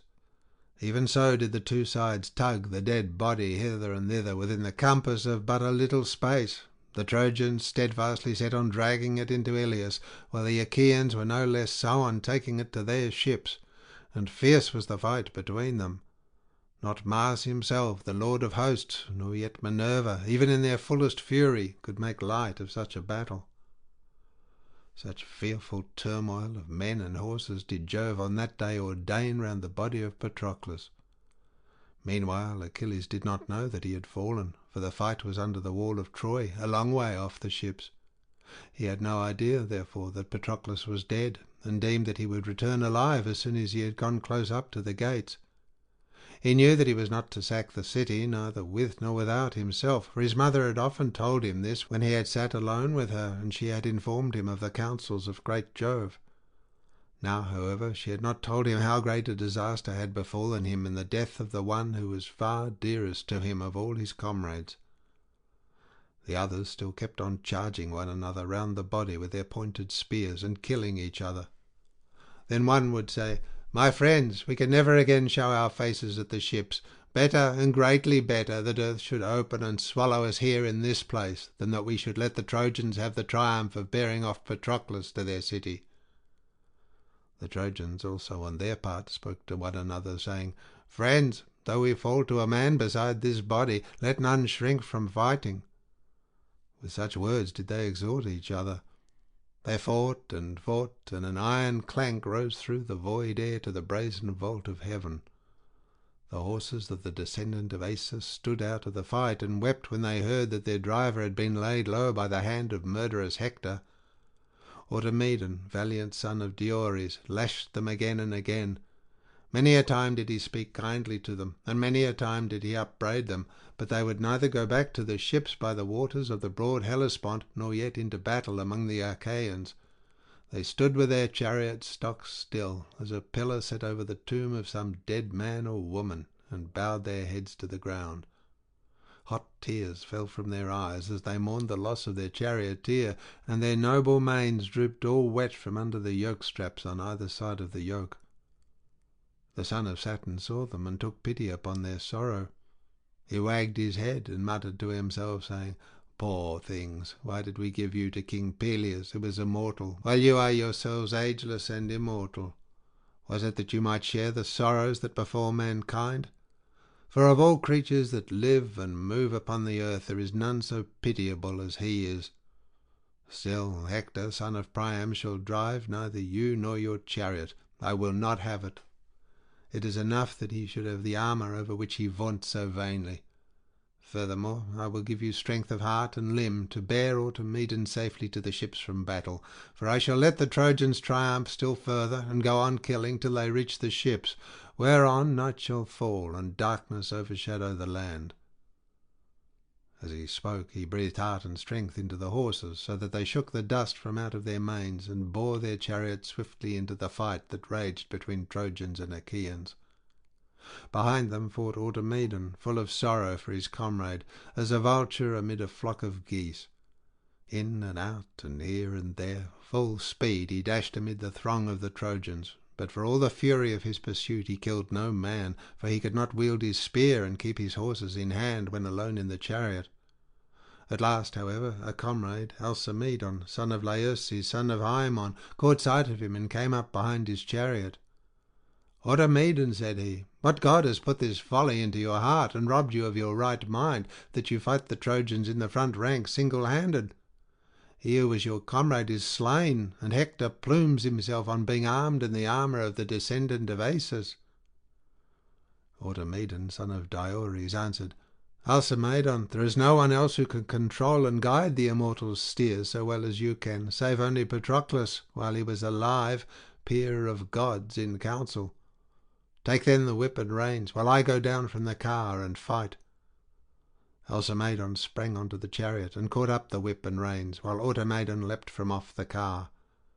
When Hector saw him, he said to Aeneas, who was near him, "Aeneas, counsellor of the mail-clad Trojans, I see the steeds of the fleet son of Asus come into battle with weak hands to drive them. I am sure, if you think well, that we might take them. They will not dare face us if we both attack them." The valiant son of Anchises was of the same mind, and the pair went right on, with their shoulders covered with shields of tough dry ox-hide, overlaid with much bronze. Chromius and Aretus went also with them, and their hearts beat high with hope that they might kill the men and capture the horses, fools that they were, for they were not to return scatheless from their meeting with Automedon, who prayed to Father Jove, and was forthwith filled with courage and strength abounding. He turned to his trusty commander, Alcimedon, and said, "Alcimedon, keep your horses so close up that I may feel their breath upon my back. I doubt that we shall not stay Hector, son of Priam, till he has killed us and mounted behind the horses. He will then either spread panic among the ranks of the Achaeans, or himself be killed among the foremost." On this he cried out to the two Ajaxes and Menelaus, "Ajaxes, captains of the Argives, and Menelaus, give the dead body over to them that are best able to defend it, and come to the rescue of us living. For Hector and Aeneas, who are the two best men among the Trojans, are pressing us hard in the full tide of war. Nevertheless, the issue lies on the lap of heaven. I will therefore hurl my spear, and leave the rest to Jove." He poised and hurled as he spoke, whereon the spear struck the round shield of Aretus, and went right through it, for the shield stayed it not, so that it was driven through his belt into the lower part of his belly.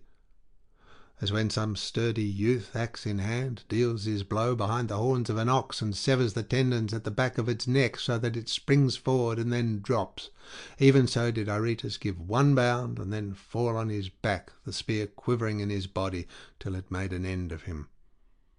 Hector then aimed a spear at Automedon, but he saw it coming and stooped forward to avoid it, so that it flew past him, and the point stuck in the ground, while the butt end went on quivering till Mars robbed it of its force. They would then have fought hand to hand with swords, had not the two Ajaxes forced their way through the crowd when they heard their comrades calling, and parted them for all their fury. For Hector, Aeneas, and Chromius were afraid, and drew back, leaving Aretus to lie there struck to the heart. Automedon, peer of fleet Mars, then stripped him of his armour, and vaunted over him, saying, "I have done little to assuage my sorrow for the son of Menoetius, for the man I have killed is not so good as he was." As he spoke, he took the blood-stained spoils and laid them upon his chariot. Then he mounted the car with his hands and feet all steeped in gore, as a lion that has been gorging upon a bull. And now the fierce, groanful fight again raged about Patroclus, for Minerva came down from heaven and roused its fury by the command of far-seeing Jove, who had changed his mind and sent her to encourage the Danaans. As when Jove bends his bright bow in heaven in token to mankind either of war or of the chill storms that stay men from their labour and plague the flocks, even so, wrapped in such radiant raiment, did Minerva go in among the host and speak man by man to each.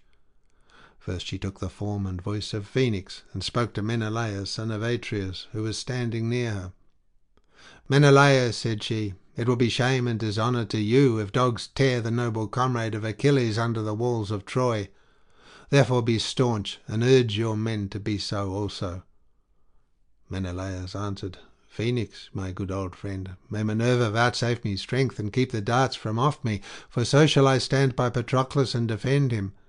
His death has gone to my heart, but Hector is as a raging fire, and deals his blows without ceasing, for Jove is now granting him a time of triumph." Minerva was pleased at his having named herself before any of the other gods. Therefore she put strength into his knees and shoulders, and made him as bold as a fly, which, though driven off, will yet come again, and bite if it can, so dearly does it love man's blood. Even so bold as this did she make him, as he stood over Patroclus and threw his spear. Now there was among the Trojans a man named Podes, son of Eetion, who was both rich and valiant. Hector held him in the highest honour, for he was his comrade and boon companion. The spear of Menelaus struck this man in the girdle just as he had turned in flight, and went right through him, whereon he fell heavily forward, and Menelaus, son of Atreus, drew off his body from the Trojans into the ranks of his own people. Apollo then went up to Hector and spurred him on to fight, in the likeness of Phaenops, son of Asius, who lived in Abydos and was the most favoured of all Hector's guests. In his likeness Apollo said, "Hector, who of the Achaeans will fear you henceforward, now that you have quailed before Menelaus, who has ever been rated poorly as a soldier? Yet now he has got a corpse away from the Trojans single-handed, and has slain your own true comrade, a man brave among the foremost, Podes, son of Eetion." A dark cloud of grief fell upon Hector as he heard, and he made his way to the front clad in full armour. Thereon the son of Saturn seized his bright tasselled aegis and veiled Ida in clouds. He sent forth his lightnings and his thunders, and as he shook his aegis he gave victory to the Trojans and routed the Achaeans. The panic was begun by Peneleos the Boeotian, for while keeping his face turned ever towards the foe, he had been hit with a spear on the upper part of his shoulder. A spear thrown by Polydamas had grazed the top of the bone, for Polydamas had come up to him and struck him from close at hand. Then Hector, in close combat, struck Laetus, son of noble Electreon, in the hand by the wrist, and disabled him from fighting further. He looked about him in dismay, knowing that never again would he wield spear in battle with the Trojans. While Hector was in pursuit of Laetus, Idomeneus struck him on the breastplate over his chest near the nipple, but the spear broke in the shaft, and the Trojans cheered aloud. Hector then aimed at Idomeneus, son of Deucalion, as he was standing on his chariot, and very narrowly missed him. But the spear hit Coiranus, a follower and charioteer of Meriones, who had come with him from Lyctus. Idomeneus had left the ships on foot, and would have afforded a great triumph to the Trojans if Coiranus had not driven quickly up to him.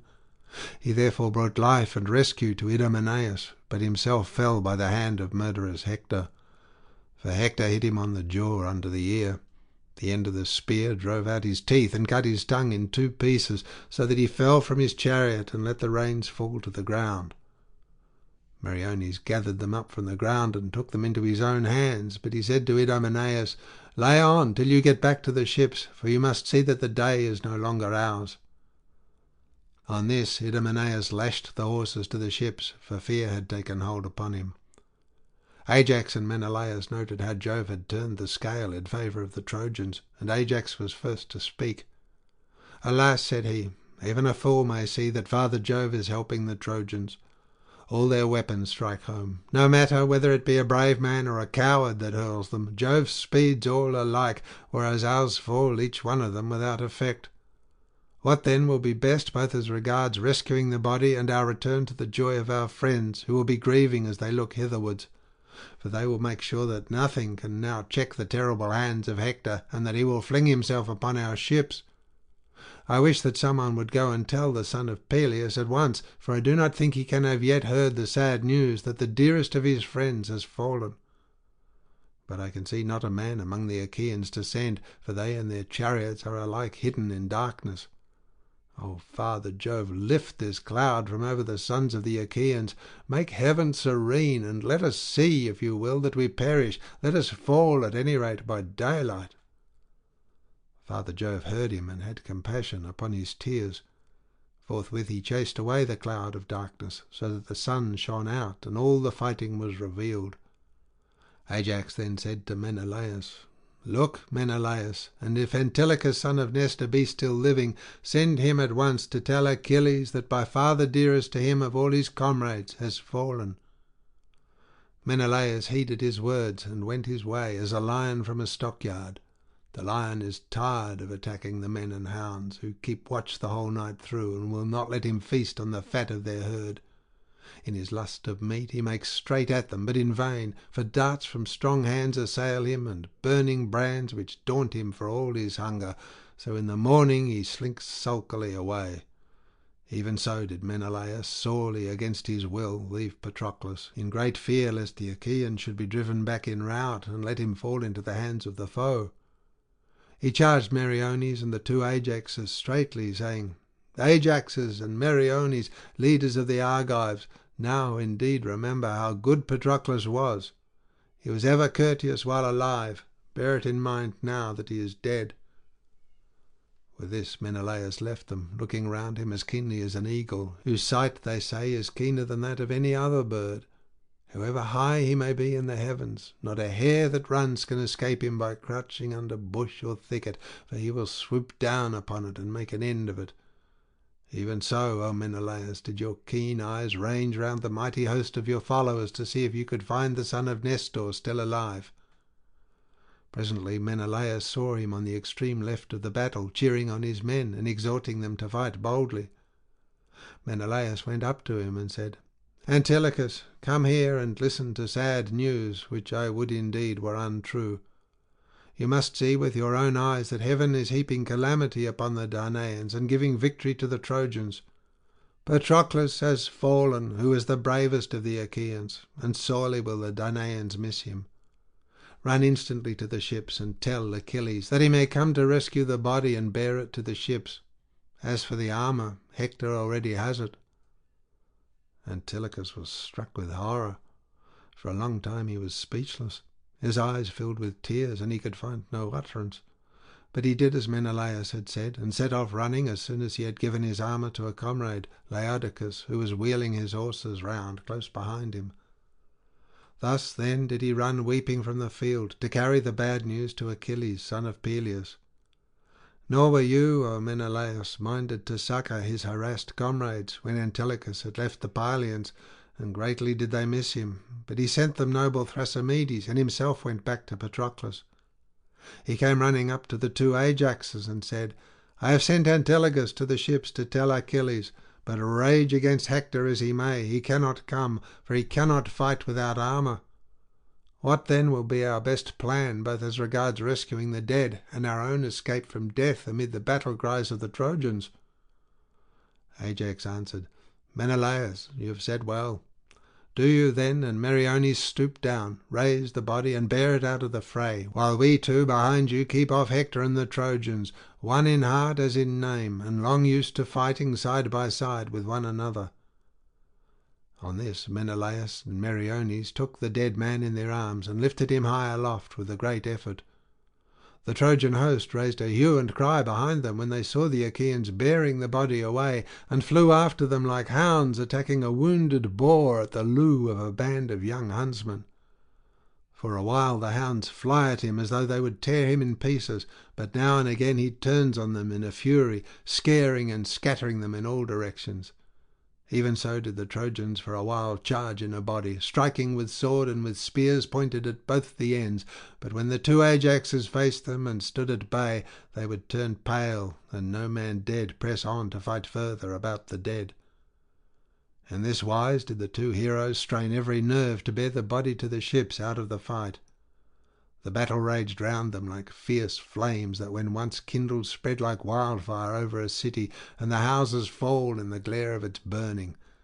Even such was the roar and tramp of men and horses that pursued them as they bore Patroclus from the field, or as mules that put forth all their strength to draw some beam or great piece of ship's timber down a rough mountain track, and they pant and sweat as they go.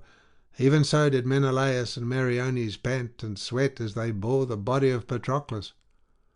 Behind them the two Ajaxes held stoutly out. As some wounded mountain spur that stretches across a plain will turn water and check the flow even of a great river, nor is there any stream strong enough to break through it, even so did the two Ajaxes face the Trojans and stem the tide of their fighting, though they kept pouring on towards them, and foremost among them all was Aeneas, son of Anchises, with valiant Hector. As a flock of daws or starlings fall to screaming and chattering when they see a falcon, foe to all small birds, come soaring near them, even so did the Achaean youth raise a babel of cries as they fled before Aeneas and Hector, unmindful of their former prowess. In the rout of the Danaans much goodly armour fell round about the trench, and of fighting there was no end. End of section 17. Book 18. The grief of Achilles over Patroclus. The visit of Thetis to Vulcan, and the armour that he made for Achilles. Thus then did they fight as it were a flaming fire. Meanwhile the fleet runner Antilochus, who had been sent as messenger, reached Achilles, and found him sitting by his tall ships, and boding that which was indeed too surely true. "Alas," said he to himself in the heaviness of his heart, "why are the Achaeans again scouring the plain and flocking towards the ships? Heaven grant the gods be not now bringing that sorrow upon me of which my mother Thetis spoke, saying that while I was yet alive the bravest of the Myrmidons should fall before the Trojans, and see the light of the sun no longer. I fear the brave son of Menoetius has fallen through his own daring, and yet I bade him return to the ships as soon as he had driven back those that were bringing fire against them, and not join battle with Hector." As he was thus pondering, the son of Nestor came up to him and told his sad tale, weeping bitterly the while. "Alas," he cried, "son of noble Peleus, I bring you bad tidings. Would indeed that they were untrue. Patroclus has fallen, and a fight is raging about his naked body, for Hector holds his armour." A dark cloud of grief fell upon Achilles as he listened. He filled both hands with dust from off the ground, and poured it over his head, disfiguring his comely face, and letting the refuse settle over his shirt, so fair and new.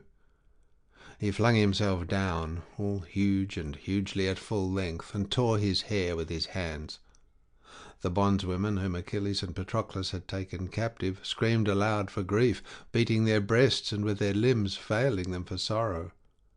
Antilochus bent over him the while, weeping and holding both his hands as he lay groaning, for he feared that he might plunge a knife into his own throat. Then Achilles gave a loud cry, and his mother heard him as she was sitting in the depths of the sea by the old man her father, whereon she screamed, and all the goddesses, daughters of Nereus, that dwelt at the bottom of the sea, came gathering round her. There were Glauce, Thalia, and Comodoce, Nesaea, Spao, Thoe, and dark-haired Hylaea, Cymothoe, Actaea, and Limnoria, Melite, Hiera, Amphitoe, and Argave, Doto and Proto, Pharusa and Dynamene, Dexamene, Amphilomene, and Calianaera, Doris, Panope, and the famous sea nymph Galatea, Nemertes, Aspudes, and Calianassa. There were also Clymene, Ionaira, and Ionassa, Maera, Oretuia, and Amathea of the lovely locks, with other Nereids who dwelt in the depths of the sea. The crystal cave was filled with their multitude, and they all beat their breasts while Thetis led them in their lament. "Listen," she cried, "sisters, daughters of Nereus, that you may hear the burden of my sorrows. Alas, woe is me! Woe in that I have borne the most glorious of offspring. I bore him fair and strong, hero among heroes, and he shot up as a sapling. I tended him as a plant in a goodly garden, and sent him with his ships to Iliad to fight the Trojans, but never shall I welcome him back to the house of Peleus. So long as he lives to look upon the light of the sun, he is in heaviness, and though I go to him, I cannot help him. Nevertheless I will go, that I may see my dear son, and learn what sorrow has befallen him, though he is still holding aloof from battle." She left the cave as she spoke, while the others followed weeping after, and the waves opened a path before them. When they reached the rich plain of Troy, they came out of the sea in a long line on the sands, at the place where the ships of the Myrmidons were drawn up in close order round the tents of Achilles. His mother went up to him as he lay groaning. She laid her hand upon his head and spoke piteously, saying, "My son, why are you thus weeping? What sorrow has now befallen you? Tell me, hide it not from me. Surely Jove has granted you the prayer you made him when you lifted up your hands and besought him that the Achaeans might all of them be pent up at their ships and rue it bitterly in that you were no longer with them." Achilles groaned and answered, "Mother, Olympian Jove has indeed vouchsafed me the fulfilment of my prayer, but what boots it to me, seeing that my dear comrade Patroclus has fallen, he whom I valued more than all others, and loved as dearly as my own life? I have lost him, ay, and Hector, when he killed him, stripped the wondrous armour, so glorious to behold, which the gods gave to Peleus when they laid you in the couch of a mortal man. Would that you were still dwelling among the immortal sea nymphs, and that Peleus had taken to himself some mortal bride. For now you shall have grief infinite by reason of the death of that son whom you can never welcome home. Nay, I will not go to live, nor go about among mankind, unless Hector fall by my spear, and thus pay me for having slain Patroclus, son of Menoetius." Thetis wept and answered, "Then, my son, is your end near at hand, for your own death awaits you full soon after that of Hector." Then said Achilles in his great grief, "I would die here and now, in that I could not save my comrade. He has fallen far from home, and in his hour of need my hand was not there to help him. What is there for me? Return to my own land I shall not, and I have brought no saving, neither to Patroclus nor to my other comrades, of whom so many have been slain by mighty Hector. I stay here by my ships, a bootless burden upon the earth. I, who in fight have no peer among the Achaeans, though in council there are better than I. Therefore perish strife both from among gods and men, and anger, wherein even a righteous man will harden his heart, which rises up in the soul of a man like smoke, and the taste thereof is sweeter than drops of honey, even so as Agamemnon angered me. And yet, so be it, for it is over. I will force my soul into subjection as I needs must. I will go. I will pursue Hector, who has slain him whom I loved so dearly, and will then abide my doom when it may please Jove and the other gods to send it. Even Hercules, the best beloved of Jove, even he could not escape the hand of death, but fate and Juno's fierce anger laid him low, as I too shall lie when I am dead, if a like doom awaits me. Till then I will win fame, and will bid Trojan and Dardanian women wring tears from their tender cheeks with both their hands in the grievousness of their great sorrow. Thus shall they know that he who has held aloof so long will hold aloof no longer. Hold me not back, therefore, in the love you bear me, for you shall not move me. Then silver-footed Thetis answered, My son, what you have said is true. It is well to save your comrades from destruction, but your armour is in the hands of the Trojans. Hector bears it in triumph upon his own shoulders. Full well I know that his vaunt shall not be lasting, for his end is close at hand. Go not, however, into the press of battle till you see me return hither. Tomorrow at break of day I shall be here, and will bring you goodly armour from King Vulcan." On this she left her brave son, and as she turned away she said to the sea nymphs, her sisters, "Dive into the bosom of the sea, and go to the house of the old sea god, my father. Tell him everything. As for me, I will go to the cunning workman Vulcan on high Olympus, and ask him to provide my son with a suit of splendid armour." When she had so said, they dived forthwith beneath the waves, while silver-footed Thetis went her way, that she might bring the armour for her son.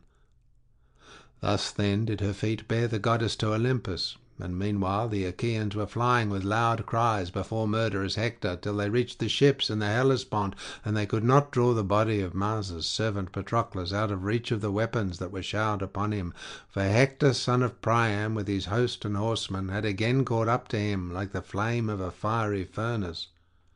Thrice did brave Hector seize him by the feet, striving with might and main to draw him away, and calling loudly on the Trojans. And thrice did the two Ajaxes, clothed in valour as with a garment, beat him from off the body, but all undaunted he would now charge into the thick of the fight, and now again he would stand still and cry aloud, but he would give no ground. As upland shepherds that cannot chase some famished lion from a carcass, even so could not the two Ajaxes scare Hector son of Priam from the body of Patroclus. And now he would even have dragged it off and won imperishable glory, had not Iris, fleet as the wind, winged her way as messenger from Olympus to the son of Peleus, and bidden him arm. She came secretly, without the knowledge of Jove and of the other gods, for Juno sent her, and when she had got close to him, she said, "Up, son of Peleus, mightiest of all mankind! Rescue Patroclus, about whom this fearful fight is now raging by the ships. Men are killing one another, the Danaans in defence of the dead body, while the Trojans are trying to hale it away and take it to windy Iliad. Hector is the most furious of them all. He is for cutting the head from the body and fixing it on the stakes of the wall.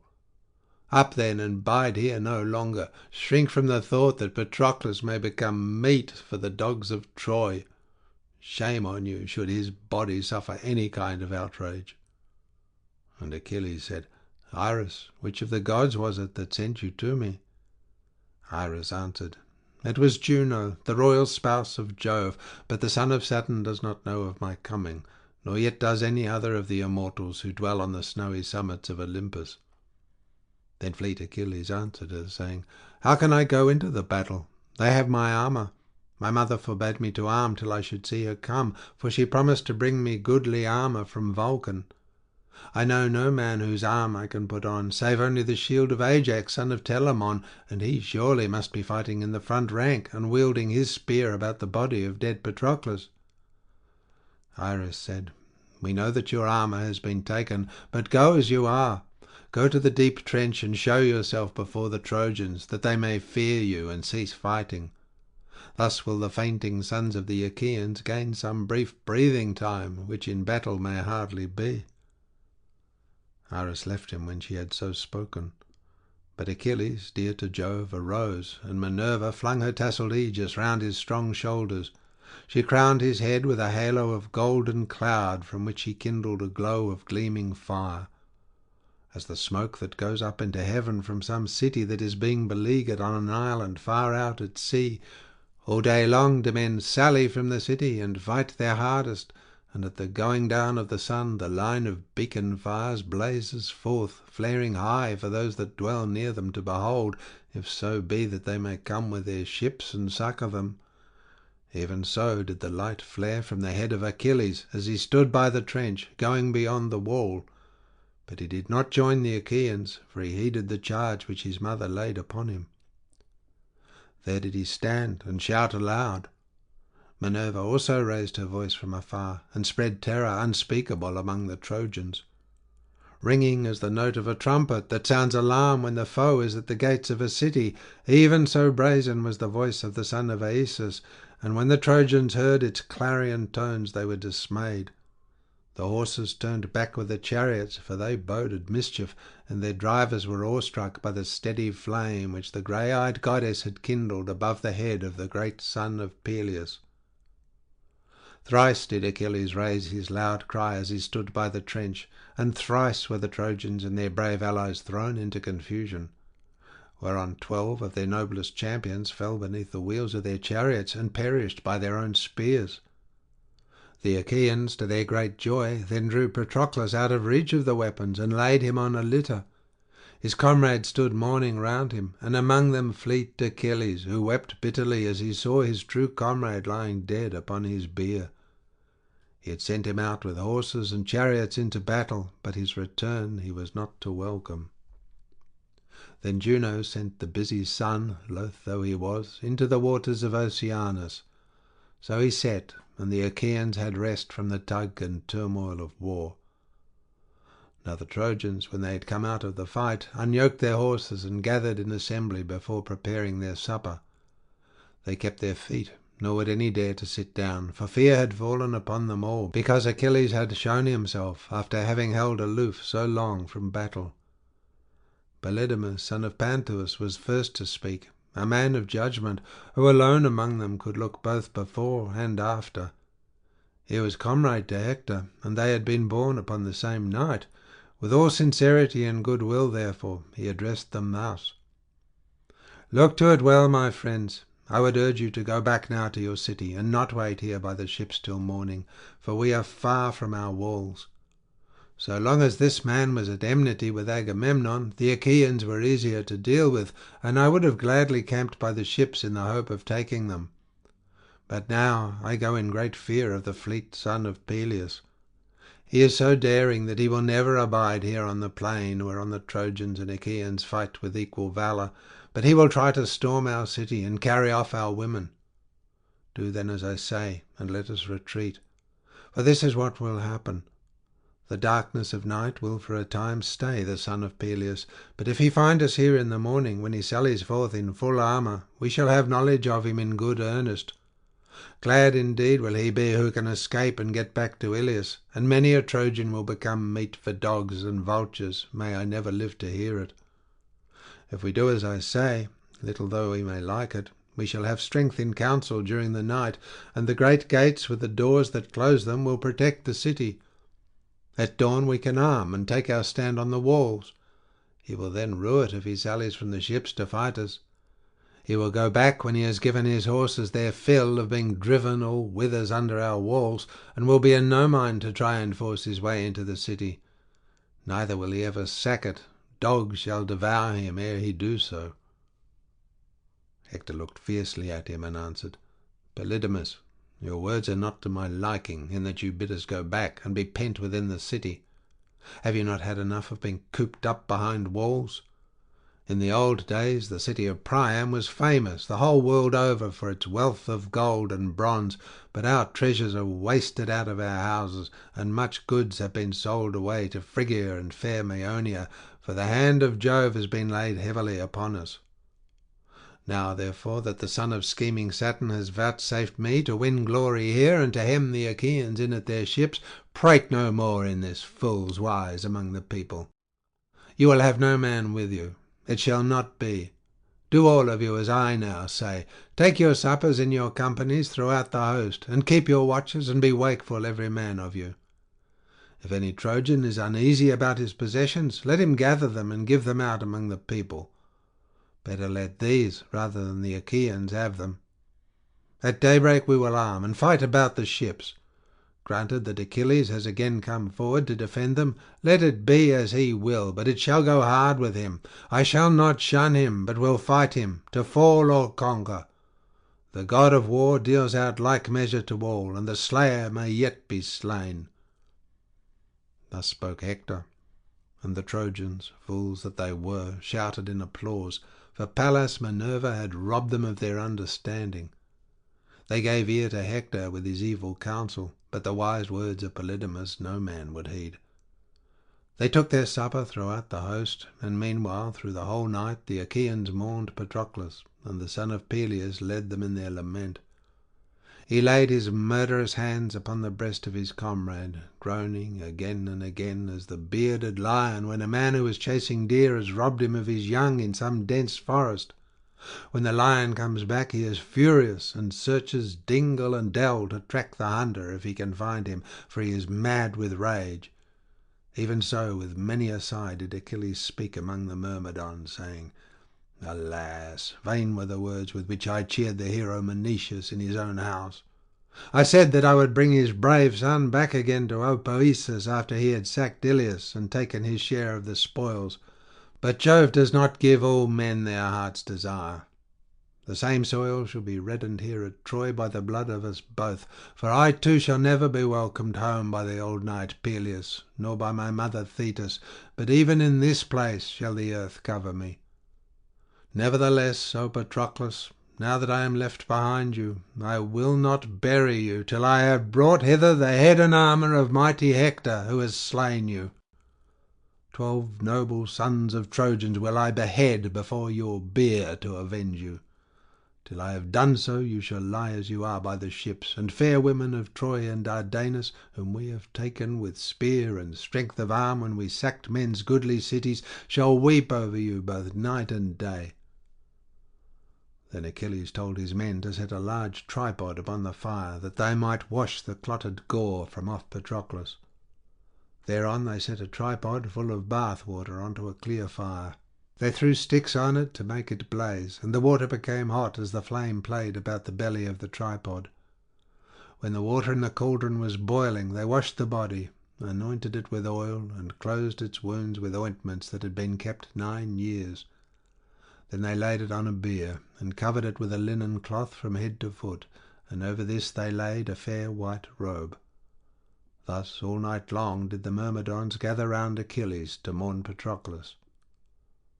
Then Jove said to Juno, his sister wife, So, Queen Juno, you have gained your end, and have roused fleet Achilles. One would think that the Achaeans were of your own flesh and blood. And Juno answered, Dread son of Saturn, why should you say this thing? May not a man, though he be only mortal and knows less than we do what he can for another person? And shall not I, foremost of all goddesses, both by descent and as wife to you, who reign in heaven, devise evil for the Trojans if I am angry with them? Thus did they converse. Meanwhile Thetis came to the house of Vulcan, imperishable, star-bespangled, fairest of the abodes in heaven, a house of bronze wrought by the lame god's own hands. She found him busy with his bellows, sweating and hard at work, for he was making 20 tripods that were to stand by the wall of his house, and he set wheels of gold under them all, that they might go of their own selves to the assemblies of the gods, and come back again, marvels indeed to see. They were finished, all but the ears of cunning workmanship which yet remained to be fixed to them. These he was now fixing, and he was hammering at the rivets. While he was thus at work, silver-footed Thetis came to the house. Charis, of graceful headdress, wife to the far-famed lame god, came towards her as soon as she saw her, and took her hand in her own, saying, Why have you come to our house, Thetis, honoured and ever welcome? for you do not visit us often. Come inside and let me set refreshment before you." The goddess led the way as she spoke, and bade Thetis sit on a richly decorated seat inlaid with silver. There was a footstool also under her feet. Then she called Vulcan and said, "Vulcan, come here, Thetis wants you." And the far-famed lame god answered, "Then it is indeed an august and honoured goddess who has come here. She it was that took care of me when I was suffering from the heavy fall which I had through my cruel mother's anger, for she would have got rid of me because I was lame. It would have gone hard with me had not Eurynome, daughter of the ever-encircling waters of Oceanus, and Thetis taken me to their bosom. 9 years did I stay with them, and many beautiful works in bronze, brooches, spiral armlets, cups and chains did I make for them in their cave, with the roaring waters of Oceanus foaming as they rushed ever past it. And no one knew, neither of gods nor men, save only Thetis and Eurynome, who took care of me. If, then, Thetis has come to my house, I must make her due requital for having saved me. Entertain her, therefore, with all hospitality, while I put by my bellows and all my tools." On this the mighty monster hobbled off from his anvil, his thin legs plying lustily under him. He set the bellows away from the fire and gathered his tools into a silver chest. Then he took a sponge and washed his face and hands, his shaggy chest and brawny neck. He donned his shirt, grasped his strong staff, and limped towards the door. There were golden handmaids also who worked for him, and were like real young women, with sense and reason, voice also, and strength, and all the learning of the immortals. These busied themselves as the king bade them, while he drew near to Thetis, seated her upon a goodly seat, and took her hand in his own, saying, "Why have you come to our house, Thetis, honoured and ever welcome? For you do not visit us often. Say what you want, and I will do it for you at once, if I can, and if it can be done at all." Thetis wept and answered, "Vulcan, is there another goddess in Olympus whom the son of Saturn has been pleased to try with so much affliction as he has me? Me alone of the marine goddesses did he make subject to a mortal husband, Peleus, son of Aesus, and sorely against my will did I submit to the embraces of one who was but mortal, and who now stays at home, worn out with age. Neither is this all. Heaven vouchsafed me a son, hero among heroes, and he shot up as a sapling. I tended him as a plant in a goodly garden, and sent him with his ships to Iliad to fight the Trojans, but never shall I welcome him back to the house of Peleus. So long as he lives to look upon the light of the sun, he is in heaviness, and though I go to him, I cannot help him. King Agamemnon has made him give up the maiden whom the sons of the Achaeans had awarded him, and he wastes with sorrow for her sake. Then the Trojans hemmed the Achaeans in at their ships' sterns, and would not let them come forth. The elders, therefore, of the Argives besought Achilles, and offered him great treasure, whereon he refused to bring deliverance to them himself, but put his own armour on Patroclus, and sent him into the fight, with much people after him. All day long they fought by the Scaean gates, and would have taken the city there and then, had not Apollo vouchsafed glory to Hector, and slain the valiant son of Menoetius, after he had done the Trojans much evil. Therefore I am suppliant at your knees, if haply you may be pleased to provide my son, whose end is near at hand, with helmet and shield, with goodly greaves fitted with ankle clasps, and with a breastplate, for he has lost his own when his true comrade fell at the hands of the Trojans, and he now lies stretched on earth in the bitterness of his soul." And Vulcan answered, "Take heart, and be no more disquieted about this matter. Would that I could hide him from death's sight when his hour is come, so surely as I can find him armour that shall amaze the eyes of all who behold it." When he had so said, he left her and went to his bellows, turning them towards the fire, and bidding them do their office. 20 bellows blew upon the melting pots, and they blew blasts of every kind, some fierce to help him when he had need of them, and others less strong, as Vulcan willed it in the course of his work.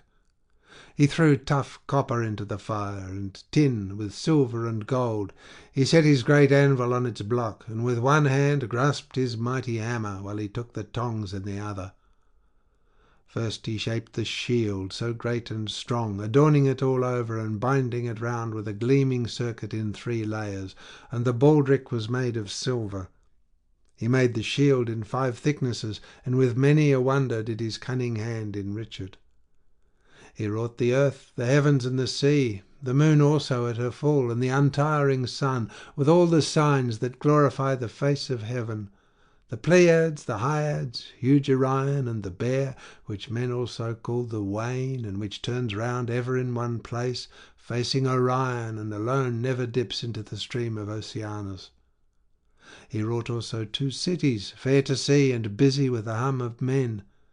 In the one were weddings and wedding feasts, and they were going about the city with brides, whom they were escorting by torchlight from their chambers. Loud rose the cry of Hymen, and the youths danced to the music of flute and lyre, while the women stood each at her house door to see them. Meanwhile the people were gathered in assembly, for there was a quarrel, and 2 men were wrangling about the blood money for a man who had been killed, the one saying before the people that he had paid damages in full, and the other that he had not been paid. Each was trying to make his own case good, and the people took sides, each man backing the side that he had taken, and the heralds kept them back, and the elders sat on their seats of stone in a solemn circle, holding the staves which the heralds had put into their hands. Then they rose, and each in his turn gave judgment, and there were 2 talents laid down, to be given to him whose judgment should be deemed the fairest. About the other city there lay encamped 2 hosts in gleaming armour, and they were divided whether to sack it or to spare it and accept the half of what it contained. But the men of the city would not yet consent, and armed themselves for a surprise. Their wives and little children kept guard upon the walls, and with them were the men who were past fighting through age. But the others sallied forth with Mars and Pallas Minerva at their head, both of them wrought in gold and clad in golden raiment, great and fair with their armour as befitting gods, while they that followed were smaller. When they reached the place where they would lay their ambush, it was on a river bed to which livestock of all kinds would come from far and near to water. Here then they lay concealed, clad in full armour. Some way off them there were 2 scouts who were on the lookout for the coming of sheep or cattle, which presently came, followed by 2 shepherds who were playing on their pipes, and had not so much as a thought of danger. When those who were in ambush saw this, they cut off the flocks and herds and killed the shepherds. Meanwhile the besiegers, when they heard much noise among the cattle as they sat in council, sprang to their horses and made with all speed towards them. When they reached them, they set battle in array by the banks of the river, and the hosts aimed their bronze-shod spears at one another. With them was strife and riot, and fell Fate, who was dragging 3 men after her, one with a fresh wound, and the other unwounded, while the third was dead, and she was dragging him along by his heel, and her robe was bedrabbled in men's blood. They went in and out with one another, and fought as though they were living people, hailing away one another's dead. He wrought also a fair fallow field, large and thrice ploughed already. Many men were working at the plough within it, turning their oxen to and fro, furrow after furrow. Each time that they turned on reaching the headland, a man would come up to them and give them a cup of wine, and they would go back to their furrows, looking forward to the time when they should again reach the headland. The part that they had ploughed was dark behind them, so that the field, though it was of gold, still looked as if it were being ploughed, very curious to behold. He wrought also a field of harvest corn, and the reapers were reaping with sharp sickles in their hands. Swathe after swathe fell to the ground in a straight line behind them, and the binders bound them in bands of twisted straw. There were 3 binders, and behind them there were boys who gathered the cut corn in armfuls and kept on bringing them to be bound. Among them all the owner of the land stood by in silence and was glad. The servants were getting a meal ready under an oak, for they had sacrificed a great ox and were busy cutting him up, while the women were making a porridge of much white barley for the labourers' dinner. He wrought also a vineyard, golden and fair to see, and the vines were loaded with grapes. The bunches overhead were black, but the vines were trained on poles of silver. He ran a ditch of dark metal all round it, and fenced it with a fence of tin. There was only one path to it, and by this the vintagers went when they would gather the vintage.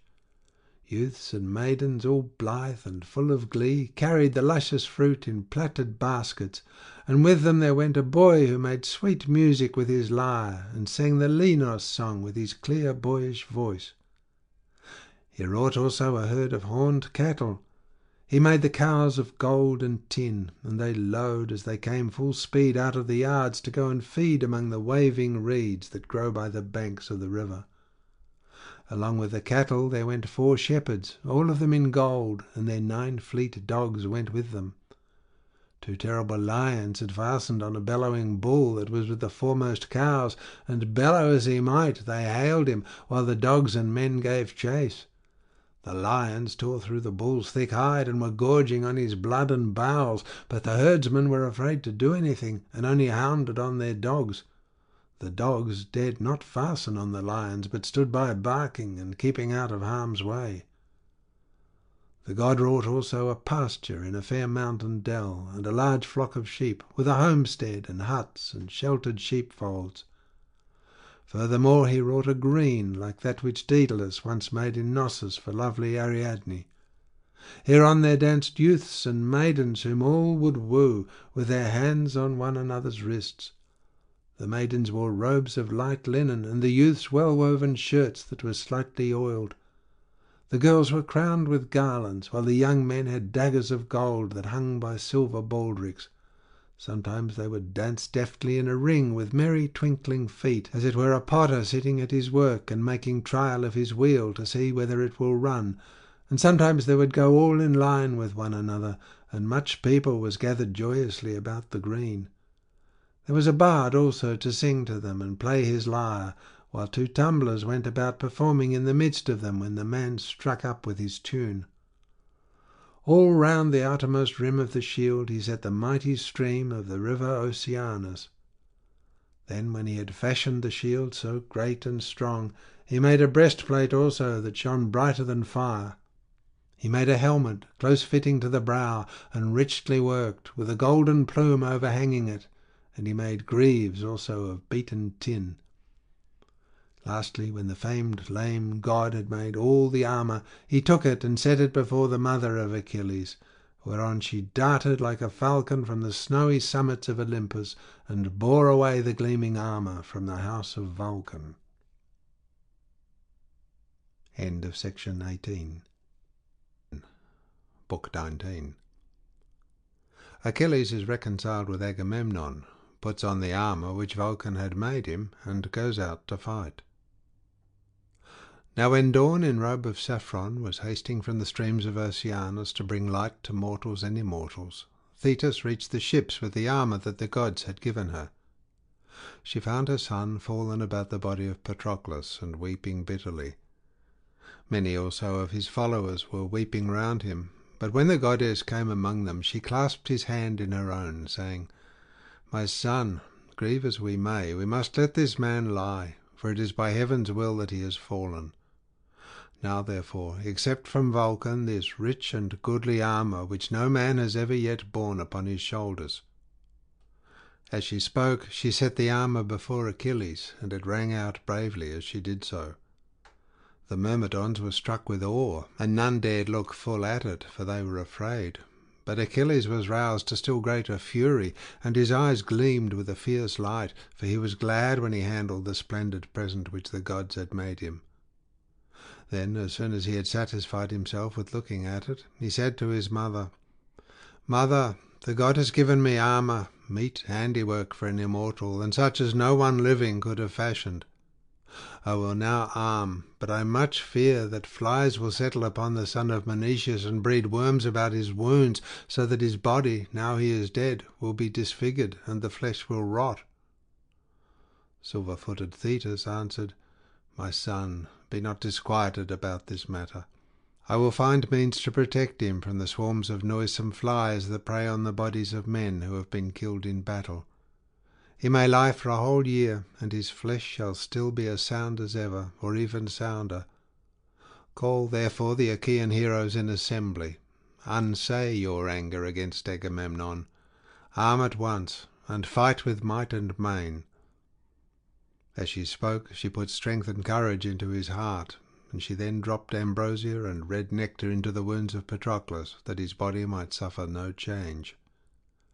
Then Achilles went out upon the seashore, and with a loud cry called on the Achaean heroes. On this even those who as yet had stayed always at the ships, the pilots and helmsmen, and even the stewards who were about the ships and served out rations, all came to the place of assembly, because Achilles had shown himself after having held aloof so long from fighting. 2 sons of Mars, Ulysses and the son of Tydeus, came limping, for their wounds still pained them. Nevertheless they came, and took their seats in the front row of the assembly. Last of all came Agamemnon, king of men, he too wounded, for Coon, son of Antenor, had struck him with a spear in battle.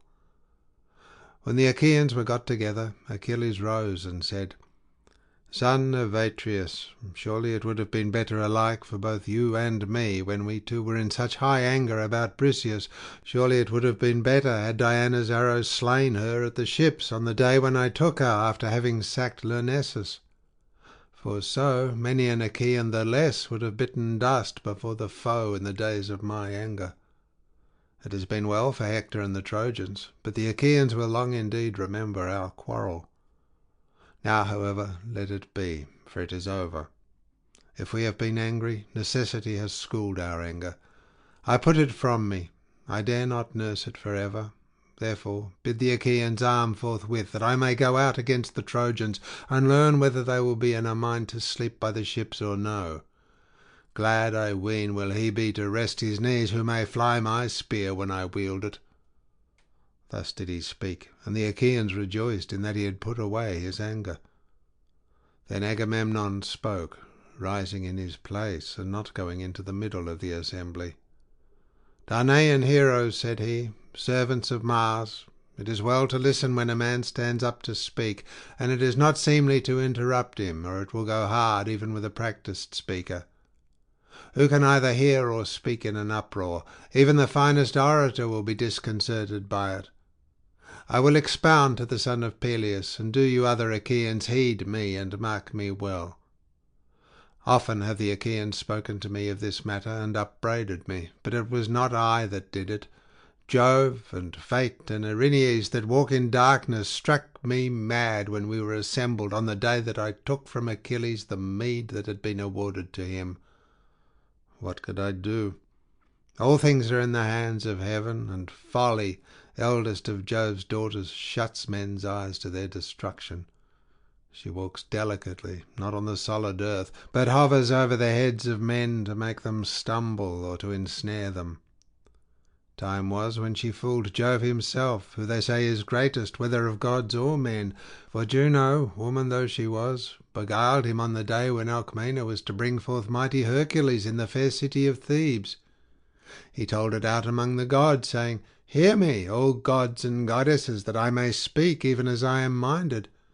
This day shall an Ilithuia, helper of women who are in labour, bring a man-child into the world, who shall be lord over all that dwell about him, who are of my blood and lineage." Then said Juno, all crafty and full of guile, "You will play false, and will not hold to your word. Swear me, O Olympian, swear me a great oath, that he who shall this day fall between the feet of a woman shall be lord over all that dwell about him, who are of your blood and lineage."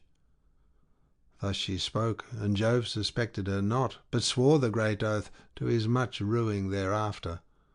For Juno darted down from the high summit of Olympus, and went in haste to Achaean Argos, where she knew that the noble wife of Sthenelus, son of Perseus, then was.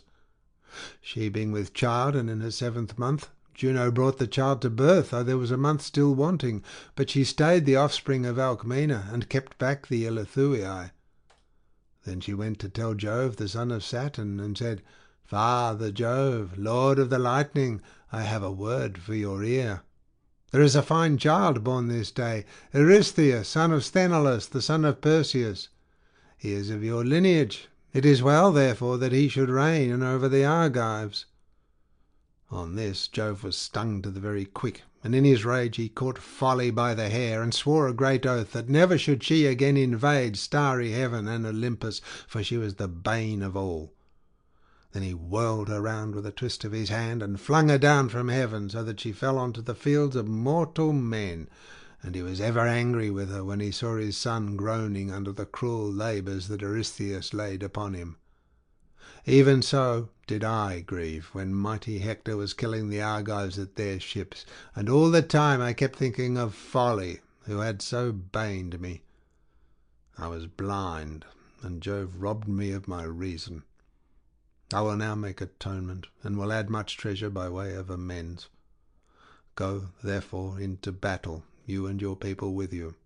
I will give you all that Ulysses offered you yesterday in your tents, or, if it so please you, wait, though you would fain fight at once, and my squire shall bring you the gift from my ship, that you may see whether what I give you is enough.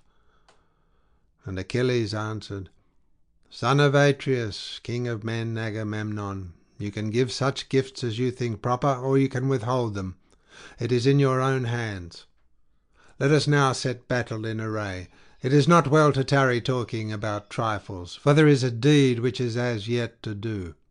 Achilles shall again be seen fighting among the foremost, and laying low the ranks of the Trojans. Bear this in mind, each one of you, when he is fighting. Then Ulysses said, Achilles, godlike and brave, send not the Achaeans thus against Iliad to fight the Trojans fasting, for the battle will be no brief one when it is once begun, and heaven has filled both sides with fury. Bid them first take food, both bread and wine, by the ships, for in this there is strength and stay. No man can do battle the livelong day to the going down of the sun if he is without food. However much he may want to fight, his strength will fail him before he knows it. Hunger and thirst will find him out, and his limbs will grow weary under him. But a man can fight all day if he is full fed with meat and wine. His heart beats high, and his strength will stay till he has routed all his foes. Therefore send the people away, and bid them prepare their meal. King Agamemnon will bring out the gifts in presence of the assembly, that all may see them, and you may be satisfied. Moreover, let him swear an oath before the Argives that he has never gone up into the couch of Briseis, nor been with her after the manner of men and women. And do you too show yourself of a gracious mind. Let Agamemnon entertain you in his tents with a feast of reconciliation, that so you may have had your dues in full. As for you, son of Atreus, treat people more righteously in future. It is no disgrace even to a king that he should make amends if he is wrong in the first instance. And King Agamemnon answered, Son of Laertes, your words please me well, for throughout you have spoken wisely. I will swear as you would have me do. I do so of my own free will, neither shall I take the name of heaven in vain. Let then Achilles wait, though he would fain fight at once, and do you others wait also, till the gifts come from my tent, and we ratify the oaths with sacrifice. Thus then do I charge you. Take some noble young Achaeans with you, and bring from my tents the gifts that I promised yesterday to Achilles, and bring the women also. Furthermore, let Talthybius find me a boar from those that are within the host, and make it ready for sacrifice to Jove and to the sun. Then said Achilles, Son of Atreus, king of men, Agamemnon, see to these matters at some other season, when there is breathing time, and when I am calmer. Would you have men eat while the bodies of those whom Hector, son of Priam, slew are still lying mangled upon the plain? Let the sons of the Achaeans say, I fight fasting and without food, till we have avenged them.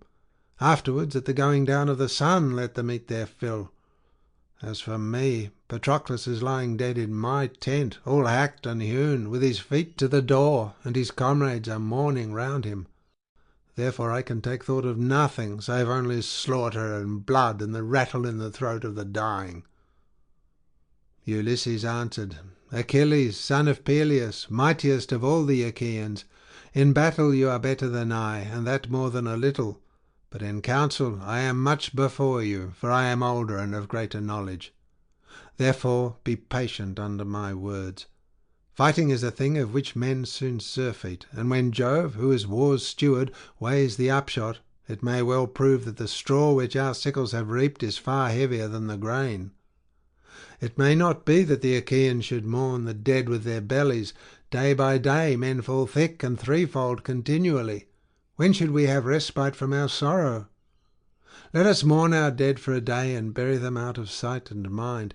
But let those of us who are left eat and drink, that we may arm and fight our foes more fiercely.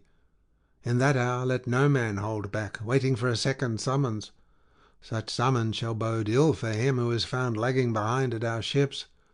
Let us rather sally as one man, and loose the fury of war upon the Trojans." When he had thus spoken, he took with him the sons of Nestor, with Meges son of Phyleus, Thoas, Meriones, Lysimedes son of Creontes, and Melanippus, and went to the tent of Agamemnon son of Atreus. The word was not sooner said than the deed was done. They brought out the 7 tripods which Agamemnon had promised, with the 20 metal cauldrons and the 12 horses. They also brought the women skilled in useful arts, 7 in number, with Briseis, which made 8. Ulysses weighed out the 10 talents of gold, and then led the way back, while the young Achaeans brought the rest of the gifts, and laid them in the middle of the assembly. Agamemnon then rose, and Talthybius, whose voice was like that of a god, came to him with the boar. The son of Atreus drew the knife which he wore by the scabbard of his mighty sword, and began by cutting off some bristles from the boar, lifting up his hands in prayer as he did so. The other Achaeans sat where they were, all silent and orderly, to hear the king, and Agamemnon looked into the vault of heaven and prayed, saying, "I call Jove, the first and mightiest of all gods, to witness. I call also Earth and Sun and the Erinyes who dwell below, and take vengeance on him who shall swear falsely that I have laid no hand upon the girl Briseis, neither to take her to my bed nor otherwise, but that she has remained in my tents inviolate. If I swear falsely, may heaven visit me with all the penalties which it metes out to those who perjure themselves." He cut the boar's throat as he spoke, whereon Talthybius whirled it round his head and flung it into the wide sea to feed the fishes. Then Achilles also rose and said to the Argives, "Father Jove, of a truth you blind men's eyes and bane them.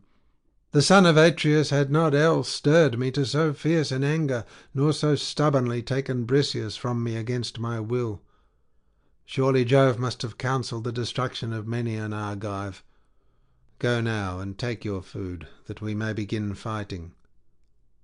On this he broke up the assembly, and every man went back to his own ship. The Myrmidons attended to the presents and took them away to the ship of Achilles. They placed them in his tents, while the stablemen drove the horses in among the others.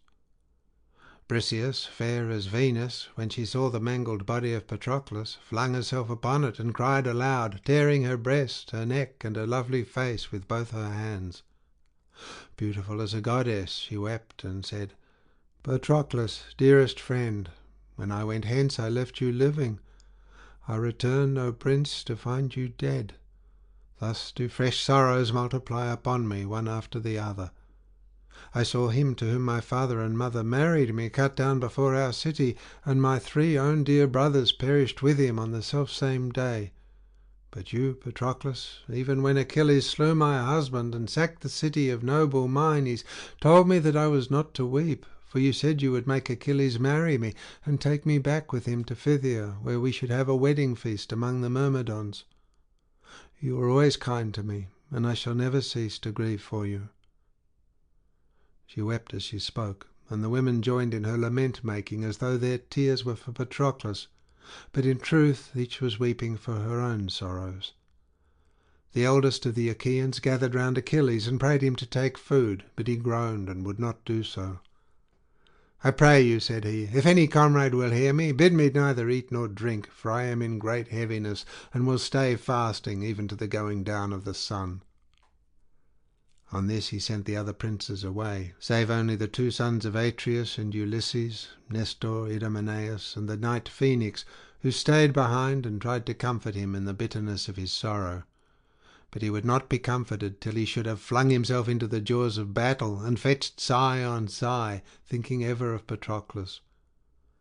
Then he said, "Hapless and dearest comrade, you it was who would get a good dinner ready for me at once and without delay when the Achaeans were hasting to fight the Trojans. Now, therefore, though I have meat and drink in my tents, yet will I fast for sorrow. Grief greater than this I could not know, not even though I were to hear of the death of my father, who is now in Phthia, weeping for the loss of me, his son, who am here fighting the Trojans in a strange land for the accursed sake of Helen. Nor yet though I should hear that my son is no more, he who is being brought up in Skyros, if indeed Neoptolemus is still living. Till now I made sure that I alone was to fall here at Troy, away from Argos, while you were to return to Phthia, bring back my son with you in your own ship, and show him all my property, my bondsmen, and the greatness of my house, for Peleus must surely be either dead, or what little life remains to him is oppressed alike with the infirmities of age and ever-present fear lest he should hear the sad tidings of my death." He wept as he spoke, and the elders sighed in concert, as each thought on what he had left home behind him. The son of Saturn looked down with pity upon them, and said presently to Minerva, "My child, you have quite deserted your hero. Is he then gone so clean out of your recollection?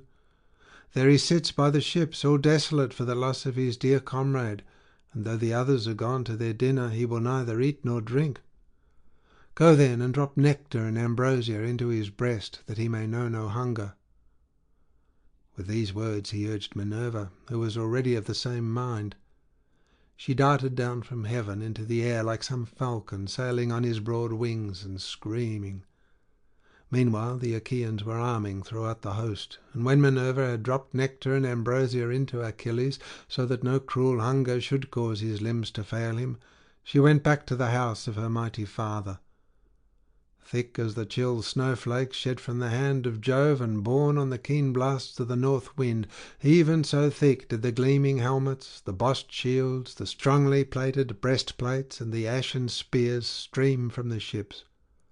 The sheen pierced the sky. The whole land was radiant with their flashing armour, and the sound of the tramp of their treading rose from under their feet. In the midst of them all Achilles put on his armour. He gnashed his teeth. His eyes gleamed like fire, for his grief was greater than he could bear. Thus then, full of fury against the Trojans, did he don the gift of the god, the armour that Vulcan had made him. First he put on the goodly greaves fitted with ankle clasps, and next he did on the breastplate about his chest. He slung the silver-studded sword of bronze about his shoulders, and then took up the shield so great and strong that shone afar with a splendour as of the moon. As the light seen by sailors from out at sea, when men have lit a fire in their homestead high up among the mountains, but the sailors are carried out to sea by wind and storm far from the haven where they would be, even so did the gleam of Achilles' wondrous shield strike up into the heavens.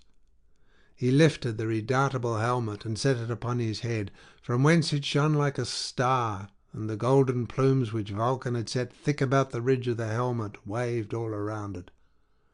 Then Achilles made trial of himself in his armour, to see whether it fitted him, so that his limbs could play freely under it, and it seemed to buoy him up as though it had been wings. He also drew his father's spear out of the spear-stand, a spear so great and heavy and strong that none of the Achaeans save only Achilles had strength to wield it.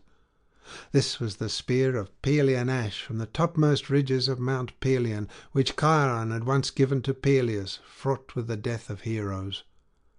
Automedon and Alcimus busied themselves with the harnessing of his horses. They made the bands fast about them, and put the bit in their mouths, drawing the reins back towards the chariot. Automedon, whip in hand, sprang up behind the horses, and after him Achilles mounted in full armour, resplendent as the sun-god Hyperion. Then with a loud voice he chided to his father's horses, saying, "Xanthus and Balius, famed offspring of Podarge, this time when we have done fighting, be sure and bring your driver safely back to the host of the Achaeans, and do not leave him dead on the plain as you did Patroclus." Then fleet Xanthus answered under the yoke, for white-armed Juno had endowed him with human speech, and he bowed his head till his mane touched the ground as it hung down from under the yoke-band. "Dread Achilles," said he, "we will indeed save you now, but the day of your death is near, and the blame will not be ours, for it will be heaven and stern fate that will destroy you. Neither was it through any sloth or slackness on our part that the Trojans stripped Patroclus of his armour.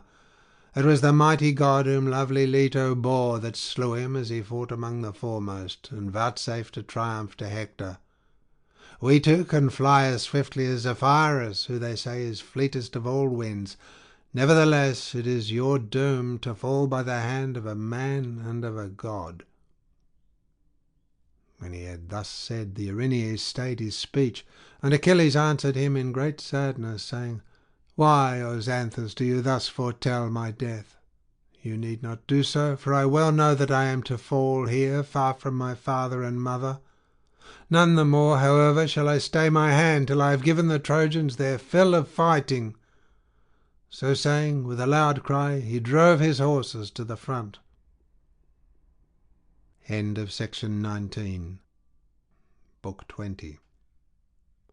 The gods hold a council and determine to watch the fight from the hill Callicolone and the barrow of Hercules. A fight between Achilles and Aeneas is interrupted by Neptune, who saves Aeneas. Achilles kills many Trojans. Thus then did the Achaeans arm by their ships round you, O son of Peleus, who were hungering for battle, while the Trojans over against them armed upon the rise of the plain. Meanwhile Jove, from the top of many-delled Olympus, bade Themis gather the gods in council, whereon she went about and called them to the house of Jove. There was not a river absent except Oceanus, not a single one of the nymphs that haunt fair groves or springs of rivers and meadows of green grass. When they reached the house of cloud-compelling Jove, they took their seats in the arcades of polished marble which Vulcan, with his consummate skill, had made for Father Jove. In such wise, therefore, did they gather in the house of Jove. Neptune also, lord of the earthquake, obeyed the call of the goddess, and came up out of the sea to join them. There, sitting in the midst of them, he asked what Jove's purpose might be. "Why," said he, "wielder of the lightning, have you called the gods in council? Are you considering some matter that concerns the Trojans and Achaeans? For the blaze of battle is on the point of being kindled between them." And Jove answered, "You know my purpose, shaker of earth, and wherefore I have called you hither. I take thought for them even in their destruction. For my own part, I shall stay here seated on Mount Olympus and look on in peace.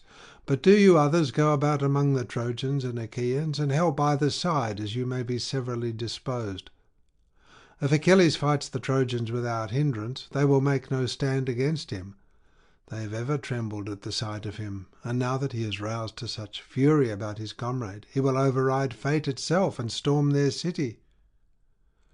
Thus spoke Jove, and gave the word for war, whereon the gods took their several sides and went into battle. Juno, Pallas Minerva, earth-encircling Neptune, Mercury, bringer of good luck and excellent in all cunning, all these joined the host that came from the ships. With them also came Vulcan in all his glory, limping, but yet with his thin legs plying lustily under him. Mars of gleaming helmet joined the Trojans, and with him Apollo of locks unshorn, and the archer goddess Diana, Leto, Xanthus, and laughter-loving Venus. So long as the gods held themselves aloof from mortal warriors, the Achaeans were triumphant, for Achilles, who had long refused to fight, was now with them. There was not a Trojan but his limbs failed him for fear as he beheld the fleet son of Peleus, all glorious in his armour and looking like Mars himself. When, however, the Olympians came to take their part among men, forthwith uprose strong strife, rouser of hosts, and Minerva raised her loud voice, now standing by the deep trench that ran outside the wall, and now shouting with all her might upon the shore of the sounding sea. Mars also bellowed out upon the other side, dark as some black thunder cloud, and called on the Trojans at the top of his voice, now from the Acropolis, and now speeding up the side of the river Simois till he came to the hill Callicolone. Thus did the gods spur on both hosts to fight, and rouse fierce contention also among themselves. The sire of gods and men thundered from heaven above, while from beneath Neptune shook the vast earth and bade the high hills tremble. The spurs and crests of many-fountained Ida quaked, as also the city of the Trojans and the ships of the Achaeans. Hades, king of the realms below, was struck with fear. He sprang panic-stricken from his throne and cried aloud in terror lest Neptune, lord of the earthquake, should crack the ground over his head and lay bare his mouldy mansions to the sight of mortals and immortals, mansions so ghastly grim that even the gods shudder to think of them. Such was the uproar as the gods came together in battle. Apollo with his arrows took his stand to face King Neptune, while Minerva took hers against the god of war. The archer goddess Diana, with her golden arrows, sister of far-darting Apollo, stood to face Juno. Mercury, the lusty bringer of good luck, faced Leto, while the mighty eddying river, whom men called Scamander, but gods Xanthus, matched himself against Vulcan. The gods, then, were thus ranged against one another. But the heart of Achilles was set on meeting Hector, son of Priam, for it was with his blood that he longed above all things else to glut the stubborn lord of battle. Meanwhile Apollo set Aeneas on to attack the son of Peleus, and put courage into his heart, speaking with the voice of Lycaon, son of Priam. In his likeness, therefore, he said to Aeneas, "Aeneas, counsellor of the Trojans, where are now the brave words with which you vaunted over your wine before the Trojan princes, saying that you would fight Achilles, son of Peleus, in single combat?" And Aeneas answered, "Why do you thus bid me fight the proud son of Peleus, when I am in no mind to do so? Were I to face him now, it would not be for the first time. His spear has already put me to flight from Ida, when he attacked our cattle and sacked Lyrnessus and Pedasus. Jove indeed saved me, in that he vouchsafed me strength to fly, else had I fallen by the hands of Achilles and Minerva, who went before him to protect him, and urged him to fall upon the Lelegae and Trojans. No man may fight Achilles, for one of the gods is always with him as his guardian angel, and even were it not so, his weapon flies ever straight, and fails not to pierce the flesh of him who is against him. If heaven would let me fight him on even terms, he should not soon overcome me, though he boasts that he is made of bronze." Then said King Apollo, son to Jove, "Nay, hero, pray to the ever-living gods, for men say that you were born of Jove's daughter Venus, whereas Achilles is son to a goddess of inferior rank. Venus is child to Jove, while Thetis is but a daughter to the old man of the sea. Bring therefore your spear to bear upon him, and let him not scare you with his taunts and menaces." As he spoke, he put courage into the heart of the shepherd of his people, and he strode in full armour among the ranks of the foremost fighters. Nor did the son of Anchises escape the notice of white-armed Juno, as she went forth into the throng to meet Achilles. She called the gods about her and said, "Look to it, you two, Neptune and Minerva, and consider how this shall be. Phoebus Apollo has been sending Aeneas clad in full armour to fight Achilles. Shall we turn him back at once, or shall one of us stand by Achilles and endow him with strength, so that his heart fails not, and he may learn that the chiefs of the immortals are on his side, while the others, who have all along been defending the Trojans, are but vain helpers? Let us all come down from Olympus and join in the fight, that this day he may take no hurt at the hands of the Trojans. Hereafter let him suffer whatever fate may have spun out for him when he was begotten and his mother bore him. If Achilles be not thus assured by the voice of a god, he may come to fear presently when one of us meets him in battle, for the gods are terrible if they are seen face to face." Neptune, lord of the earthquake, answered her, saying, "Juno, restrain your fury. It is not well. I am not in favour of forcing the other gods to fight us, for the advantage is too greatly on our side. Let us take our places on some hill out of the beaten track, and let mortals fight it out among themselves. If Mars or Phoebus Apollo begin fighting, or keep Achilles in check so that he cannot fight, we too will at once raise the cry of battle, and in that case they will soon leave the field and go back vanquished to Olympus among the other gods." With these words the dark-haired god led the way to the high earth-barrow of Hercules, built round solid masonry, and made by the Trojans and Pallas Minerva for him to fly to when the sea-monster was chasing him from the shore onto the plain. Here Neptune and those that were with him took their seats, wrapped in a thick cloud of darkness. But the other gods seated themselves on the brow of Callicone, round you, O Phoebus, and Mars, the waster of cities. Thus did the gods sit apart and form their plans, but neither side was willing to begin battle with the other, and Jove from his seat on high was in command over them all. Meanwhile the whole plain was alive with men and horses, and blazing with the gleam of armour. The earth rang again under the tramp of their feet as they rushed towards each other, and two champions, by far the foremost of them all, met between the hosts to fight, to wit, Aeneas, son of Anchises, and noble Achilles. Aeneas was first to stride forward in attack, his doughty helmet tossing defiance as he came on. He held his strong shield before his breast and brandished his bronze spear. The son of Peleus from the other side sprang forth to meet him, like some fierce lion that the whole countryside has met to hunt and kill. At first he bodes no ill, but when some daring youth has struck him with a spear, he crouches open-mouthed, his jaws foam, he roars with fury, he lashes his tail from side to side about his ribs and loins, and glares as he springs straight before him, to find out whether he is to slay or be slain amongst the foremost of his foes. Even with such fury did Achilles burn to spring upon Aeneas. When they were now close up with one another, Achilles was first to speak.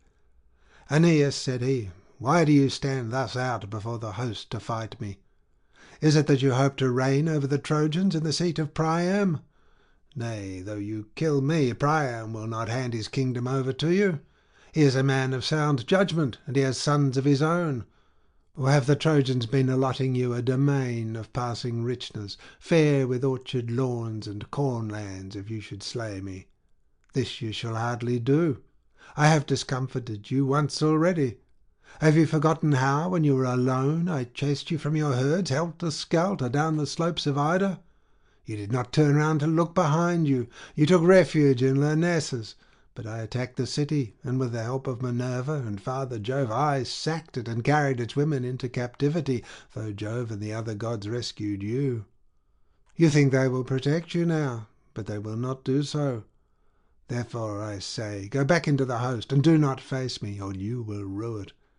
Even a fool may be wise after the event." Then Aeneas answered, "Son of Peleus, think not that your words can scare me as though I were a child. I too, if I will, can brag and talk unseemly. We know one another's race and parentage as matters of common fame, though neither have you ever seen my parents nor I yours. Men say that you are son to noble Peleus, and that your mother is Thetis, fair-haired daughter of the sea. I have noble Anchises for my father, and Venus for my mother.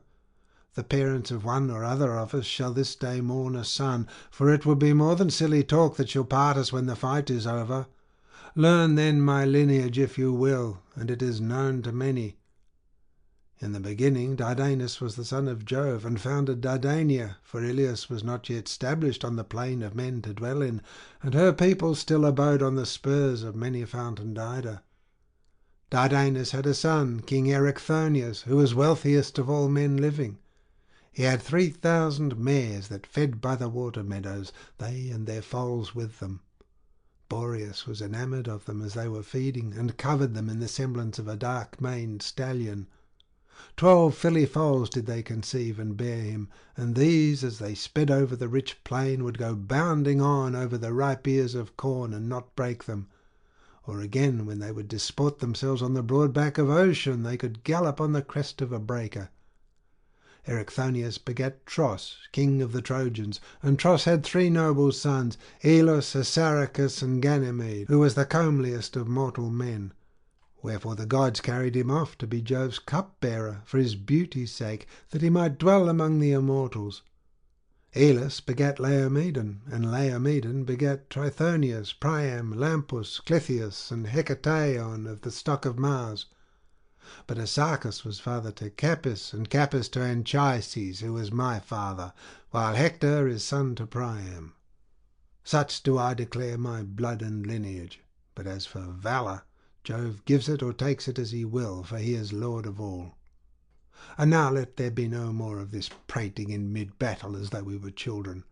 We could fling taunts without end at one another. 100 oared gallery would not hold them. The tongue can run all withers and talk all wise. It can go here and there, and as a man says, so shall he be gainsaid.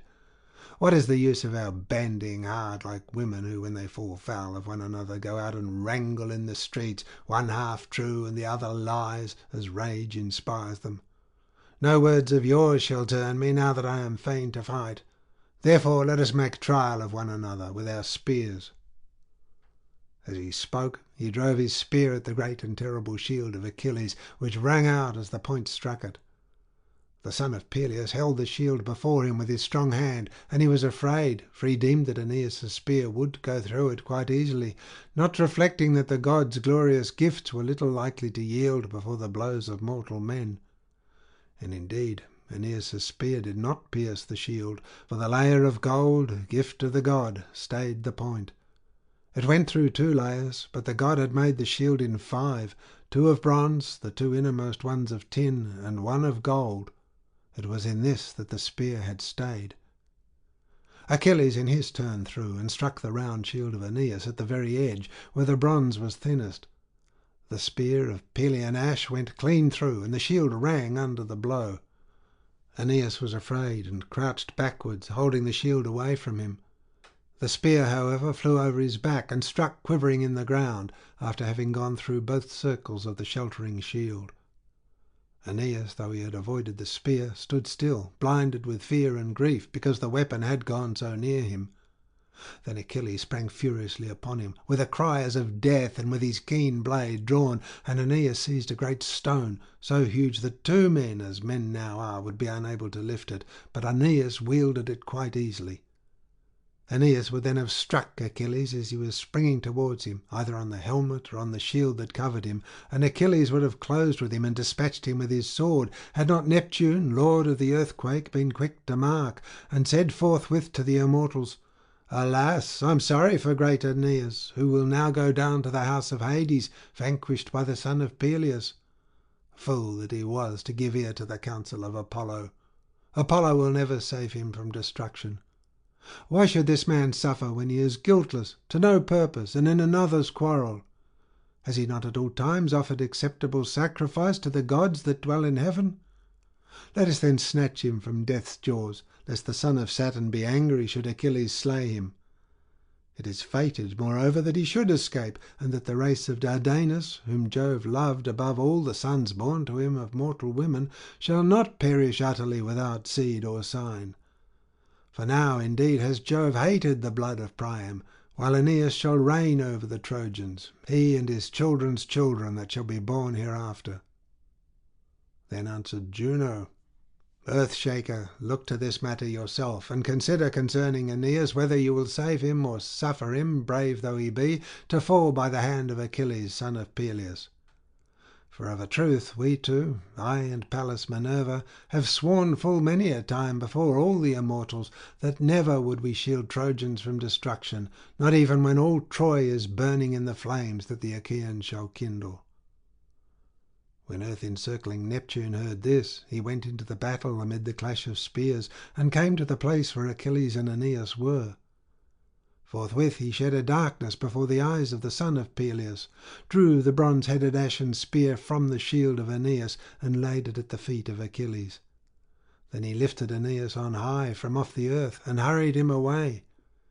Over the heads of many a band of warriors, both horse and foot, did he soar as the god's hand sped him, till he came to the very fringes of the battle, where the Cauconians were arming themselves for fight. Neptune, shaker of the earth, then came near to him and said, "Aeneas, what god has egged you on to this folly in fighting the son of Peleus, who is both a mightier man of valour and more beloved of heaven than you are? Give way before him whensoever you meet him, lest you go down to the house of Hades, even though fate would have it otherwise. When Achilles is dead, you may then fight among the foremost undaunted, for none other of the Achaeans shall slay you." The god left him when he had given him these instructions, and at once removed the darkness from before the eyes of Achilles, who opened them wide indeed, and said in great anger, "Alas, what marvel am I now beholding? Here is my spear upon the ground, but I see not him whom I meant to kill when I hurled it. Of a truth, Aeneas also must be under heaven's protection, although I had thought his boasting was idle. Let him go hang. He will be in no mood to fight me further, seeing how narrowly he has missed being killed. I will now give my orders to the Danaans, and attack some other of the Trojans." He sprang forward along the line, and cheered his men on as he did so. "Let not the Trojans," he cried, "keep you at arm's length, Achaeans, but go for them, and fight them man for man. However valiant I may be, I cannot give chase to so many and fight all of them. Even Mars, who is an immortal, or Minerva, would shrink from flinging himself into the jaws of such a fight and laying about him. Nevertheless, so far as in me lies, I will show no slackness of hand or foot, nor want of endurance, not even for a moment. I will utterly break their ranks, and woe to the Trojan who shall venture within reach of my spear." Thus did he exhort them. Meanwhile Hector called upon the Trojans, and declared that he would fight Achilles. "Be not afraid, proud Trojan," said he, "to face the son of Peleus. I could fight gods myself if the battle were one of words only, but they would be more than a match for me if we had to use our spears. Even so, the deed of Achilles will fall somewhat short of his words. He will do in part, and the other part he will clip short. I will go up against him, though his hands be as fire, though his hands be fire and his strength iron." Thus urged, the Trojans lifted up their spears against the Achaeans, and raised the cry of battle as they flung themselves into the midst of their ranks. But Phoebus Apollo came up to Hector and said, "Hector, on no account must you challenge Achilles to single combat. Keep a lookout for him while you are under cover of the others and away from the thick of the fight. Otherwise he will either hit you with a spear or cut you down at close quarters." Thus he spoke, and Hector drew back within the crowd, for he was afraid when he heard what the god had said to him. Achilles then sprang upon the Trojans with a terrible cry, clothed in valour as with a garment. First he killed Iphition, son of Otrynteus, a leader of much people, whom a naiad nymph had borne to Otrynteus, waster of cities, in the land of Hyde, under the snowy heights of Mount Tmolus. Achilles struck him full on the head as he was coming on towards him, and split it clean in two, whereon he fell heavily to the ground, and Achilles vaunted over him, saying, "You be low, son of Otrynteus, mighty hero. Your death is here, but your lineage is on the Gygaean lake where your father's estate lies, by Hellas, rich in fish, and the eddying waters of Hermus." Thus did he vaunt, but darkness closed the eyes of the other. The chariots of the Achaeans cut him up as their wheels passed over him in the front of battle, and after him Achilles killed Demalion, a valiant man of war and son to Antenor. He struck him on the temple through his bronze-cheeked helmet. The helmet did not stay the spear, but it went right on, crushing the bone so that the brain inside was shed in all directions, and his lust of fighting was ended. Then he struck Hippodamus in the midriff as he was springing down from his chariot in front of him and trying to escape. He breathed his last, bellowing like a bull bellows when young men are dragging him to offer him in sacrifice to the king of Helice, and the heart of the earth-shaker is glad. Even so did he bellow as he lay dying. Achilles then went in pursuit of Polydorus, son of Priam, whom his father had always forbidden to fight, because he was the youngest of his sons, the one he loved best, and the fastest runner. He, in his folly, and showing off the fleetness of his feet, was rushing about among front ranks until he lost his life, for Achilles struck him in the middle of the back as he was darting past him. He struck him just at the golden fastening of his belt, and where the two pieces of the double breastplate overlapped. The point of the spear pierced him through and came out by the navel, whereon he fell groaning onto his knees, and a cloud of darkness overshadowed him as he sank holding his entrails in his hands. When Hector saw his brother Polydorus with his entrails in his hands and sinking down upon the ground, a mist came over his eyes, and he could not bear to keep longer at a distance. He therefore poised his spear and darted towards Achilles like a flame of fire. When Achilles saw him, he bounded forward and vaunted, saying, "This is he that has wounded my heart most deeply, and has slain my beloved comrade. Not for long shall we two quail before one another on the highways of war." He looked fiercely on Hector and said, "Draw near, that you may meet your doom the sooner." Hector feared him not, and answered, "Son of Peleus, think not that your words can scare me as though I were a child. I too, if I will, can brag and talk unseemly. I know that you are a mighty warrior, mightier by far than I. Nevertheless, the issue lies in the lap of heaven, whether I, worse man though I be, may not slay you with my spear, for this too has been found keen ere now." He hurled his spear as he spoke, but Minerva breathed upon it, and though she breathed but very lightly, she turned it back from going towards Achilles, so that it returned to Hector and lay at his feet in front of him. Achilles then sprang furiously on him with a loud cry, bent on killing him, but Apollo caught him up easily, as a god can, and hid him in a thick darkness. Thrice did Achilles spring towards him, spear in hand, and thrice did he waste his blow upon the air.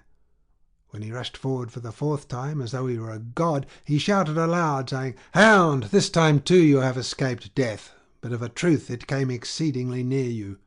Phoebus Apollo, to whom it seems you pray before you go into battle, has again saved you. But if I too have any friend among the gods, I will surely make an end of you when I come across you at some other time. Now, however, I will pursue and overtake other Trojans." On this he struck Dryops with his spear about the middle of his neck, and he fell headlong at his feet. There he let him lie, and stayed Demuchus, son of Philetor, a man both brave and of great stature, by hitting him on the knee with a spear. Then he smote him with his sword and killed him. After this he sprang on Laogonus and Dardanus, sons of Bias, and threw them from their chariot, the one with a blow from a thrown spear, while the other he cut down in hand-to-hand fight. There was also Tros, the son of Alastor. He came up to Achilles and clasped his knees in the hope that he would spare him and not kill him, but let him go, because they were both of the same age. Fool, he might have known that he would not prevail with him, for the man was in no mood for pity or forbearance, but was in grim earnest. Therefore, when Tros laid hold of his knees and sought a hearing for his prayers, Achilles drove his sword into his liver, and the liver came rolling out, while his bosom was all covered with the black blood that welled from the wound. Thus did death close his eyes as he lay lifeless. Achilles then went up to Mulius and struck him on the ear with a spear, and the bronze spearhead came right out at the other ear. He also struck Achilles, son of Agenor, on the head with his sword, which became warm with the blood, while death and stern fate closed the eyes of Achilles. Next in order, the bronze point of his spear wounded Deucalion in the forearm, where the sinews of the elbow are united, whereon he waited Achilles' onset with his arm hanging down, and death staring him in the face. Achilles cut his head off with a blow from his sword, and flung it, helmet and all, away from him, and the marrow came oozing out of his backbone as he lay. He then went in pursuit of Rigmus, noble son of Pieres, who had come from fertile Thrace, and struck him through the middle with a spear which fixed itself in his belly, so that he fell headlong from his chariot. He also speared Areithous, squire to Rigmus, in the back as he was turning his horses in flight, and thrust him from his chariot, while the horses were struck with panic. As a fire raging in some mountain glen after long drought, and the dense forest is in a blaze, while the wind carries great tongues of fire in every direction, even so furiously did Achilles rage, wielding his spear as though he were a god, and giving chase to those whom he would slay, till the dark earth ran with blood. Or as one who yokes broad-browed oxen that they may tread barley in a threshing floor, and it is soon bruised small under the feet of the lowing cattle, even so did the horses of Achilles trample on the shields and bodies of the slain. The axle underneath and the railing that ran round the car were bespattered with clots of blood thrown up by the horses' hoofs and from the tires of the wheels. But the son of Peleus pressed on to win still further glory, and his hands were bedrabbled with gore. End of section 20. Book 21. The fight between Achilles and the river Scamander. The gods fight among themselves. Achilles drives the Trojans within their gates. Now when they came to the ford of the full-flowing river Xanthius, begotten of immortal Jove, Achilles cut their forces in two. One half he chased over the plain towards the city by the same way that the Achaeans had taken when flying panic-stricken on the preceding day, with Hector in full triumph. This way did they fly pell-mell, and Juno sent down a thick mist in front of them to stay them. The other half were hemmed in by the deep, silver-eddying stream, and fell into it with a great uproar. The waters resounded, and the banks rang again as they swam hither and thither with loud cries amid the whirling eddies. As locusts flying to a river before the blast of a grass fire, the flame comes on and on till at last it overtakes them, and they huddle into the water. Even so was the eddying stream of Xanthus, filled with the uproar of men and horses, all struggling in confusion before Achilles. Forthwith the hero left his spear upon the bank, leaning it against a tamarisk bush, and plunged into the river like a god, armed with his sword only. Fell was his purpose as he hewed the Trojans down on every side. Their dying groans rose hideous as the sword smote them, and the river ran red with blood. As when fish fly scared before a huge dolphin, and fill every nook and corner of some fair haven, for he is sure to eat all he can catch. Even so did the Trojans cower under the banks of the mighty river, and when Achilles' arms grew weary from killing them, he drew 12 youths alive out of the water to sacrifice in revenge for Patroclus, son of Menoetius. He drew them out like dazed fawns, bound their hands behind them with the girdles of their own shirts, and gave them over to his men to take back to the ships. Then he sprang into the river, thirsting for still further blood. There he found Lycaon, son of Priam, seed of Dardanus, as he was escaping out of the water. He it was whom he had once taken prisoner when he was in his father's vineyard, having set upon him by night as he was cutting young shoots from a wild fig tree to make the wicker sides of a chariot. Achilles then caught him to his sorrow unawares, and sent him by sea to Lemnos, where the son of Jason bought him. But a guest friend, Eetion of Imbros, freed him with a great sum, and sent him to Arisbe, whence he had escaped and returned to his father's house. He had spent 11 days happily with his friends after he had come from Lemnos, but on the 12th heaven again delivered him into the hands of Achilles, who was to send him to the house of Hades, sorely against his will. He was unarmed when Achilles caught sight of him, and had neither helmet nor shield, nor yet had he any spear, for he had thrown all his armour from him onto the bank, and was sweating with his struggles to get out of the river, so that his strength was now failing him. Then Achilles said to himself in his surprise, "What marvel do I see here? If this man can come back alive after having been sold over into Lemnos, I shall have the Trojans also whom I have slain rising from the world below.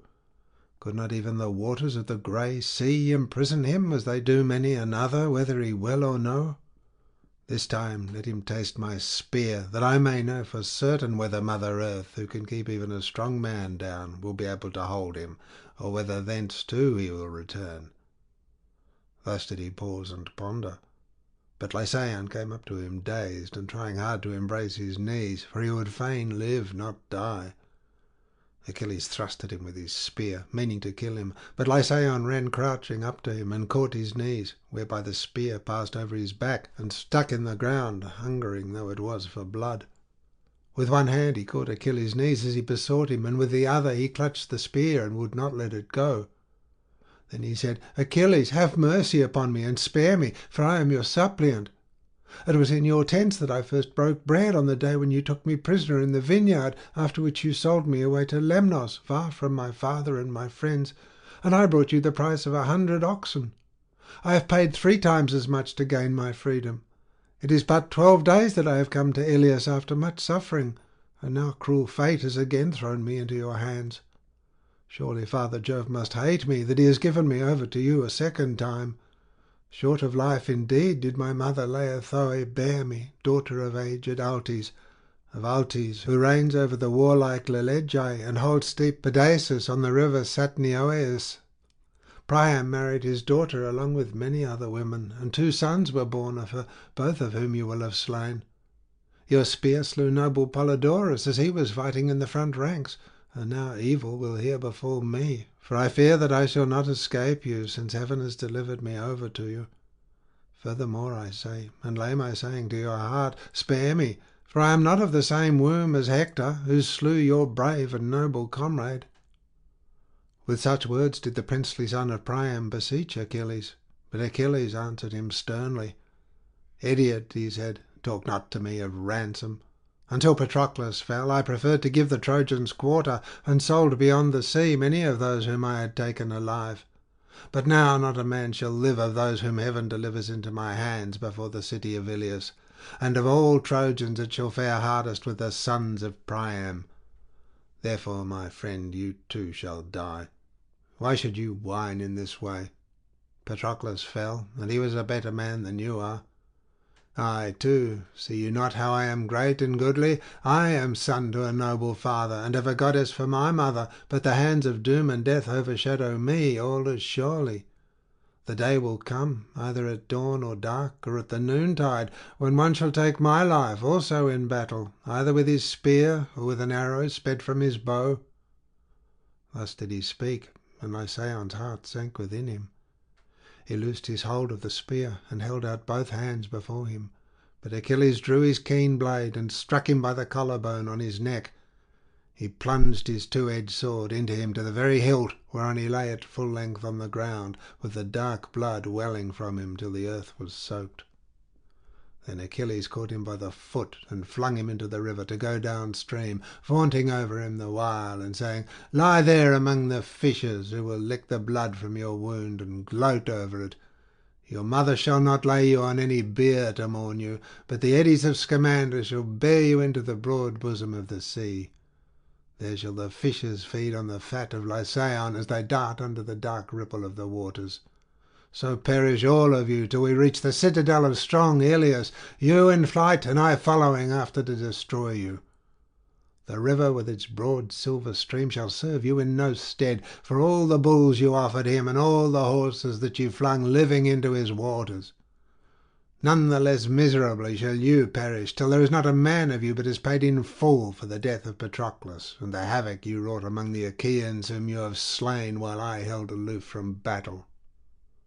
So spoke Achilles, but the river grew more and more angry, and pondered within himself how he should stay the hand of Achilles and save the Trojans from disaster. Meanwhile the son of Peleus, spear in hand, sprang upon Asteropaeus, son of Pelegon, to kill him. He was son to the broad river Axius, and Perobaea, eldest daughter of Asamoneus, for the river had laid with her. Asteropaeus stood up out of the water to face him with a spear in either hand, and Xanthus filled him with courage, being angry for the death of the youths whom Achilles was slaying ruthlessly within his waters. When they were close up with one another, Achilles was first to speak. "Who and whence are you," said he, "who dare to face me? Woe to the parent whose son stands up against me!" And the son of Pelegon answered, "Great son of Peleus, why should you ask my lineage? I am from the fertile land of far Paeonia, captain of the Paeonians, and it is now 11 days that I am at Ilias. I am of the blood of the river Axius, of Axius that is the fairest of all rivers that run. He begot the famed warrior Pelegon, whose son men call me. Let us now fight, Achilles." Thus did he defy him, and Achilles raised his spear of Pelian ash. Asteropaeus failed with both his spears, for he could use both hands alike. With the one spear he struck Achilles' shield, but did not pierce it, for the layer of gold, gift of the god, stayed the point. With the other spear he grazed the elbow of Achilles' right arm, drawing dark blood, but the spear itself went by him and fixed itself in the ground, foiled of its bloody banquet. Then Achilles, fain to kill him, hurled his spear at Asteropaeus, but failed to hit him, and struck the steep bank of the river, driving the spear half its length into the earth. The son of Peleus then drew his sword and sprang furiously upon him. Asteropaeus vainly tried to draw Achilles' spear out of the bank by main force. Thrice did he tug at it, trying with all his might to draw it out, and thrice he had to leave off trying. The fourth time he tried to bend and break it, but ere he could do so, Achilles smote him with his sword and killed him. He struck him in the belly near the navel, so that all his bowels came gushing out onto the ground, and the darkness of death came over him as he lay gasping. Then Achilles set his foot on his chest and spoiled him of his armour, vaunting over him and saying, "Lie there, begotten of a river though you be. It is hard for you to strive with the offspring of Saturn's son. You declare yourself sprung from the blood of a broad river, but I am of the seed of mighty Jove. My father is Peleus, son of Asus, ruler over the many Myrmidons, and Asus was the son of Jove. Therefore, as Jove is mightier than any river that flows into the sea, so are his children stronger than those of any river whatsoever. Moreover, you have a great river hard by, if he can be of any use to you. But there is no fighting against Jove, the son of Saturn, with whom not even King Achilles can compare, nor the mighty stream of deep-flowing Oceanus, from whom all rivers and seas, with all springs and deep wells, proceed. Even Oceanus fears the lightnings of great Jove, and his thunder that comes crashing out of heaven. With this he drew his bronze spear out of the bank, and now that he had killed Asteropaeus, he let him lie where he was on the sand, with the dark water flowing over him, and the eels and fishes busy nibbling and gnawing the fat that was about his kidneys. Then he went in chase of the Paeonians, who were flying along the bank of the river in panic when they saw their leader slain by the hands of the son of Peleus.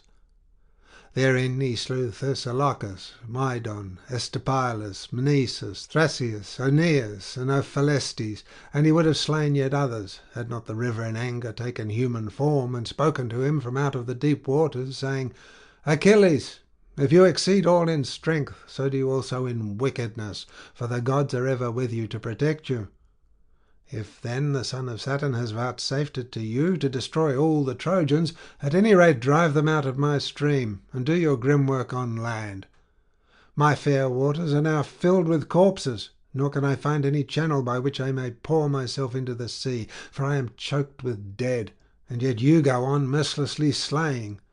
I am in despair, therefore, O captain of your host, trouble me no further. Achilles answered, So be it, Scamander, Jove descended. But I will never cease dealing out death among the Trojans till I have pent them up in their city, and made trial of Hector face to face, that I may learn whether he is to vanquish me, or I him. As he spoke, he set upon the Trojans with a fury like that of the gods. But the river said to Apollo, Surely, son of Jove, lord of the silver bow, you are not obeying the commands of Jove, who charged you straitly that you should stand by the Trojans and defend them till twilight fades and darkness is over the earth. Meanwhile Achilles sprang from the bank into mid-stream, whereon the river raised a high wave and attacked him. He swelled his stream into a torrent, and swept away the many dead whom Achilles had slain and left within his waters. These he cast out onto the land, bellowing like a bull the while, but the living he saved alive, hiding them in his mighty eddies. The great and terrible wave gathered about Achilles, falling upon him and beating on his shield, so that he could not keep his feet.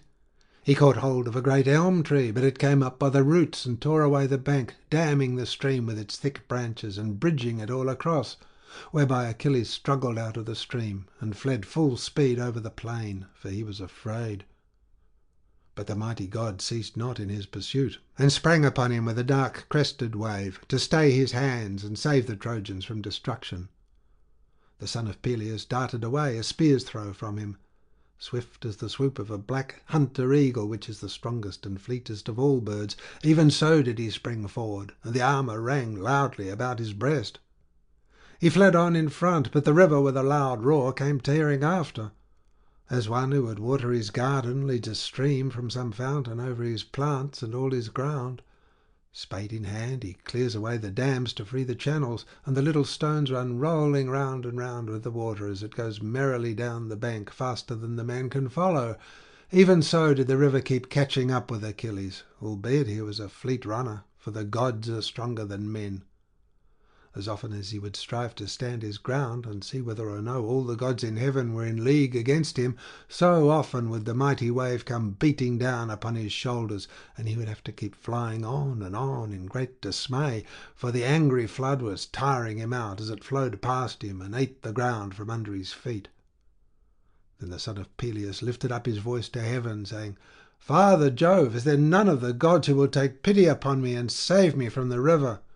I do not care what may happen to me afterwards. I blame none of the other dwellers on Olympus so severely as I do my dear mother, who has beguiled and tricked me. She told me I was to fall under the walls of Troy by the flying arrows of Apollo. Would that Hector, the best man among the Trojans, might there slay me. Then should I fall a hero by the hand of a hero.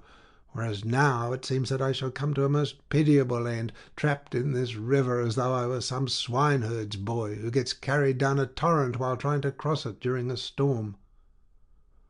As soon as he had spoken thus, Neptune and Minerva came up to him in the likeness of two men, and took him by the hand to reassure him. Neptune spoke first. "Son of Peleus," said he, "be not so exceeding fearful. We are two gods, come with Jove's sanction to assist you, I and Pallas Minerva. It is not your fate to perish in this river. He will abate presently, as you will see. Moreover, we strongly advise you, if you will be guided by us, not to stay your hand from fighting till you have pent the Trojan host within the famed walls of Iliad, as many of them as may escape. Then kill Hector and go back to the ships, for we will vouchsafe you a triumph over him." When they had so said, they went back to the other immortals, but Achilles strove onward over the plain, encouraged by the charge the gods had laid upon him. All was now covered with a flood of waters, and much goodly armour of the youths that had been slain was rifting about, as also many corpses. But he forced his way against the stream, speeding right onwards, nor could the broad waters stay him, for Minerva had endowed him with great strength. Nevertheless, Scamander did not slacken in his pursuit, but was still more furious with the son of Peleus. He lifted his waters into a high crest, and cried aloud to Semues, saying, "Dear brother, let the two of us unite to save this man, or he will sack the mighty city of King Priam, and the Trojans will not hold out against him. Help me at once. Fill your streams with water from their sources. Rouse all your torrents to a fury. Raise your waves on high, and let snags and stones come thundering down, that we may make an end of this savage creature, who is now lording it as though it were a god. Nothing shall serve him longer, not strength, nor comeliness, nor his fine armour, which forsooth shall soon be lying low in the deep waters, covered over with mud. I will wrap him in sand, and pour tons of shingle round him, so that the Achaeans shall not know how to gather his bones for the silt in which I shall have hidden him, and when they celebrate his funeral they need build no barrow." On this he upraised his tumultuous flood high against Achilles, seething as it was with foam and blood and the bodies of the dead.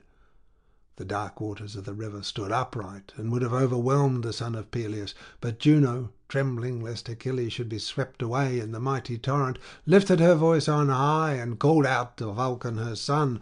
"Crookfoot," she cried, "my child, be up and doing, for I deem it is with you that Xanthus is fain to fight.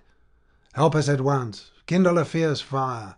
I will then bring up the west and the white south wind in a mighty hurricane from the sea, that shall bear the flames against the heads and armour of the Trojans, and consume them, while you go along the banks of Xanthus, burning his trees and wrapping him round with fire. Let him not turn you back, neither by fair words nor foul, and slacken not till I shout and tell you. Then you may stay your flames." On this Vulcan kindled a fierce fire, which broke out first upon the plain, and burned the many dead whom Achilles had killed, and whose bodies were lying about in great numbers. By this means the plain was dried, and the flood stayed. As the north wind, blowing on an orchard that has been sodden with autumn rain, soon dries it, and the heart of the owner is glad, even so the whole plain was dried, and the dead bodies were consumed. Then he turned tongues of fire onto the river. He burned the elms, the willows, and the tamarisks, the lotus also, with the rushes and marshy herbage that grew abundantly by the banks of the river. The eels and fishes that go darting about everywhere in the water, these too were sorely harassed by the flames that cunning Vulcan had kindled, and the river himself was scalded, so that he spoke, saying, "Vulcan, there is no god can hold his own against you. I cannot fight you when you flare out your flames in this way. Strive with me no longer. Let Achilles drive the Trojans out of their city immediately. What have I to do with quarrelling and helping people?"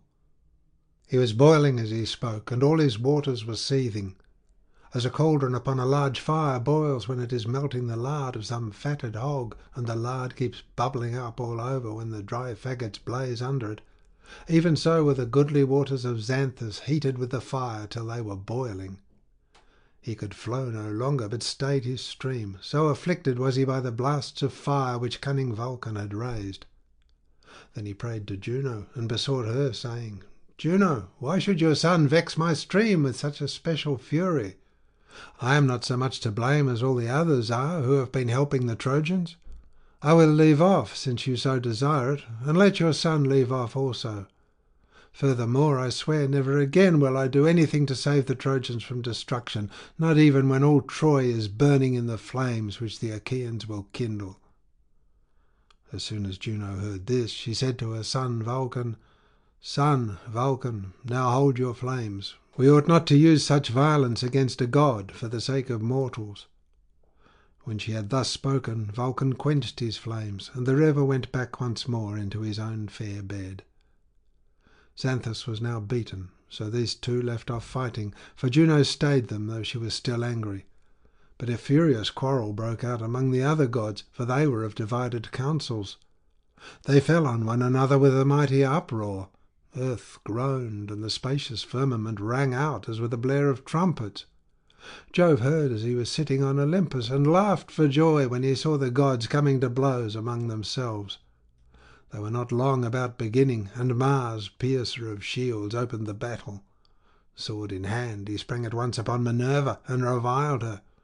"Why, vixen," said he, "have you again set the gods by the ears in the pride and haughtiness of your heart?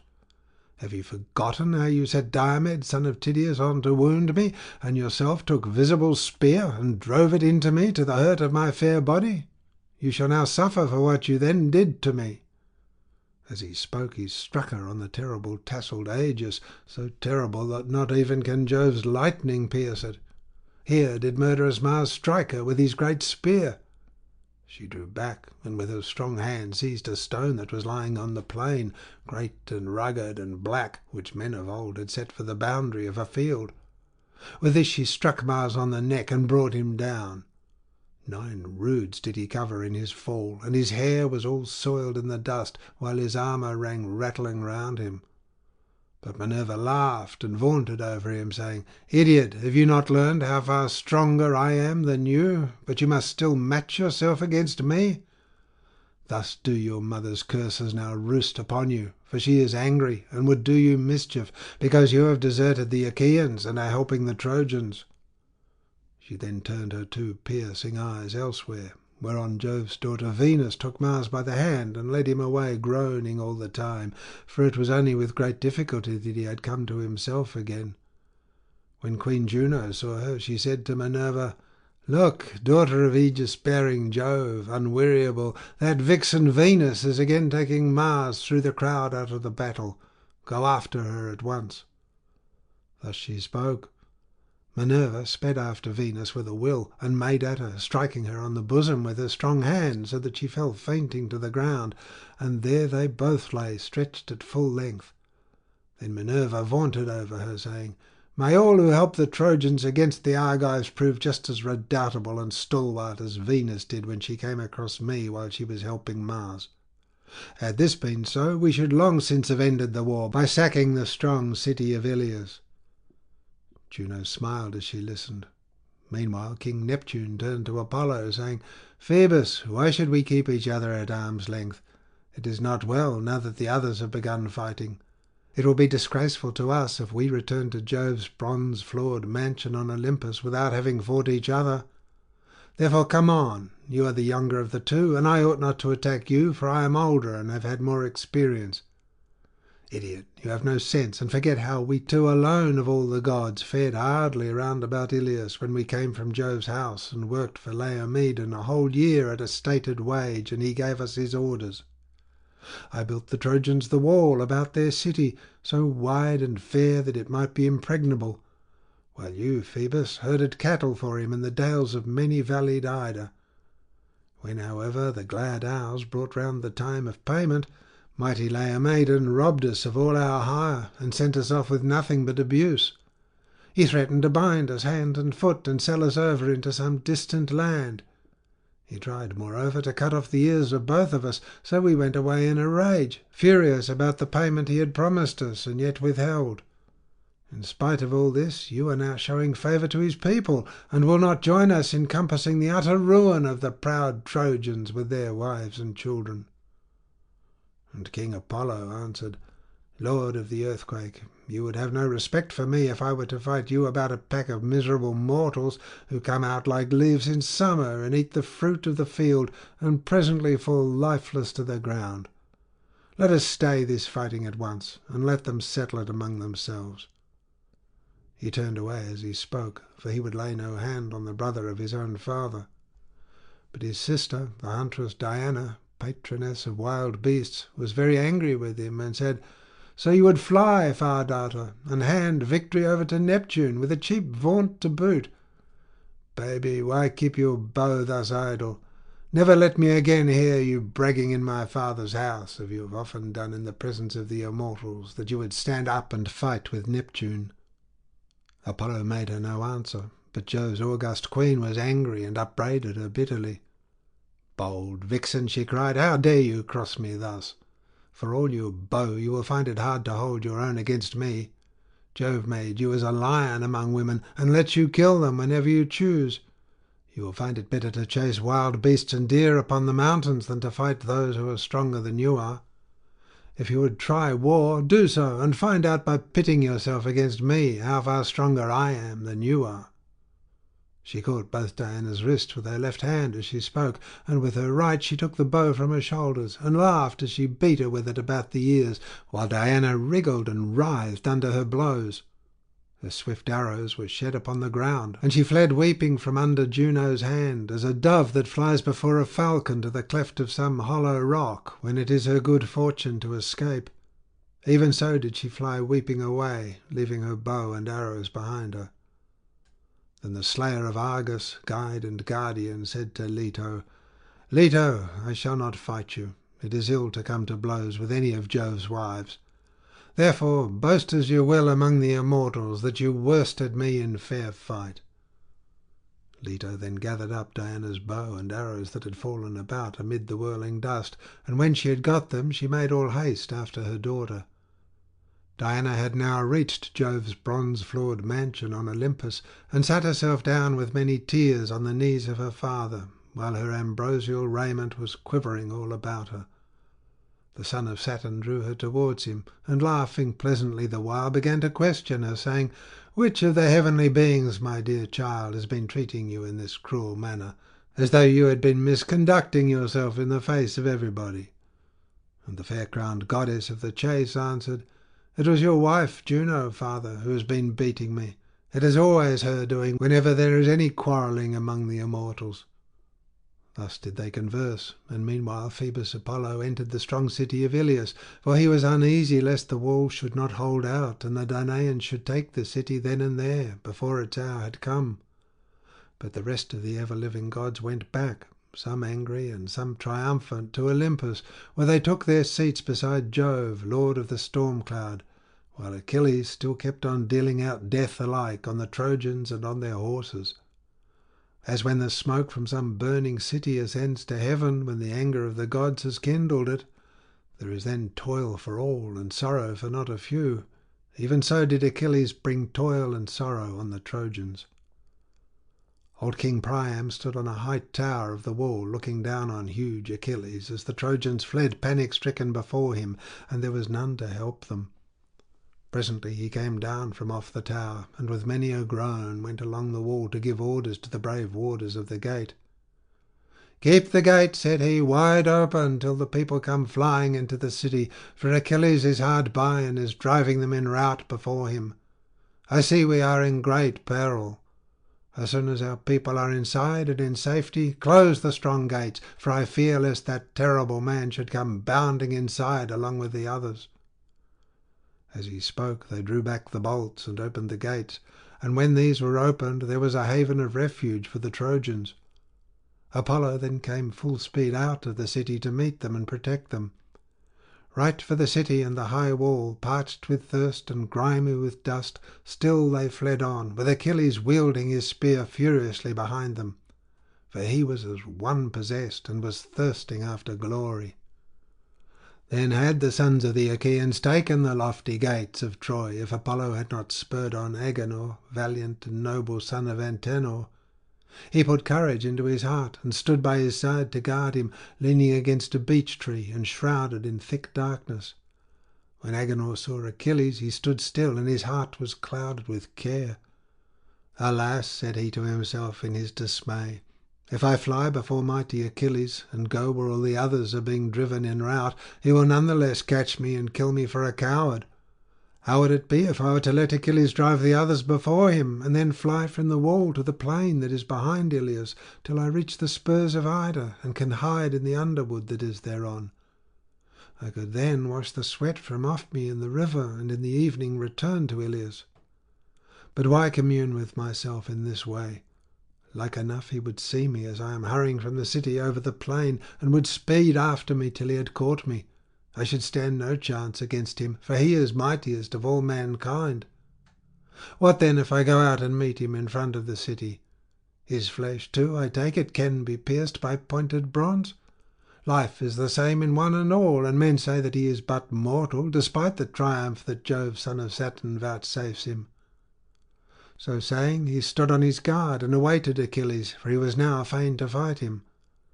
As a leopardess that bounds from out of a thick covert to attack a hunter, she knows no fear and is not dismayed by the baying of the hounds, even though the man be too quick for her and wound her either with thrust or spear. Still, though the spear has pierced her, she will not give in till she has either caught him in her grip or been killed outright. Even so did noble Agenor, son of Antenor, refuse to fly till he had made trial of Achilles, and took aim at him with his spear, holding his round shield before him, and crying with a loud voice, "Of a truth," said he, "noble Achilles, you deem that you shall this day sack the city of the proud Trojans. Fool! There will be trouble enough yet before it, for there is many a brave man of us still inside who will stand in front of our dear parents, with our wives and children, to defend Ilios. Here, therefore, huge and mighty warrior though you be, here shall you die." As he spoke, his strong hand hurled his javelin from him, and the spear struck Achilles on the leg beneath the knee. The greave of newly wrought tin rang loudly, but the spear recoiled from the body of him whom it had struck, and did not pierce it, for the god's gift stayed it. Achilles in his turn attacked noble Agenor, but Apollo would not vouchsafe him glory, for he snatched Agenor away and hid him in a thick mist, sending him out of the battle unmolested. Then he craftily drew the son of Peleus away from going after the host, for he put on the semblance of Agenor and stood in front of Achilles, who ran towards him to give chase, and pursued him over the cornlands of the plain, turning him towards the deep waters of the river Scamander. Apollo ran but a little way before him, and beguiled Achilles by making him think all the time that he was on the point of overtaking him. Meanwhile the rabble of routed Trojans was thankful to crowd within the city till their numbers thronged it. No longer did they dare wait for one another outside the city walls, to learn who had escaped and who were fallen in fight, but all whose feet and knees could still carry them poured pell-mell into the town. End of section 21. Book 22. The Death of Hector. Thus the Trojans in the city, scared like fawns, wiped the sweat from off them, and drank to quench their thirst, leaning against the goodly battlements, while the Achaeans with their shields laid upon their shoulders drew close up to the walls. But stern fate bade Hector stay where he was before Ilios and the Scaean gates. Then Phoebus Apollo spoke to the son of Peleus, saying, "Why, son of Peleus, do you, who are but a man, give chase to me who am immortal? Have you not yet found out that it is a god whom you pursue so furiously? You did not harass the Trojans whom you had routed, and now they are within their walls, while you have been decoyed hither away from them. Me you cannot kill, for death can take no hold upon me." Achilles was greatly angered, and said, "You have balked me, Far Darter, most malicious of all gods, and have drawn me away from the wall, where many another man would have bitten the dust ere he got within Ilios. You have robbed me of great glory, and have saved the Trojans, at no risk to yourself, for you have nothing to fear. But I would indeed have my revenge if it were in my power to do so." On this, with fell intent, he made towards the city, and as the winning horse in a chariot race strains every nerve when he is flying over the plain, even so fast and furiously did the limbs of Achilles bear him onwards. King Priam was first to note him as he scoured the plain, all radiant as the star which men called Orion's hound, and whose beams blaze forth in time of harvest more brilliantly than those of any other that shines by night. Brightest of them, although he be, yet he bodes ill for mortals, for he brings fire and fever in his train. Even so did Achilles' armour gleam on his breast as he sped onwards. Priam raised a cry and beat his head with his hands as he lifted them up, and shouted out to his dear son, imploring him to return. But Hector still stayed before the gates, for his heart was set upon doing battle with Achilles. The old man reached out his arms towards him, and bade him for pity's sake come within the walls. "Hector," he cried, "my son, stay not to face this man alone and unsupported, or you will meet death at the hands of the son of Peleus, for he is mightier than you. Monster that he is, would indeed that the gods loved him no better than I do, for so dogs and vultures would soon devour him as he lay stretched on earth, and a load of grief would be lifted from my heart, for many a brave son has he reft from me, either by killing them or selling them away in the islands that are beyond the sea. Even now I miss 2 sons from among the Trojans who have thronged within the city, Lycaon and Polydorus, whom Laerthoe, peeress among women, bore me. Should they be still alive and in the hands of the Achaeans, we will ransom them with gold and bronze, of which we have store, for the old man Altes endowed his daughter richly. But if they are already dead and in the house of Hades, sorrow will it be to us too who were their parents, albeit the grief of others will be more short-lived, unless you too perish at the hands of Achilles. Come then, my son, within the city, to be the guardian of Trojan men and Trojan women, or you will both lose your own life and afford a mighty triumph to the son of Peleus. Have pity also on your unhappy father, while life yet remains to him, on me, whom the son of Saturn will destroy by a terrible doom on the threshold of old age, after I have seen my sons slain and my daughters haled away as captives, my bridal chambers pillaged, my little children dashed to earth amid the rage of battle, and my sons' wives dragged away by the cruel hands of the Achaeans. In the end, fierce hounds will tear me in pieces at my own gates, after someone has beaten the life out of my body with sword or spear hounds that I myself reared and fed at my own table to guard my gates, but who would yet lap my blood, and then lie all distraught at my doors. When a young man falls by the sword in battle, he may lie where he is, and there is nothing unseemly. Let what will be seen. All is honourable in death. But when an old man is slain, there is nothing in this world more pitiable than that the dog should defile his grey hair and beard, and all that men hide for shame." The old man tore his grey hair as he spoke, but he moved not the heart of Hector. His mother hard by wept and moaned aloud as she bared her bosom and pointed to the breast which had suckled him.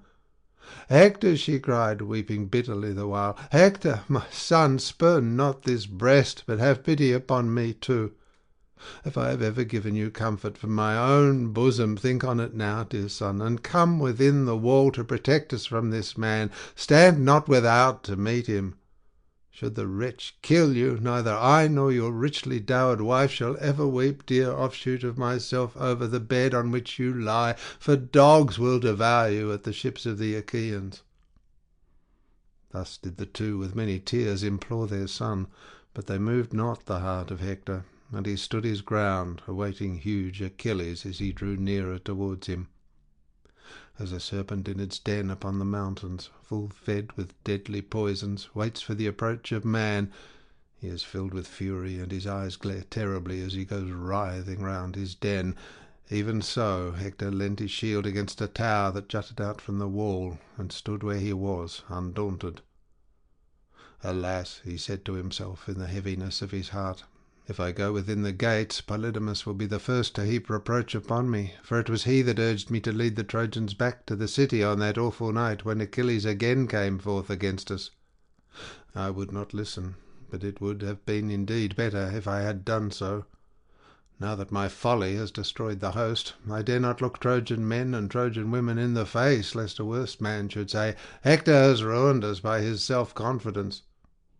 Surely it would be better for me to return after having fought Achilles and slain him, or to die gloriously here before the city. What again if I were to lay down my shield and helmet, lean my spear against the wall, and go straight up to noble Achilles?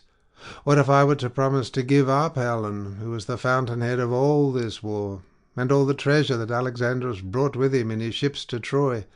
Ay, and to let the Achaeans divide the half of everything that the city contains among themselves.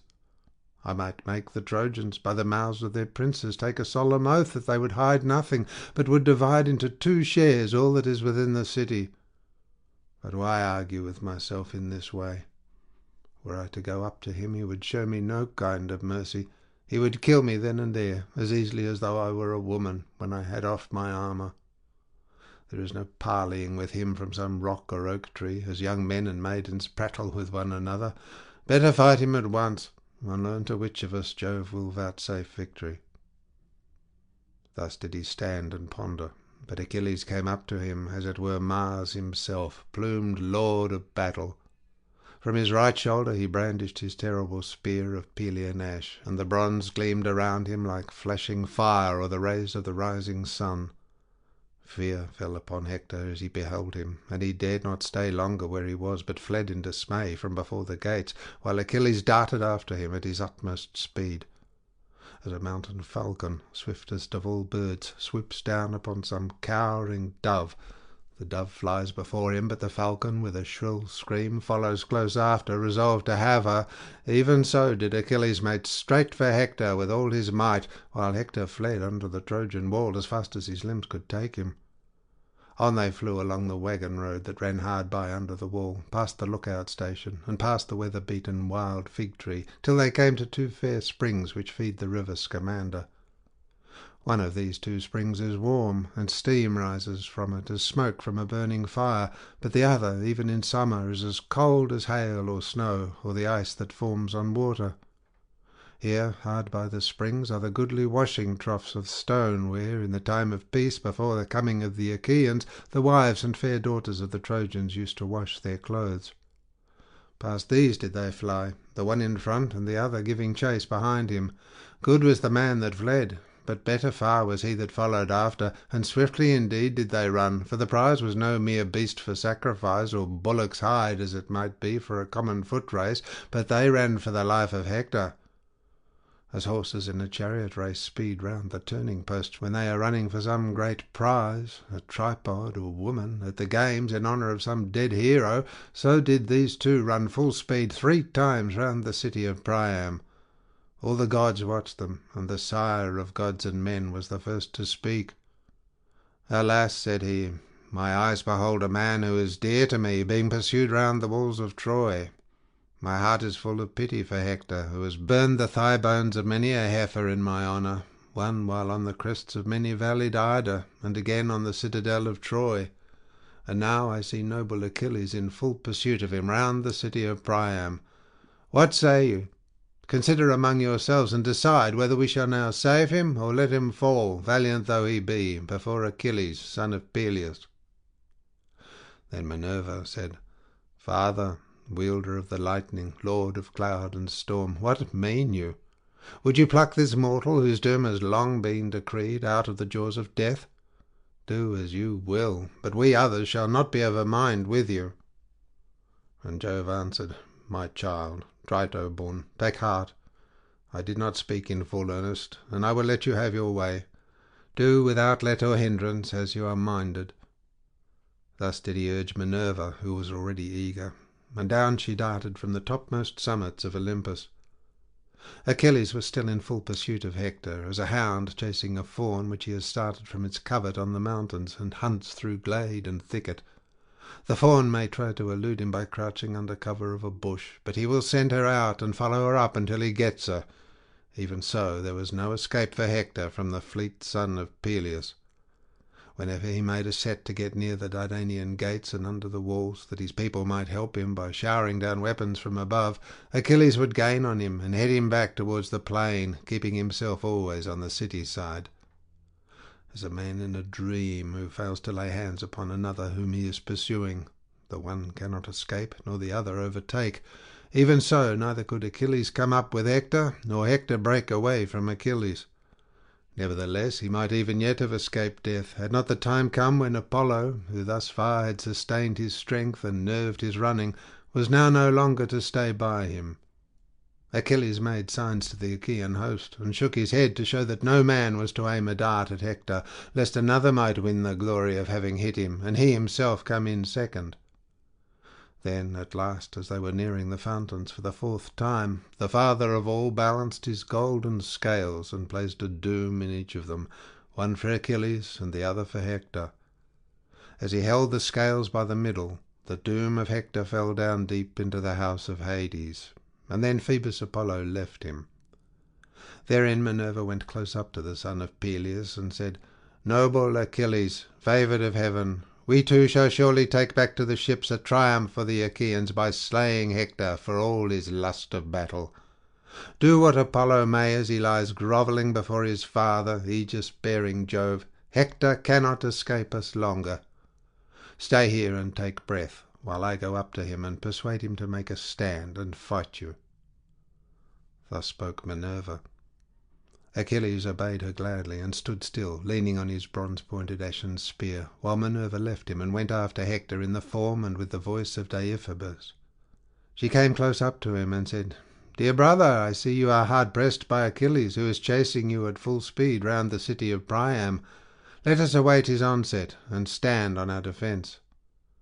And Hector answered, "Deiphobus, you have always been dearest to me of all my brothers, children of Hecuba and Priam, but henceforth I shall rate you yet more highly, inasmuch as you have ventured outside the wall for my sake, when all the others remained inside." Then Minerva said, "Dear brother, my father and mother went down on their knees and implored me, as did all my comrades, to remain inside, so great a fear has fallen upon them all. But I was in an agony of grief when I beheld you. Now, therefore, let us two make a stand and fight, and let there be no keeping our spears in reserve, that we may learn whether Achilles shall kill us and bear off our spoils to the ships, or whether he shall fall before you." Thus did Minerva inveigle him by her cunning, and when the two were now close to one another, great Hector was first to speak. "I will no longer fly you, son of Peleus," said he, "as I have been doing hitherto. 3 times have I fled round the mighty city of Priam, without daring to withstand you. But now let me either slay or be slain, for I am in the mind to face you. Let us then give pledges to one another by our gods, who are the fittest witnesses and guardians of all covenants. Let it be agreed between us that if Jove vouchsafes me the longer stay, and I take your life, I am not to treat your dead body in any unseemly fashion. But when I have stripped you of your armour, I am to give up your body to the Achaeans. And do you likewise." Achilles glared at him and answered, "Fool, prate not to me about covenants. There can be no covenants between men and lions. Wolves and lambs can never be of one mind, but hate each other out and out all through. Therefore there can be no understanding between you and me, nor may there be any covenants between us, till one or other shall fall and glut grim Mars with his life's blood. Put forth all your strength. You have need now to prove yourself indeed a bold soldier and man of war. You have no more chance, and Pallas Minerva will forthwith vanquish you by my spear. You shall now pay me in full for the grief you have caused me on account of my comrades, whom you have killed in battle." He poised his spear as he spoke, and hurled it. Hector saw it coming and avoided it. He watched it, and crouched down so that it flew over his head and stuck in the ground beyond. Minerva then snatched it up and gave it back to Achilles, without Hector's seeing her. Hector thereon said to the son of Peleus, "You have missed your aim, Achilles, spear of the gods, and Jove has not yet revealed to you the hour of my doom, though you made sure that he had done so. You were a false-tongued liar when you deemed that I should forget my valour and quail before you. You shall not drive your spear into the back of a runaway. Drive it, should heaven so grant you power, drive it into me as I make straight towards you. And now, for your own part, avoid my spear if you can. Would that you might receive the whole of it into your body. If you are once dead, the Trojans would find the war an easier matter, for it is you who have harmed them most." He poised his spear as he spoke, and hurled it. His aim was true, for he hit the middle of Achilles' shield, but the spear rebounded from it, and did not pierce it. Hector was angry when he saw that the weapon had sped from his hand in vain, and stood there in dismay, for he had no second spear. With a loud cry he called Deiphobus, and asked him for one, but there was no man. Then he saw the truth, and said to himself, "Alas, the gods have lured me on to my destruction. I deemed that the hero Deiphobus was by my side, but he is within the wall, and Minerva has inveigled me. Death is now indeed exceedingly near at hand, and there is no way out of it, for so Jove and his son Apollo, the Far-Darter, have willed it, though heretofore they have been ever ready to protect me. My doom has come upon me. Let me not then die ingloriously and without a struggle, but let me first do some great thing that should be told among men hereafter. And as he spoke he drew the keen blade that hung so great and strong by his side, and gathering himself together he sprang on Achilles like a soaring eagle which swoops down from the clouds onto some lamb or timid hare. Even so did Hector brandish his sword and spring upon Achilles. Achilles, mad with rage, darted towards him with his wondrous shield before his breast, and his gleaming helmet, made with 4 layers of metal, nodding fiercely forward. The thick tresses of gold within which Vulcan had crested the helmet floated round it, and as the evening star that shines brighter than all the others through the stillness of night, even such was the gleam of the spear which Achilles poised in his right hand, fraught with the death of noble Hector. He eyed his fair flesh over and over to see where he could best wound it, but all was protected by the goodly armour of which Hector had spoiled Patroclus after he had slain him, save only the throat, where the collarbone divides the neck from the shoulders, and this is the most deadly place. Here then did Achilles strike him as he was coming on towards him, and the point of his spear went right through the fleshy part of the neck, but it did not sever his windpipe, so that he could still speak. Hector fell headlong, and Achilles vaunted over him, saying, "Hector, you deemed that you should come off scatheless when you were spoiling Patroclus, and recked not of myself, who was not with him. Fool that you were! For I, his comrade, mightier far than he, was still left behind him at the ships, and now I have laid you low. The Achaeans shall give him all due funeral rites, while dogs and vultures shall work their will upon yourself." Then Hector said, as the life ebbed out of him, "I pray you by your life and knees, and by your parents, let not dogs devour me at the ships of the Achaeans, but accept the rich treasure of gold and bronze which my father and mother will offer you, and send my body home, that the Trojans and their wives may give me my dues of fire when I am dead." Achilles glared at him and answered, "Dog, talk not to me neither of knees nor parents. Would that I could be as sure of being able to cut your flesh into pieces and eat it raw for the ill you have done me, as I am that nothing shall save you from the dogs. It shall not be, though they bring 10 or 20-fold ransom, and weigh it out for me on the spot, with promise of yet more hereafter. Though Priam, son of Dardanus, should bid them offer me your weight in gold, even so your mother shall never lay you out and make lament over the son she bore, but dogs and vultures shall eat you utterly up." Hector, with his dying breath, then said, "I know what you are, and it were sure that I should not move you, for your heart is hard as iron. Look to it that I bring not heaven's anger upon you on the day when Paris and Phoebus Apollo, valiant though you be, shall slay you at the Scaean gates." When he had thus said, the shrouds of death enfolded him, whereon his soul went out of him, and flew down to the house of Hades, lamenting its sad fate, that it should enjoy youth and strength no longer. But Achilles said, speaking to the dead body, "Die. For my part, I will accept my fate whensoever Jove and the other gods see fit to send it." As he spoke, he drew his spear from the body and set it on one side. Then he stripped the blood-stained armour from Hector's shoulders, while the other Achaeans came running up to view his wondrous strength and beauty, and no one came near him without giving him a fresh wound. Then would one turn to his neighbour and say, "It is easier to handle Hector now than when he was flinging fire onto our ships," and as he spoke he would thrust his spear into him anew. When Achilles had done spoiling Hector of his armour, he stood among the Argives and said, "My friends, princes and counsellors of the Argives, now that heaven has vouchsafed us to overcome this man, who has done us more hurt than all the others together, consider whether we should not attack the city in force, and discover in what mind the Trojans may be. We should thus learn whether they will desert their city now that Hector has fallen, or will still hold out even though he is no longer living. But why argue with myself in this way, while Patroclus is still lying at the ships unburied and unmourned? He whom I can never forget, so long as I am alive and my strength fails not. Though men forget the dead when once they are within the house of Hades, yet not even there will I forget the comrade whom I have lost.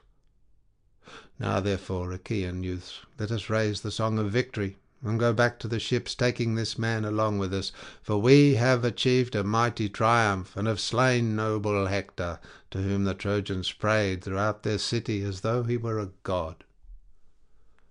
On this he treated the body of Hector with contumely. He pierced the sinews at the back of both his feet from head to ankle, and passed thongs of oxhide through the slits he had made. Thus he made the body fast to his chariot, letting the head trail upon the ground. Then, when he had put the goodly armour on the chariot, and had himself mounted, he lashed his horses on, and they flew forward, nothing loath.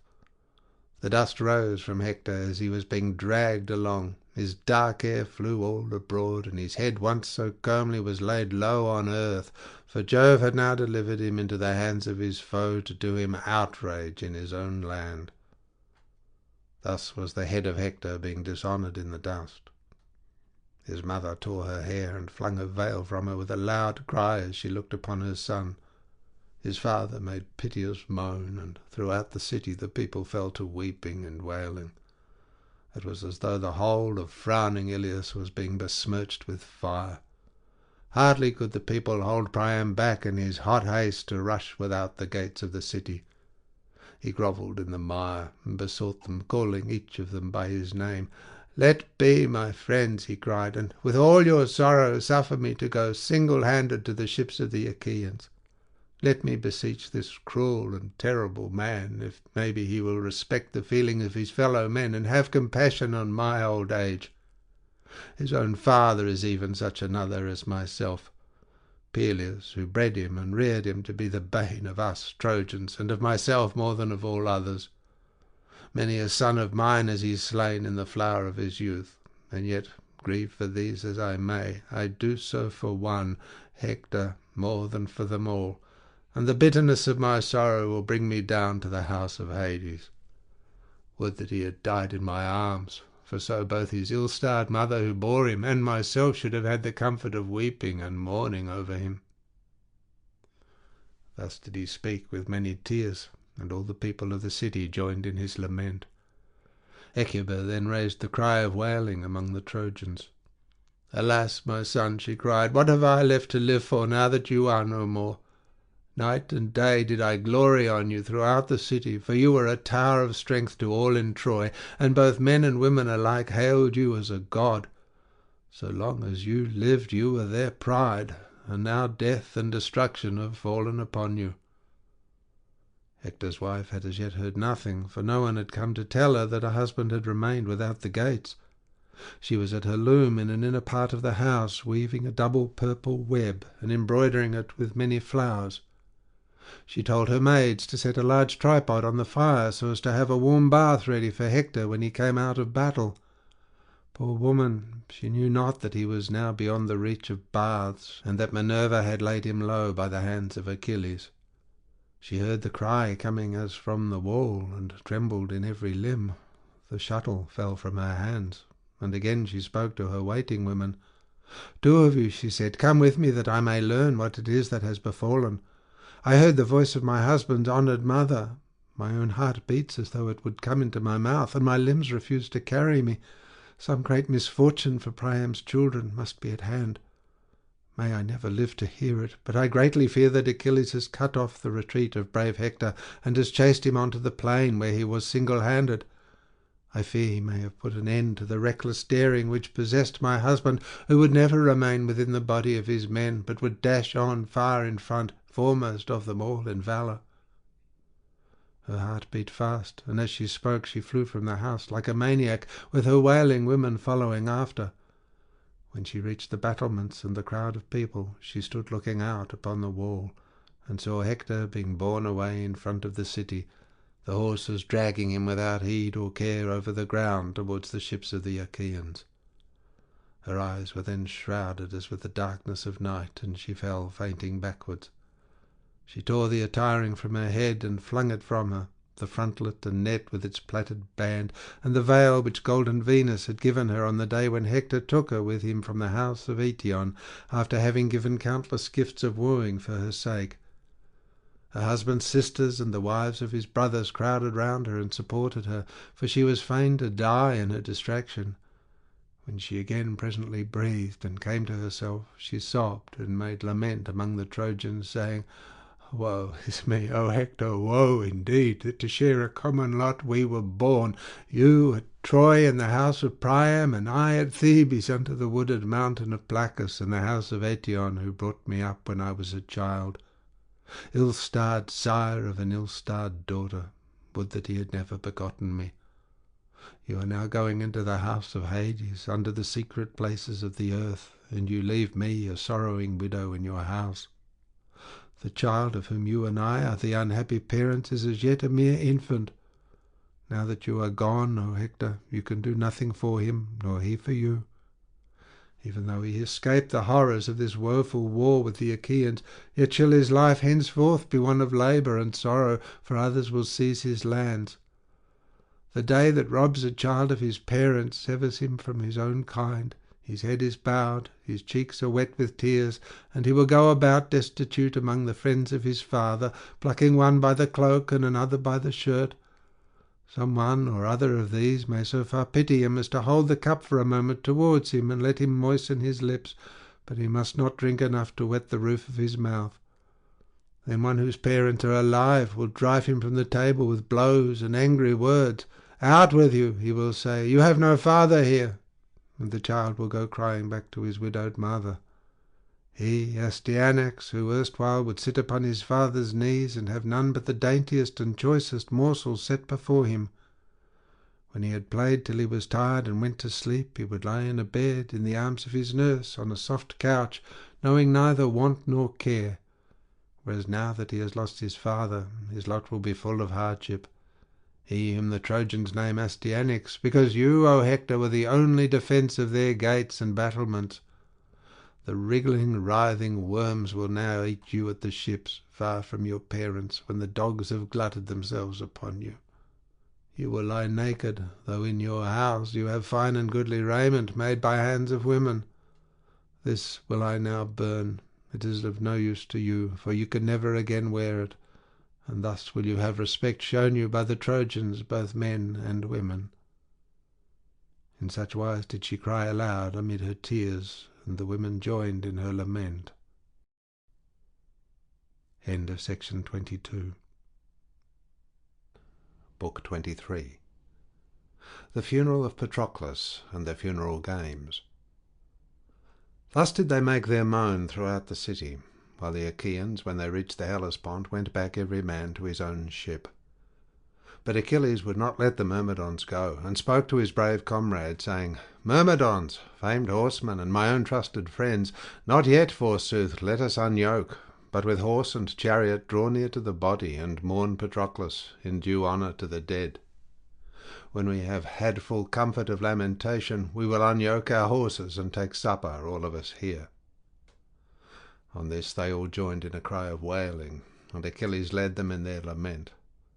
Thrice did they drive their chariots, all sorrowing, round the body, and Thetis stirred within them a still deeper yearning. The sands of the seashore and the men's armour were wet with their weeping, so great a minister of fear was he whom they had lost.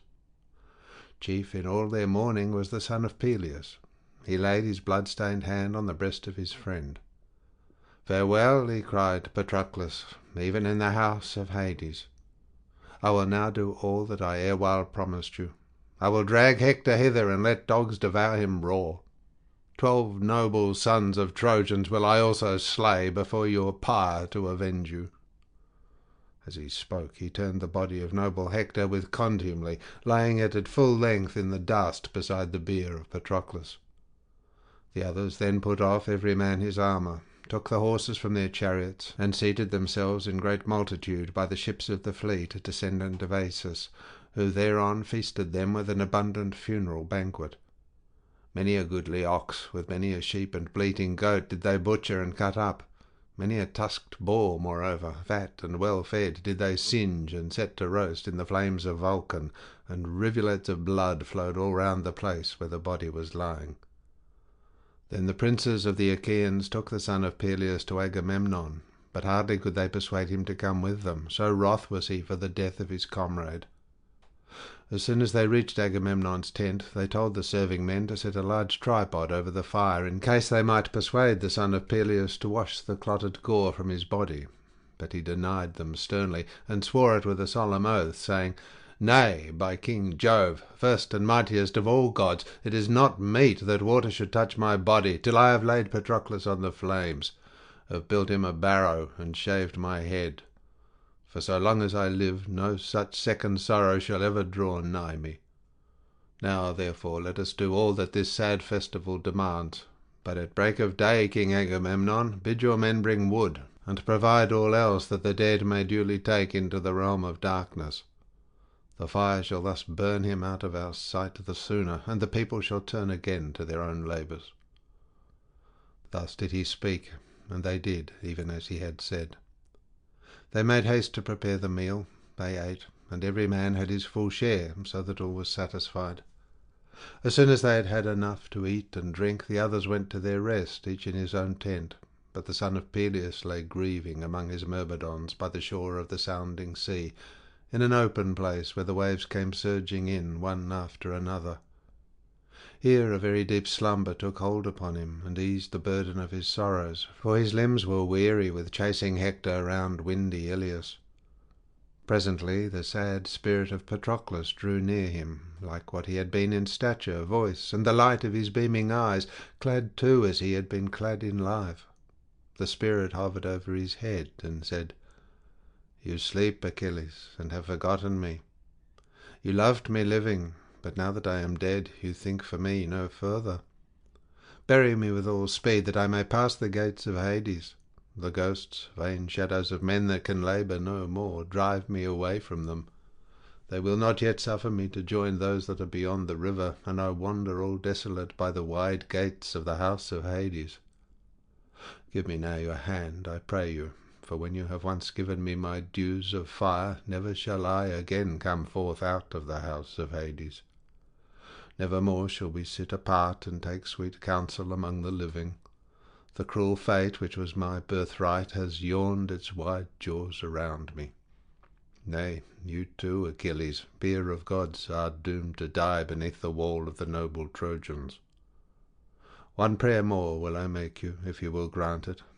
Let not my bones be laid apart from yours, Achilles, but with them. Even as we were brought up together in your own home, that time Menoetius brought me to you as a child from Hephaestus, because by a sad spite I had killed the son of Amphimatus, not of set purpose, but in childish quarrel over the dice. The knight Peleus took me into his house, entreated me kindly, and named me to be your squire. Therefore let our bones lie in but a single urn, the two-handled golden vase given to you by your mother." And Achilles answered, "Why, true heart, are you come hither to lay these charges upon me? I will of my own self do all as you have bidden me. Draw closer to me. Let us once more throw our arms around one another, and find sad comfort in the sharing of our sorrows." He opened his arms towards him as he spoke, and would have clasped him in them, but there was nothing, and the spirit vanished as a vapour, gibbering and whining into the earth. Achilles sprang to his feet, smote his two hands, and made lamentation, saying, "Of a truth, even in the house of Hades there are ghosts and phantoms that have no life in them. All night long the sad spirit of Patroclus has hovered overhead, making piteous moan, telling me what I am to do for him, and looking wondrously like himself." Thus did he speak, and his words set them all weeping and mourning about the poor dumb dead, till rosy-fingered morn appeared.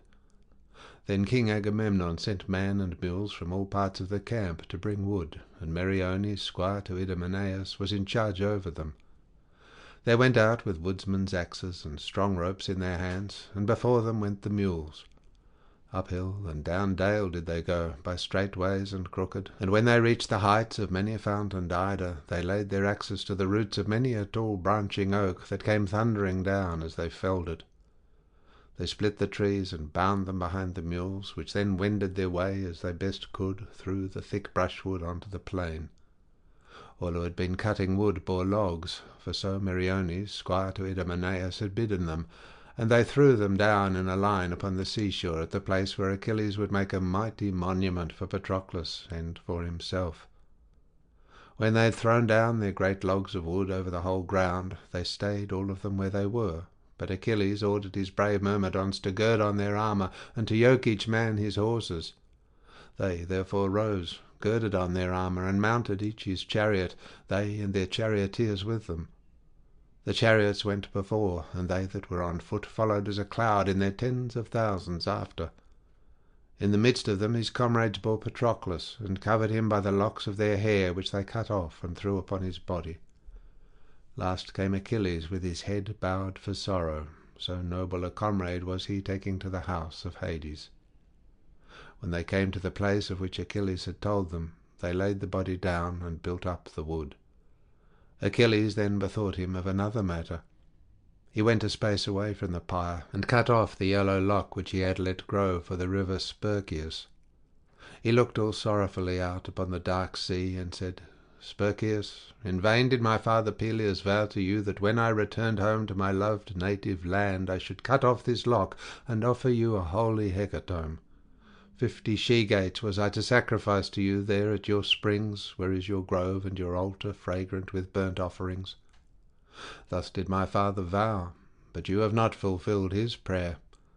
Now, therefore, that I shall see my home no more, I give this lock as a keepsake to the hero Patroclus."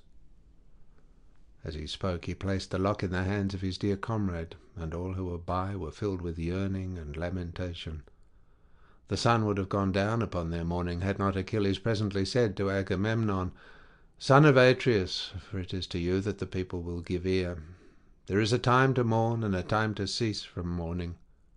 Bid the people now leave the pyre and set about getting their dinners. We, to whom the dead is dearest, will see to what is wanted here, and let the other princes also stay by me."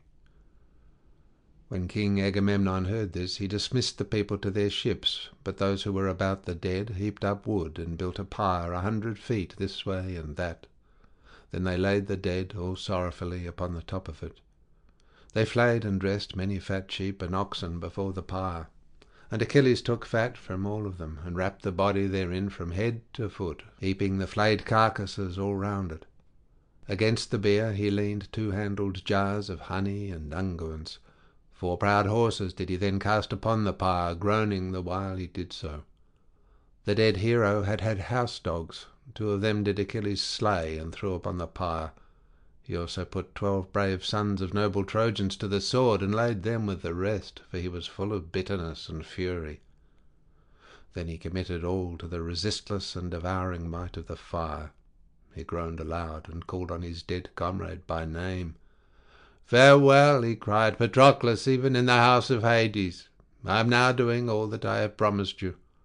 12 brave sons of noble Trojans shall the flames consume along with yourself, but dogs, not fire, shall devour the flesh of Hector, son of Priam." Thus did he vaunt, but the dogs came not about the body of Hector, for Jove's daughter Venus kept them off him night and day, and anointed him with ambrosial oil of roses, that his flesh might not be torn when Achilles was dragging him about. Phoebus Apollo, moreover, sent a dark cloud from heaven to earth, which gave shade to the whole place where Hector lay, that the heat of the sun might not parch his body. Now the pyre about dead Patroclus would not kindle. Achilles therefore bethought him of another matter. He went apart and prayed to the 2 winds, Boreas and Zephyrus, vowing them goodly offerings. He made them many drink offerings from the golden cup, and besought them to come and help him, that the wood might make haste to kindle, and the dead bodies be consumed. Fleet Iris heard him praying, and started off to fetch the winds. They were holding high feast in the house of boisterous Zephyrus, when Iris came running up to the stone threshold of the house, and stood there. But as soon as they set eyes on her, they all came towards her, and each of them called her to him. But Iris would not sit down. "I cannot stay," she said. "I must go back to the streams of Oceanus and the land of the Ethiopians, who are offering hecatombs to the immortals, and I would have my share. But Achilles prays that Boreas and shrill Zephyrus will come to him, and he vows them goodly offerings. He would have you blow upon the pyre of Patroclus, for whom all the Achaeans are lamenting." With this she left them, and the two winds rose with a cry that rent the air and swept the clouds before them.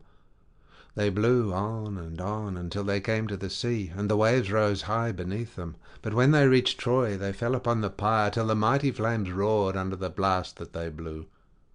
All night long did they blow hard and beat upon the fire, and all night long did Achilles grasp his double cup, drawing wine from a mixing bowl of gold, and calling upon the spirit of dead Patroclus, as he poured it upon the ground until the earth was drenched.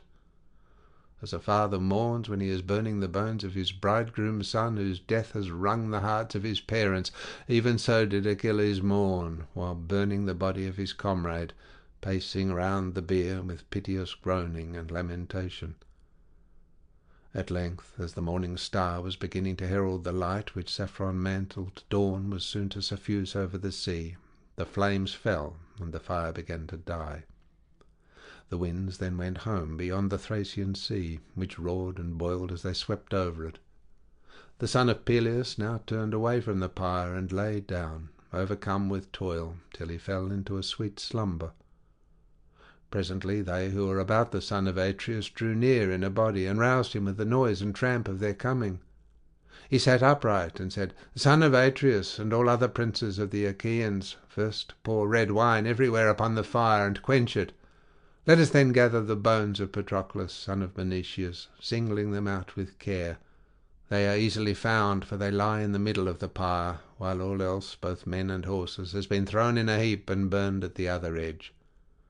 We will lay the bones in a golden urn, in 2 layers of fat, against the time when I shall myself go down into the house of Hades. As for the barrow, labour not to raise a great one now, but such as is reasonable.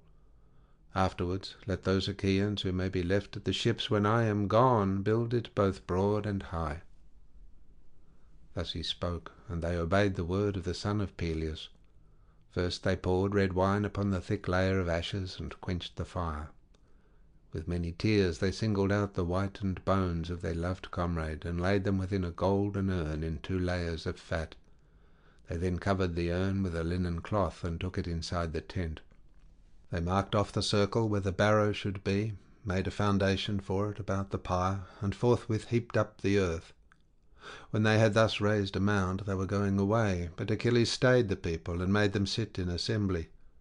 He brought prizes from the ships, cauldrons, tripods, horses and mules, noble oxen, women with fair girdles, and swart iron.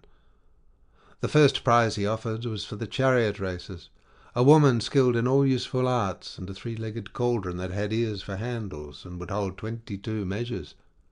This was for the man who came in first. For the second there was a 6-year-old mare, unbroken, and in foal to a he-ass. The third was to have a goodly cauldron that had never yet been on the fire. It was still bright as when it left the maker, and would hold 4 measures. The fourth prize was 2 talents of gold, and the fifth a 2-handled urn, as yet unsoiled by smoke. Then he stood up and spoke among the Argives, saying, "Son of Atreus, and all other Achaeans, these are the prizes that lie waiting the winners of the chariot races. At any other time I should carry off the first prize and take it to my own tent. You know how far my steeds excel all others, for they are immortal. Neptune gave them to my father Peleus, who in his turn gave them to myself. But I shall hold aloof, I and my steeds that have lost their brave and kind driver, who many a time has washed them in clear water and anointed their manes with oil. See how they stand weeping there, with their manes trailing on the ground in the extremity of their sorrow. But do you others set yourselves in order throughout the host, whosoever has confidence in his horses and in the strength of his chariot." Thus spoke the son of Peleus, and the drivers of chariots bestirred themselves. First among them all uprose Eumelus, king of men, son of Admetus, a man excellent in horsemanship. Next to him rose mighty Diomed, son of Tydeus. He yoked the Trojan horses which he had taken from Aeneas, when Apollo bore him out of the fight. Next to him yellow-haired Menelaus, son of Atreus, rose and yoked his fleet horses, Agamemnon's mare Aethe, and his own horse Pedagus. The mare had been given to Agamemnon by Echepolus, son of Anchises, that he might not have to follow him to Iliad, but might stay at home and take his ease, for Jove had endowed him with great wealth, and he lived in spacious Sicyon. This mare, all eager for the race, did Menelaus put under the yoke. Fourth in order, Antilochus, son to noble Nestor, son of Neleus, made ready his horses. These were bred in Pylos, and his father came up to him to give him good advice, on which, however, he stood but in little need. Antilochus, said Nestor, you are young, but Jove and Neptune have loved you well, and made you an excellent horseman. I need not therefore say much by way of instruction. You are skilful at wheeling your horses round the post, but the horses themselves are very slow, and it is this that will, I fear, mar your chances. The other drivers know less than you do, but their horses are fleeter. Therefore, my dear son, see if you cannot hit upon some artifice whereby you may ensure that the prize shall not slip through your fingers. The woodman does more by skill than by brute force. By skill the pilot guides his storm-tossed bark over the sea, and so by skill one driver can beat another. If a man go wide in rounding this way and that, whereas a man who knows what he is doing may have worse horses, but will keep them well in hand when he sees the doubling post, he knows the precise moment at which to pull the rein, and keeps his eyes well on the man in front of him. I will give you this certain token, which cannot escape your notice. There is a stump of a dead tree, oak or pine as it may be, some 6 feet above the ground, and not yet rotted away by rain. It stands at the fork of the road. It has 2 white stones, set one on each side, and there is a clear course all round it. It may have been a monument to someone long since dead, or it may have been used as a doubling post in days gone by. Now, however, it has been fixed on by Achilles as the mark round which the chariot shall turn. Hug it as close as you can, but as you stand in your chariot, lean over a little to the left. Urge on your right-hand horse with voice and lash, and give him a loose rein, but let the left-hand horse keep so close in that the nave of your wheel shall almost graze the post. But mind the stone, or you will wound your horse and break your chariot in pieces, which would be sport for others, but confusion for yourself. Therefore, my dear son, mind well what you are about, for if you can be first around the post, there is no chance of anyone giving you the go-by later, not even though you had Adrestus's horse Arion behind you, a horse which is of divine race, or those of Laomedon, which are the noblest in this country. When Nestor had made an end of counselling his son, he sat down in his place, and fifth in order Meriones got ready his horses. They then all mounted their chariots and cast lots. Achilles shook the helmet, and the lot of Antilochus, son of Nestor, fell out first. Next came that of King Eumelus, and after his those of Menelaus, son of Atreus, and of Meriones. The last place fell to the lot of Diomed, son of Tydeus, who was the best man of them all. They took their places in line. Achilles showed them the doubling post round which they were to turn, some way off upon the plain. Here he stationed his father's follower Phoenix as umpire to note the running and report truly. At the same instant they all of them lashed their horses, struck them with the reins, and shouted at them with all their might. They flew full speed over the plain, away from the ships, and dust rose from under them as it were a cloud or whirlwind, and their manes were all flying in the wind. At one moment the chariot seemed to touch the ground, and then again they bounded into the air. The drivers stood erect, and their hearts beat fast and furious in their lust of victory. Each kept calling on his horses, and the horses scoured the plain amid the clouds of dust that they raised. It was when they were doing the last part of the course on their way back towards the sea that their pace was strained to the utmost, and it was seen what each could do. The horses of the descendant of Pheres now took the lead, and close behind them came the Trojan stallions of Diomed. They seemed as if about to mount Eumelus' chariot, and he could feel their warm breath on his back and on his broad shoulders, for their heads were close to him as they flew over the course.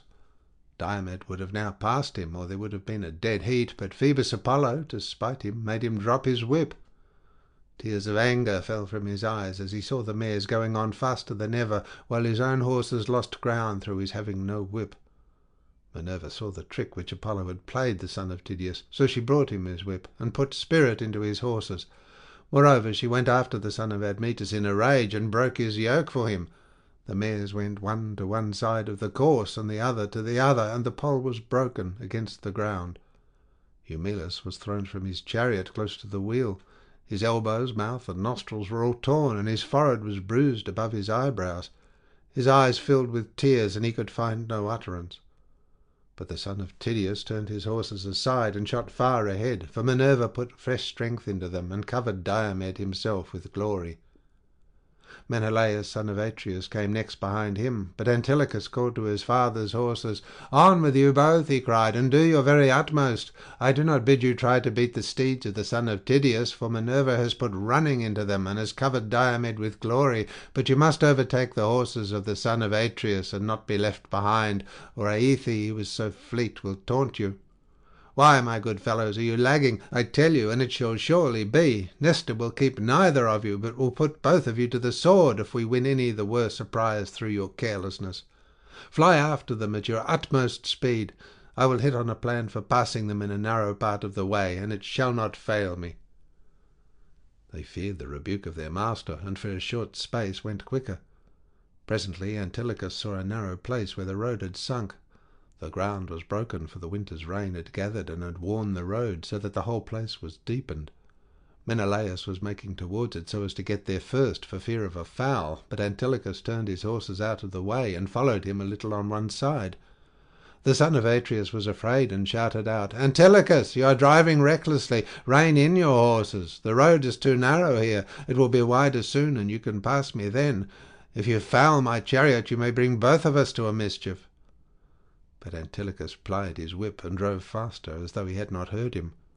They went side by side for about as far as a young man can hurl a disc from his shoulders when he is trying his strength, and then Menelaus's mares drew behind, for he left off driving for fear the horses should foul one another and upset the chariots. Thus, while pressing on in quest of victory, they might both come headlong to the ground. Menelaus then upbraided Antilochus and said, "There is no greater trickster living than you are. Go, and bad luck go with you. The Achaeans say not well that you have understanding, and come what may, you shall not bear away the prize without sworn protest on my part."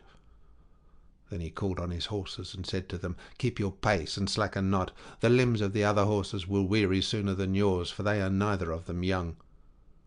The horses feared the rebuke of their master, and went faster, so that they were soon nearly up with the others. Meanwhile the Achaeans from their seats were watching how the horses went, as they scoured the plain amid clouds of their own dust.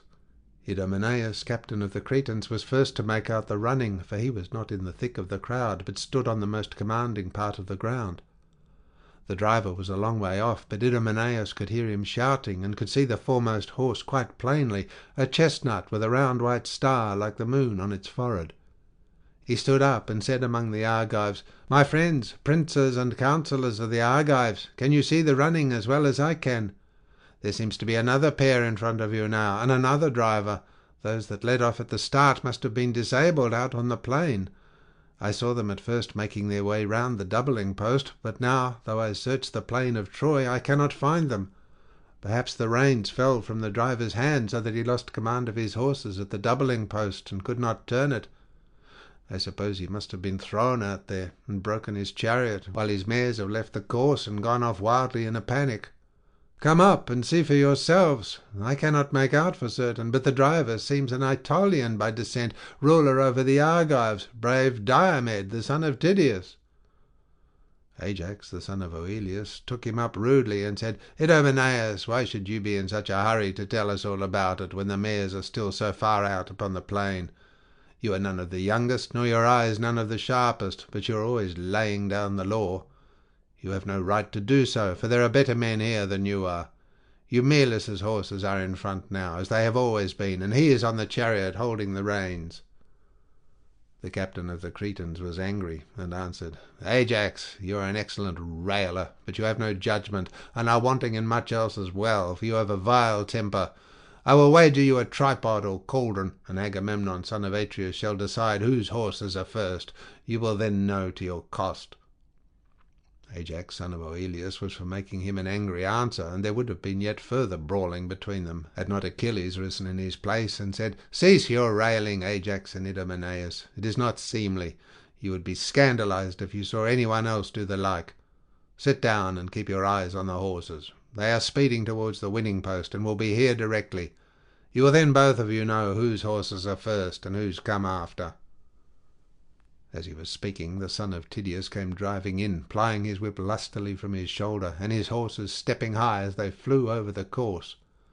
The sand and grit rained thick on the driver, and the chariot inlaid with gold and tin ran close behind his fleet horses. There was little trace of wheel marks in the fine dust, and the horses came flying in at their utmost speed. Diomed stayed them in the middle of the crowd, and the sweat from their manes and chests fell in streams onto the ground. Forthwith he sprang from his goodly chariot and leant his whip against his horse's yoke. Brave Sthenelus now lost no time, but at once brought on the prize, and gave the woman and the ear-handled cauldron to his comrades to take away. Then he unyoked the horses. Next after him came in Antilochus of the race of Neleus, who had passed Menelaus by a trick, and not by the fleetness of his horses. But even so Menelaus came in as close behind him as the wheel is to the horse that draws both the chariot and its master. The end hairs of a horse's tail touch the tire of the wheel, and there is never much space between wheel and horse when the chariot is going. Menelaus was no further than this behind Antilochus, though at first he had been a full disc's throw behind him. He had soon caught him up again, for Agamemnon's mare Aethe kept pulling stronger and stronger, so that if the course had been longer he would have passed him, and there would not even have been a dead heat. Idomeneus's brave squire Meriones was about a spear's cast behind Menelaus. His horses were slowest of all, and he was the worst driver. Last of them all came the son of Admetus, dragging his chariot and driving his horses on in front. When Achilles saw him he was sorry, and stood up among the Argives, saying, "The best man is coming in last. Let us give him a prize, for it is reasonable. He shall have the second, but the first must go to the son of Tydeus." Thus did he speak, and the others, all of them, applauded his saying, and were for doing as he had said. But Nestor's son Antilochus stood up and claimed his rights from the son of Peleus. "Achilles," said he, "I shall take it much amiss if you do this thing. You would rob me of my prize because you think Eumelus' chariot and horses were thrown out, and himself too, good man that he is. He should have prayed duly to the immortals. He would not have come in last if he had done so. If you are sorry for him, and so choose, you have much gold in your tents, with bronze, sheep, cattle, and horses. Take something from this store if you would have the Achaeans speak well of you, and give him a better prize even than that which you have now offered. But I will not give up the mare, and he that will fight me for her, let him come on." Achilles smiled as he heard this, and was pleased with Antilochus, who was one of his dearest comrades. So he said, "Antilochus, if you would have me find Eumelus another prize, I will give him the bronze breastplate with a rim of tin running round it, which I took from Asteropaeus. It will be worth much money to him." He bade his comrade Automedon bring the breastplate from his tent, and he did so. Achilles then gave it over to Eumelus, who received it gladly. But Menelaus got up in a rage, furiously angry with Antilochus. An attendant placed his staff in his hands and bade the Argives keep silence. The hero then addressed them. "Antilochus," said he, "what is this from you, who have been so far blameless? You have made me cut a poor figure, and balked my horses by flinging your own in front of them, though yours are much worse than mine are. Therefore, O princes and counsellors of the Argives, judge between us, and show no favour, lest one of the Achaeans say, 'Menelaus has got the mare through lying and corruption. His horses were far inferior to Antilochus's, but he has greater weight and influence.' Nay, I will determine the matter myself, and no man will blame me, for I shall do what is just. Come here, Antilochus, and stand, as our custom is, whip in hand, before your chariot and horses. Lay your hand on your steeds, and swear by earth-encircling Neptune that you did not purposely and guilefully get in the way of my horses." And Antilochus answered, "Forgive me. I am much younger, King Menelaus, than you are. You stand higher than I do, and are the better man of the two. You know how easily young men are betrayed into indiscretion. Their tempers are more hasty, and they have less judgment. Make due allowance, therefore, and bear with me. I will of my own accord give up the mare that I have won, and if you claim any further chattel from my own possessions, I would rather yield it to you at once than fall from your good graces henceforth, and do wrong in the sight of heaven." The son of Nestor then took the mare and gave her over to Menelaus, whose anger was thus appeased. As when dew falls upon a field of ripening corn, and the lands are bristling with the harvest, even so, O Menelaus, was your heart made glad within you. He turned to Antilochus and said, "Now, Antilochus, angry though I have been, I can give way to you of my own free will. You have never been headstrong nor ill-disposed hitherto, but this time your youth has got the better of your judgment. Be careful how you outwit your betters in future. No one else could have brought me round so easily, but your good father, your brother, and yourself have all of you had infinite trouble on my behalf. I therefore yield to your entreaty, and will give up the mare to you, mine though it indeed be. The people will thus see that I am neither harsh nor vindictive." With this he gave the mare over to Antilochus's comrade Noemon, and then took the cauldron. Meriones, who had come in fourth, carried off the 2 talents of gold, and the 5th prize, the 2-handled urn, being unawarded, Achilles gave it to Nestor, going up to him among the assembled Argives, and saying, "Take this, my good old friend, as an heirloom and memorial of the funeral of Patroclus, for you shall see him no more among the Argives. I give you this prize, though you cannot win one. You can now neither wrestle nor fight, and cannot enter for the javelin match nor foot races, for the hand of age has been laid heavily upon you." So saying, he gave the urn over to Nestor, who received it gladly, and answered, "My son, all that you have said is true. There is no strength now in my legs and feet, nor can I hit out with my hands from either shoulder. Would that I were still young and strong as when the Epeans were burying King Amarynceus in Buprasium, and his sons offered prizes in his honour. There was then none that could vie with me, neither of the Epeans nor the Pylians themselves, nor the Aetolians. In boxing I overcame Clytomedes, son of Enops, and in wrestling Ancaeus of Pleuron, who had come forward against me. Iphiclus was a good runner, but I beat him, and threw farther with my spear than either Phyleus or Polydorus. In chariot racing alone did the 2 sons of Actor surpass me, by crowding their horses in front of me, for they were angry at the way victory had gone, and at the greater part of the prizes remaining in the place in which they had been offered. They were twins, and the one kept on holding the reins, while the other plied the whip.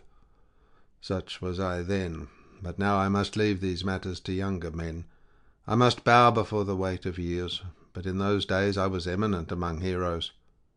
And now, sir, go on with the funeral contests in honour of your comrade. Gladly do I accept this urn, and my heart rejoices that you do not forget me, but are ever mindful of my good will towards you, and of the respect due to me from the Achaeans. For all which may the grace of heaven be vouchsafed you in great abundance." Thereon the son of Peleus, when he had listened to all the thanks of Nestor, went about among the concourse of the Achaeans, and presently offered prizes for skill in the painful art of boxing. He brought out a strong mule, and made it fast in the middle of the crowd, a she-mule never yet broken, but 6 years old, when it is hardest of all to break them. This was for the victor, and for the vanquished he offered a double cup. Then he stood up and said among the Argives, "Son of Atreus and all other Achaeans, I invite our 2 champion boxers to lay about them lustily, and compete for these prizes. He to whom Apollo vouchsafes the greater endurance, and whom the Achaeans acknowledge as victor, shall take the mule back with him to his own tent, while he that is vanquished shall have the double cup." As he spoke, there stood up a champion, both brave and of great stature, a skilful boxer, Epeius, son of Panopeus. He laid his hand on the mule, and said, "Let the man who is to have the cup come hither, for none but myself will take the mule. I am the best boxer of all here present, and none can beat me. Is it not enough that I should fall short of you in actual fighting? Still, no man can be good at everything. I tell you plainly, and it shall come true. If any man will box with me, I will bruise his body and break his bones. Therefore let his friends stay here in a body, and be at hand to take him away when I have done with him." They all held their peace, and no man rose save Euryalus, son of Mecisteus, who was the son of Talaeus. Mecisteus went once to Thebes after the fall of Oedipus to attend his funeral, and he beat all the people of Cadmus. The son of Tydeus was Euryalus' second, cheering him on, and hoping heartily that he would win. First he put a waistband round him, and then he gave him some well-cut thongs of oxhide. The 2 men, being now girt, went into the middle of the ring, and immediately fell to. Heavily indeed did they punish one another, and lay about them with their brawny fists. One could hear the horrid crashing of their jaws, and they sweated from every pore of their skin. Presently Epeius came on and gave Euryalus a blow on the jaw as he was looking round. Euryalus could not keep his legs. They gave way under him in a moment, and he sprang up with a bound, as a fish leaps into the air near some shore that is all bestrewn with sea-wrack, when Boreas furs the top of the waves, and then falls back into the deep water. But noble Epeius caught hold of him, and raised him up. His comrades also came round him, and led him from the ring, unsteady in his gait, his head hanging on one side, and spitting great clots of gore. They set him down in a swoon, and then went to fetch the double cup. The son of Peleus now brought out the prizes for the third contest, and showed them to the Argives. These were for the painful art of wrestling. For the winner there was a great tripod ready for setting upon the fire, and the Achaeans valued it among themselves at 12 oxen. For the loser he brought out a woman skilled in all manner of arts, and they valued her at 4 oxen. He rose and said among the Argives, "Stand forward, you who will essay this contest." Forthwith up rose great Ajax, the son of Telamon, and crafty Ulysses, full of wiles, rose also. The two girded themselves and went into the middle of the ring. They gripped each other in their strong hands like the rafters which some master builder frames for the roof of a high house to keep the wind out. Their backbones cracked as they tugged at one another with their mighty arms, and sweat rained from them in torrents. Many a bloody wheal sprang up on their sides and shoulders, but they kept on striving with might and main for victory and to win the tripod. Ulysses could not throw Ajax, nor Ajax him. Ulysses was too strong for him, but when the Achaeans began to tire of watching them, Ajax said to Ulysses, "Ulysses, noble son of Laertes, you shall either lift me or I you, and let Jove settle it between us." He lifted him from the ground as he spoke, but Ulysses did not forget his cunning. He hit Ajax in the hollow at back of his knee, so that he could not keep his feet, but fell on his back, with Ulysses lying upon his chest, and all who saw it marvelled. Then Ulysses in turn lifted Ajax, and stirred him a little from the ground, but could not lift him right off it. His knees sank under him, and the two fell side by side on the ground, and were all begrimed with dust. They now sprang toward one another, and were for wrestling yet a third time, but Achilles rose and stayed them. "Put not each other further," said he, "to such cruel suffering. The victory is with both alike. Take each of you an equal prize, and let the other Achaeans now compete." Thus did he speak, and they did even as he had said, and put on their shirts again after wiping the dust from off their bodies. The son of Peleus then offered prizes for speed in running, a mixing bowl beautifully wrought, of pure silver. It would hold 6 measures, and far exceeded all others in the whole world for beauty. It was the work of cunning artificers in Sidon, and had been brought into port by Phoenicians from beyond the sea, who had made a present of it to Thoas. Eueneus, son of Jason, had given it to Patroclus in ransom of Priam's son Lysaon, and Achilles now offered it as a prize in honour of his comrade to him who should be the swiftest runner. For the second prize he offered a large ox, well fattened, while for the last there was to be 1/2 talent of gold. He then rose and said among the Argives, "Stand forward, you who will essay this contest." Forthwith uprose fleet Ajax, son of Oileus, with cunning Ulysses and Nestor's son Antilochus, the fastest runner among all the youths of his time.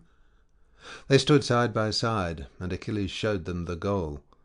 The course was set out for them from the starting post, and the son of Oileus took the lead at once, with Ulysses as close behind him as the shuttle is to a woman's bosom when she throws the woof across the warp and holds it up close to her.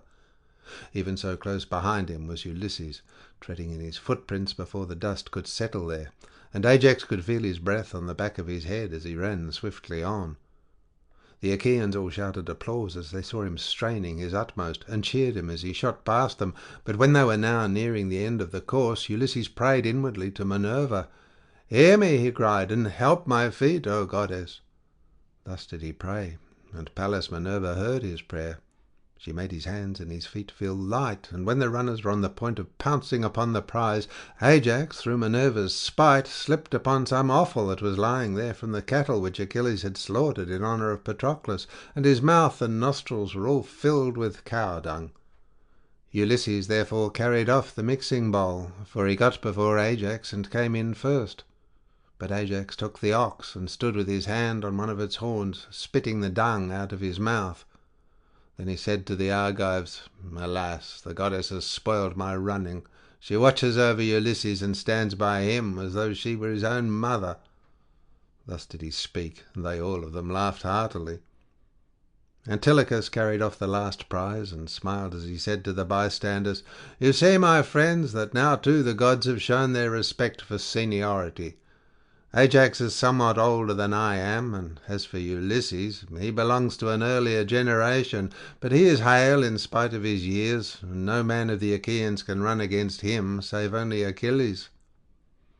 He said this to pay a compliment to the son of Peleus, and Achilles answered, "Antilochus, you shall not have praised me to no purpose. I shall give you an additional half-talent of gold." He then gave the half-talent to Antilochus, who received it gladly.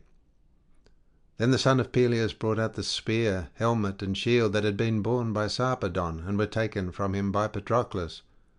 He stood up and said among the Argives, "We bid 2 champions put on their armour, take their keen blades, and make trial of one another in the presence of the multitude. Whichever of them can first wound the flesh of the other, cut through his armour, and draw blood, to him will I give this goodly Thracian sword, inlaid with silver, which I took from Asteropaeus.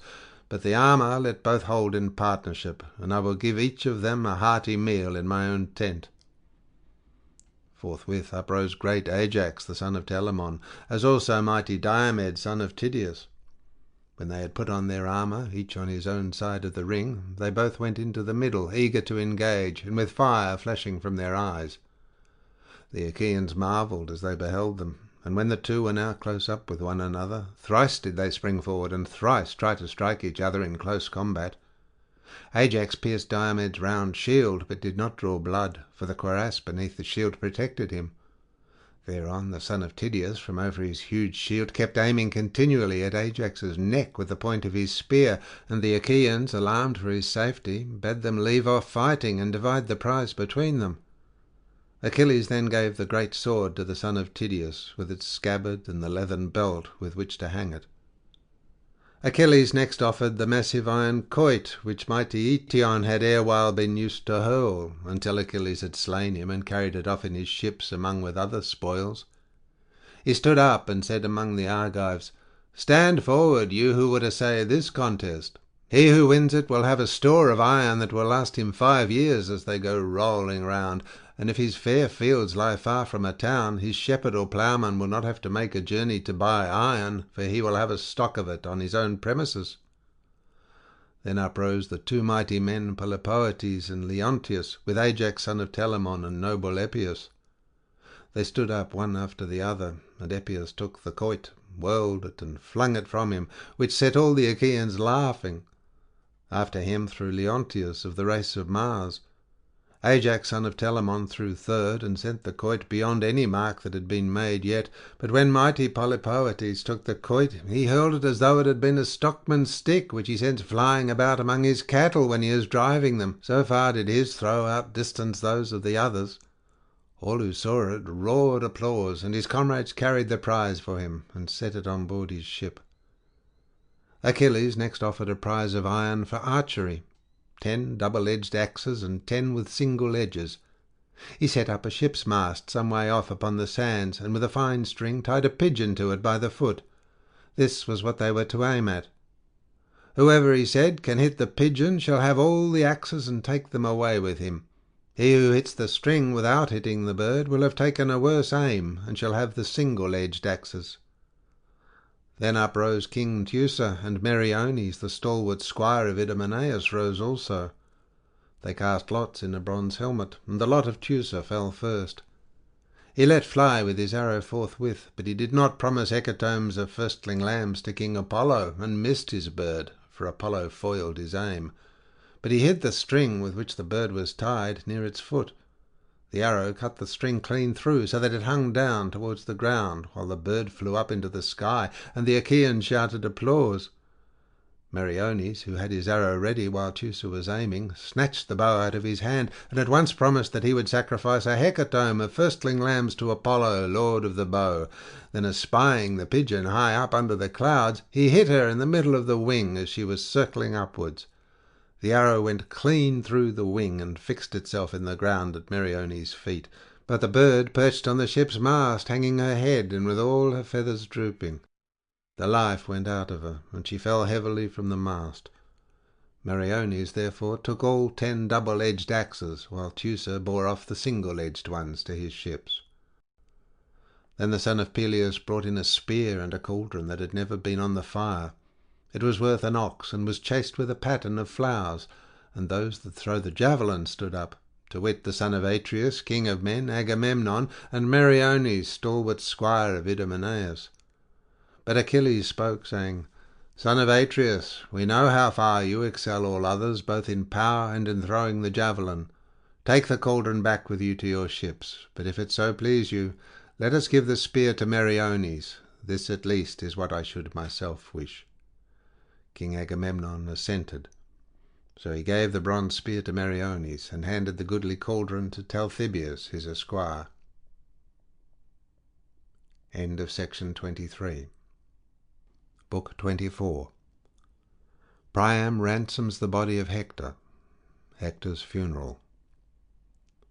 The assembly now broke up, and the people went their ways, each to his own ship. There they made ready their supper, and then bethought them of the blessed boon of sleep. But Achilles still wept for thinking of his dear comrade, and sleep, before whom all things bow, could take no hold upon him. This way and that did he turn, as he yearned after the might and manfulness of Patroclus.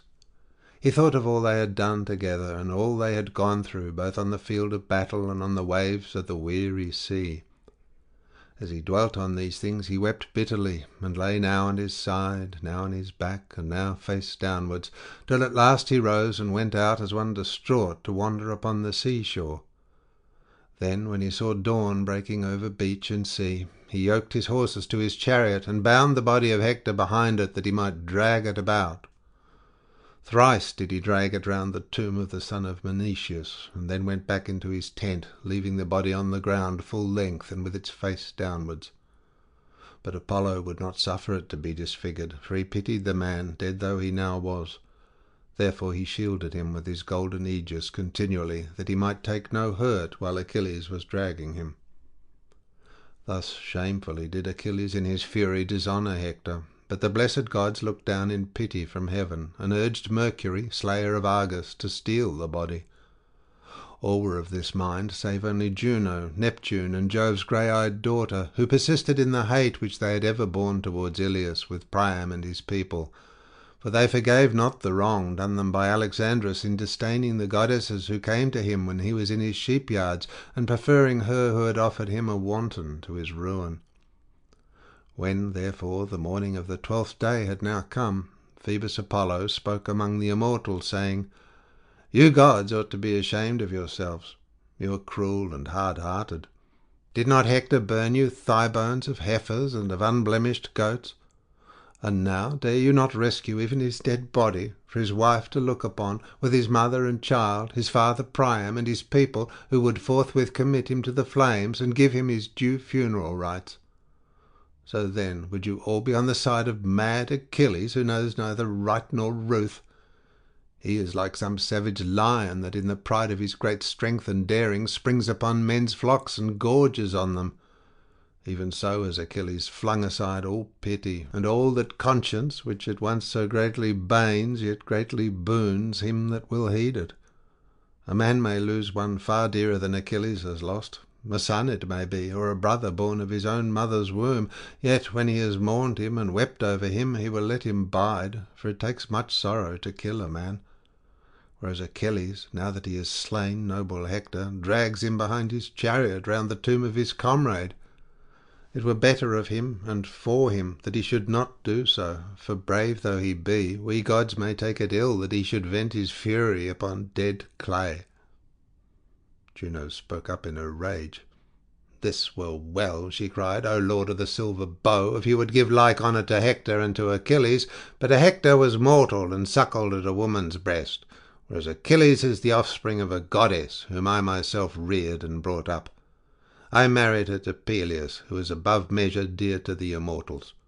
You gods came all of you to her wedding. You feasted along with them yourself, and brought your lyre, false and fond of low company that you have ever been." Then said Jove, "Juno, be not so bitter. Their honour shall not be equal, but of all that dwells in Iliad, Hector was dearest to the gods, and also to myself, for his offerings never failed me. Never was my altar stinted of its dues, nor of the drink offerings and savour of sacrifice which we claim of right. I shall therefore permit the body of mighty Hector to be stolen, and yet this may hardly be without Achilles coming to know it, for his mother keeps night and day beside him. Let some one of you therefore send Thetis to me, and I will impart my counsel to her, namely, that Achilles is to accept a ransom from Priam, and give up the body." On this Iris, fleet as the wind, went forth to carry his message. Down she plunged into the dark sea, midway between Samos and rocky Imbrus. The waters hissed as they closed over her, and she sank into the bottom of the lead at the end of an ox horn that is sped to carry death to fishers. She found Thetis sitting in a great cave with the other sea goddesses gathered round her. There she sat in the midst of them, weeping for her noble son, who was to fall far from his own land on the rich plains of Troy. Iris went up to her and said, "Rise, Thetis. Jove, whose counsels fail not, bids you come to him." And Thetis answered, "Why does the mighty god so bid me? I am in great grief, and shrink from going in and out among the immortals. Still, I will go, and the word that he may speak shall not be spoken in vain." The goddess took her dark veil, than which there can be no robe more sombre, and went forth, with fleet Iris leading the way before her. The waves of the sea opened them a path, and when they reached the shore they flew up into the heavens, where they found the all-seeing son of Saturn with the blessed gods that live forever assembled near him. Minerva gave up her seat to her, and she sat down by the side of Father Jove. Juno then placed a fair golden cup in her hand, and spoke to her in words of comfort, whereon Thetis drank and gave her back the cup, and the sire of gods and men was the first to speak. "So, goddess," said he, "for all your sorrow and the grief that I well know reigns ever in your heart, you have come hither to Olympus, and I will tell you why I have sent for you. This 9 days past the immortals have been quarrelling about Achilles, waster of cities, and the body of Hector. The gods would have Mercury, slayer of Arcus, steal the body, but in furtherance of our peace and amity henceforward, I will concede such honour to your son as I will now tell you. Go then to the host, and lay these commands upon him. Say that the gods are angry with him, and that I am myself more angry than them all, in that he keeps Hector at the ships and will not give him up. He may thus fear me and let the body go. At the same time I will send Iris to great Priam to bid him go to the ships of the Achaeans and ransom his son, taking with him such gifts for Achilles as may give him satisfaction." Silver-footed Thetis did as the god had told her, and forthwith down she darted from the topmost summits of Olympus. She went to her son's tents, where she found him grieving bitterly, while his trusty comrades round him were busy preparing their morning meal, for which they had killed a great woolly sheep. His mother sat down beside him and caressed him with her hand, saying, "My son, how long will you keep on thus grieving and making moan? You are gnawing at your own heart, and think neither of food nor of woman's embraces. And yet these two were well, for you have no long time to live, and death with the strong hand of fate are already close beside you. Now, therefore, heed what I say, for I come as a messenger from Jove. He says that the gods are angry with you, and himself more angry than them all, in that you keep Hector at the ships and will not give him up. Therefore let him go, and accept a ransom for his body." And Achilles answered, "So be it. If Olympian Jove of his own motion thus commands me, let him that brings the ransom bear the body away." Thus did his mother and son talk together at the ships in long discourse with one another. Meanwhile the son of Saturn sent Iris to the strong city of Iliad. "Go," said he, "fleet Iris, from the mansions of Olympus, and tell King Priam in Iliad that he is to go to the ships of the Achaeans and free the body of his dear son. He is to take such gifts with him as shall give satisfaction to Achilles, and he is to go alone, with no other Trojan, save only some honoured servant who may drive his mules and waggon, and bring back the body of him whom noble Achilles has slain. Let him have no thought nor fear of death in his heart, for we will send the slayer of Argus to escort him, and bring him within the tent of Achilles. Achilles will not kill him, nor let another do so, for he will take heed to his ways and sin not, and he will entreat a suppliant with all honourable courtesy." On this Iris, fleet as the wind, sped forth to deliver her message. She went to Priam's house, and found weeping and lamentation therein. His sons were seated round their father in the outer courtyard, and their raiment was wet with tears. The old man sat in the midst of them, with his mantle wrapped close about his body, and his head and neck all covered with the filth which he had clutched as he lay grovelling in the mire. His daughters and his sons' wives went wailing about the house, as they thought of the many and brave men who lay dead, slain by the Argives. The messenger of Jove stood by Priam, and spoke softly to him, but fear fell upon him as she did so. "Take heart," she said, "Priam, offspring of Dardanus, take heart, and fear not. I bring no evil tidings, but am minded well towards you. I come as a messenger from Jove, who, though he be not near, takes thought for you, and pities you. The Lord of Olympus bids you go and ransom noble Hector, and take with you such gifts as shall give satisfaction to Achilles. You are to go alone, with no Trojan, save only some honoured servant who may drive your mules and waggon, and bring back to the city the body of him whom noble Achilles has slain. You are to have no thought nor fear of death, for Jove will send the slayer of Argus to escort you. When he has brought you within Achilles' tent, Achilles will not kill you, nor let another do so, for he will take heed to his ways and sin not, and will entreat a suppliant with all honourable courtesy." Iris went her way when she had thus spoken, and Priam told his sons to get a mule waggon ready, and to make the body of the waggon fast upon the top of its bed. Then he went down into his fragrant storeroom, high vaulted and made of cedar wood, where his many treasures were kept, and he called Hecuba his wife. "Wife," said he, "a messenger has come to me from Olympus, and has told me to go to the ships of the Achaeans to ransom my dear son, taking with me such gifts as shall give satisfaction to Achilles. What think you of this matter? For my own part, I am greatly moved to pass through the camps of the Achaeans and go to their ships." His wife cried aloud as she heard him, and said, "Alas, what has become of that judgment for which you have been ever famous, both among strangers and your own people? How can you venture alone to the ships of the Achaeans, and look into the face of him who has slain so many of your brave sons? You must have iron courage, for if the cruel savage sees you and lays hold on you, he will know neither respect nor pity. Let us then weep Hector from afar, here in our own house, for when I gave him birth the threads of overruling fate were spun for him, that dogs should eat his flesh far from his parents, in the house of that terrible man on whose liver I would fain fasten and devour it.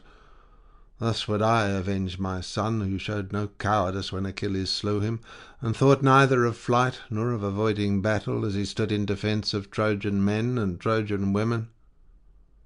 Then Priam said, "I would go. Do not therefore stay me, nor be as a bird of ill omen in my house, for you will not move me. Had it been some mortal man who had sent me some prophet or priest who divines from sacrifice, I should have deemed him false, and have given him no heed.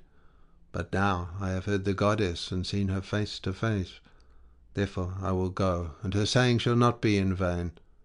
If it be my fate to die at the ships of the Achaeans, even so would I have it.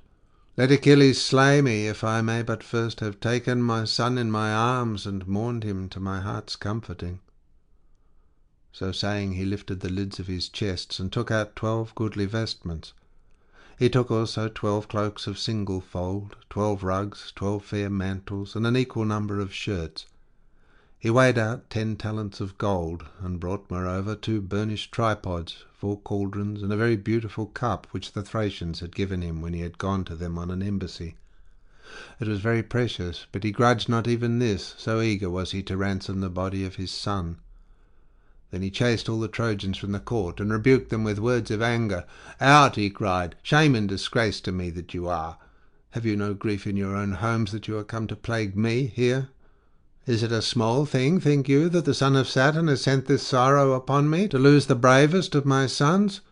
Nay, you shall prove it in person, for now he is gone the Achaeans will have easier work in killing you.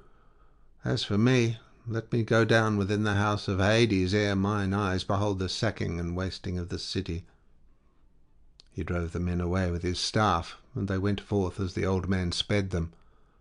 Then he called to his sons, upbraiding Helenus, Paris, noble Agathon, Pammon, Antiphanus, Polites of the loud battle cry, Deiphobus, Hippothous, and Dius. These 9 did the old man call near him. "Come to me at once," he cried, "worthless sons who do me shame. Would that you had all been killed at the ships rather than Hector. Miserable man that I am! I have had the bravest sons in all Troy, noble Nestor, Troilus, the dauntless charioteer, and Hector, who is a god among men, so that one would have thought he was son to an immortal, yet there is not one of them left. Mars has slain them, and those of whom I am ashamed are alone left me. Liars and light of foot, heroes of the dance, robbers of lambs and kids from your own people, why do you not get a wagon ready for me at once, and put all these things upon it, that I may set out on my way?" Thus did he speak, and they feared the rebuke of their father. They brought out a strong mule wagon, newly made, and set the body of the wagon fast on its bed. They took the mule yoke from the peg on which it hung, a yoke of boxwood with a knob on the top of it, and rings for the reins to go through.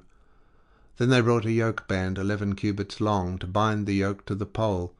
They bound it on at the far end of the pole, and put the ring over the upright pin, making it fast with 3 turns of the band on either side of the knob, and bending the thong of the yoke beneath it. This done, they brought from the store chamber the rich ransom that was to purchase the body of Hector, and they set it all orderly on the wagon. Then they yoked the strong harness mules which the Mysians had on a time given as a goodly present to Priam, but for Priam himself they yoked horses which the old king had bred and kept for his own use. Thus heedfully did Priam and his servant see to the yoking of their cars at the palace.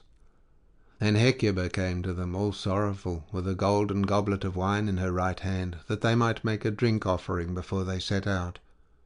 She stood in front of the horses and said, "Take this, make a drink offering to Father Jove, and since you are minded to go to the ships in spite of me, pray that you may come safely back from the hands of your enemies. Pray to the son of Saturn, lord of the whirlwind, who sits on Ida and looks down on all Troy. Pray him to send his swift messenger on your right hand, the bird of omen, which is strongest and most dear to him of all birds, that you may see it with your own eyes, and trust it as you go forth to the ships of the Danaans. If all-seeing Jove will not send you this messenger, however set upon it you may be, I would not have you go to the ships of the Argives." And Priam answered, "Wife, I will do as you desire me. It is well to lift hands in prayers to Jove, if so be he may have mercy upon me." With this the old man bade the serving woman pour pure water over his hands, and the woman came, bearing the water in a bowl.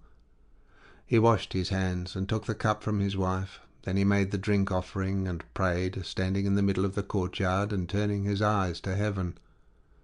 "Father Jove," he said, "that rulest from Ida, most glorious and most great, grant that I may be received kindly and compassionately in the tents of Achilles. And send your swift messenger upon my right hand, the bird of omen, which is strongest and most dear to you of all birds, that I may see it with my own eyes, and trust it as I go forth to the ships of the Danaans." So did he pray, and Jove, the lord of counsel, heard his prayer. Forthwith he sent an eagle, the most unerring portent of all birds that fly, the dusky hunter that men also call the black eagle. His wings were spread abroad on either side, as wide as the well-made and well-bolted door of a rich man's chamber. He came to them flying over the city upon their right hands, and when they saw him they were glad, and their hearts took comfort within them. The old man made haste to mount his chariot, and drove out through the inner gateway and under the echoing gatehouse of the outer court. Before him went the mules drawing the four-wheeled wagon, and driven by wise Idaeus. Behind these were the horses, which the old man lashed with his whip, and drove swiftly through the city, while his friends followed after, wailing and lamenting for him as though he were on his road to death. As soon as they had come down from the city and had reached the plain, his sons and sons-in-law who had followed him went back to Ilius. But Priam and Idaeus, as they showed out upon the plain, did not escape the ken of all-seeing Jove, who looked down upon the old man and pitied him. Then he spoke to his son Mercury, and said, "Mercury, for it is you who are the most disposed to escort men on their way, and to hear those whom you will hear, go, and so conduct Priam to the ships of the Achaeans, that no other of the Danaans shall see him, nor take note of him, until he reach the son of Peleus." Thus he spoke, and Mercury, guide and guardian, slayer of Argus, did as he was told. Forthwith he bound on his glittering golden sandals, with which he could fly like the wind over land and sea. He took the wand with which he seals men's eyes in sleep, and wakes them just as he pleases, and flew, holding it in his hand, till he came to Troy and to the Hellespont. To look at, he was like a young man of noble birth in the heyday of his youth and beauty, with the down just coming upon his face.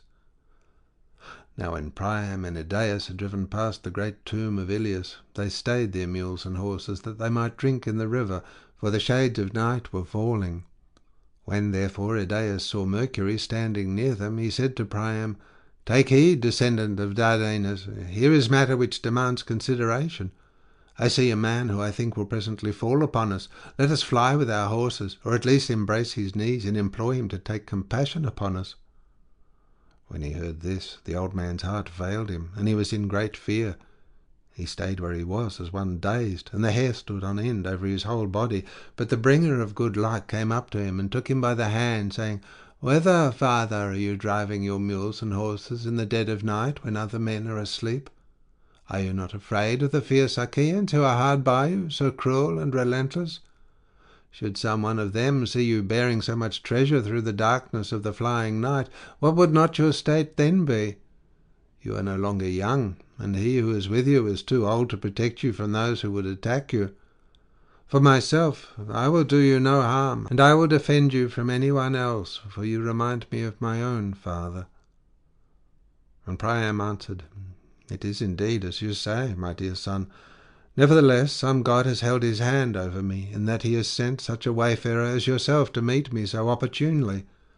You are so comely in mien and figure, and your judgment is so excellent, that you must come of blessed parents." Then said the slayer of Argus, guide and guardian, "Sir, all that you have said is right.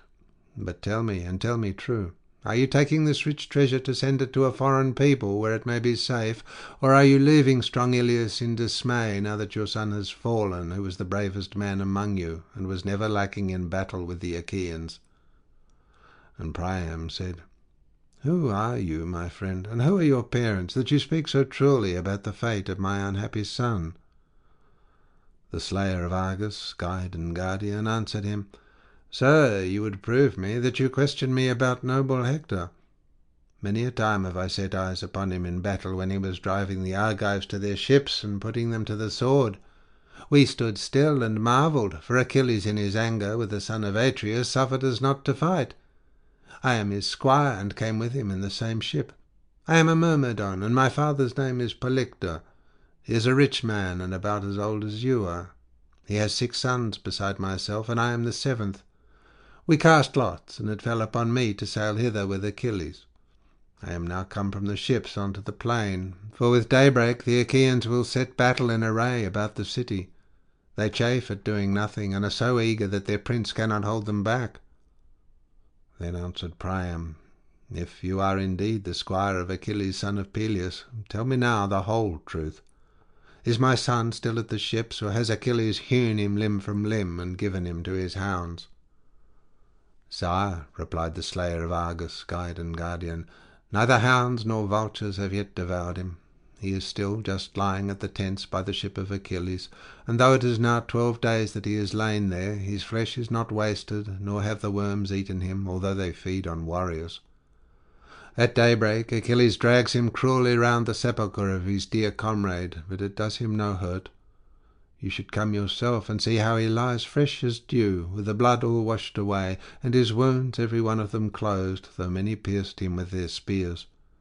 Such care have the blessed gods taken of your brave son, for he was dear to them beyond all measure." The old man was comforted as he heard him, and said, "My son, see what a good thing it is to have made due offerings to the immortals, for as sure as that he was born, my son never forgot the gods that hold Olympus, and now they requite it to him even in death. Accept, therefore, at my hands this goodly chalice.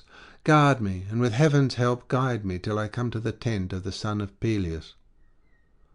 Then answered the slayer of Argus, guide and guardian, "Sir, you are tempting me and playing upon my youth, but you shall not move me, for you are offering me presents without the knowledge of Achilles, whom I fear and hold it great guilt to defraud, lest some evil presently befall me. But as your guide I would go with you even to Argos itself, and would guard you so carefully, whether by sea or land, that no one should attack you through making light of him who was with you." The bringer of good luck then sprang on to the chariot, and seizing the whip and reins, he breathed fresh spirit into the mules and horses. When they reached the trench and the wall that was before the ships, those who were on guard had just been getting their suppers, and the slayer of Argus threw them all into a deep sleep. Then he drew back the bolts to open the gates, and took Priam inside with the treasure he had upon his waggon. Ere long they came to the lofty dwelling of the son of Peleus, for which the Myrmidons had cut pine, and which they had built for their king. When they had built it, they had thatched it with coarse tussock grass which they had mown out on the plain, and all round it they made a large courtyard, which was fenced with stakes set close together. The gate was barred with a single bolt of pine, which it took 3 men to force into its place, and 3 to draw back so as to open the gate, but Achilles could draw it by himself. Mercury opened the gate for the old man, and brought in the treasure that he was taking with him for the son of Peleus. Then he sprang from the chariot onto the ground, and said, "Sir, it is I, immortal Mercury, that am come with you, for my father sent me to escort you. I will now leave you, and will not enter into the presence of Achilles, for it might anger him that a god should befriend mortal men thus openly. Go you within, and embrace the knees of the son of Peleus.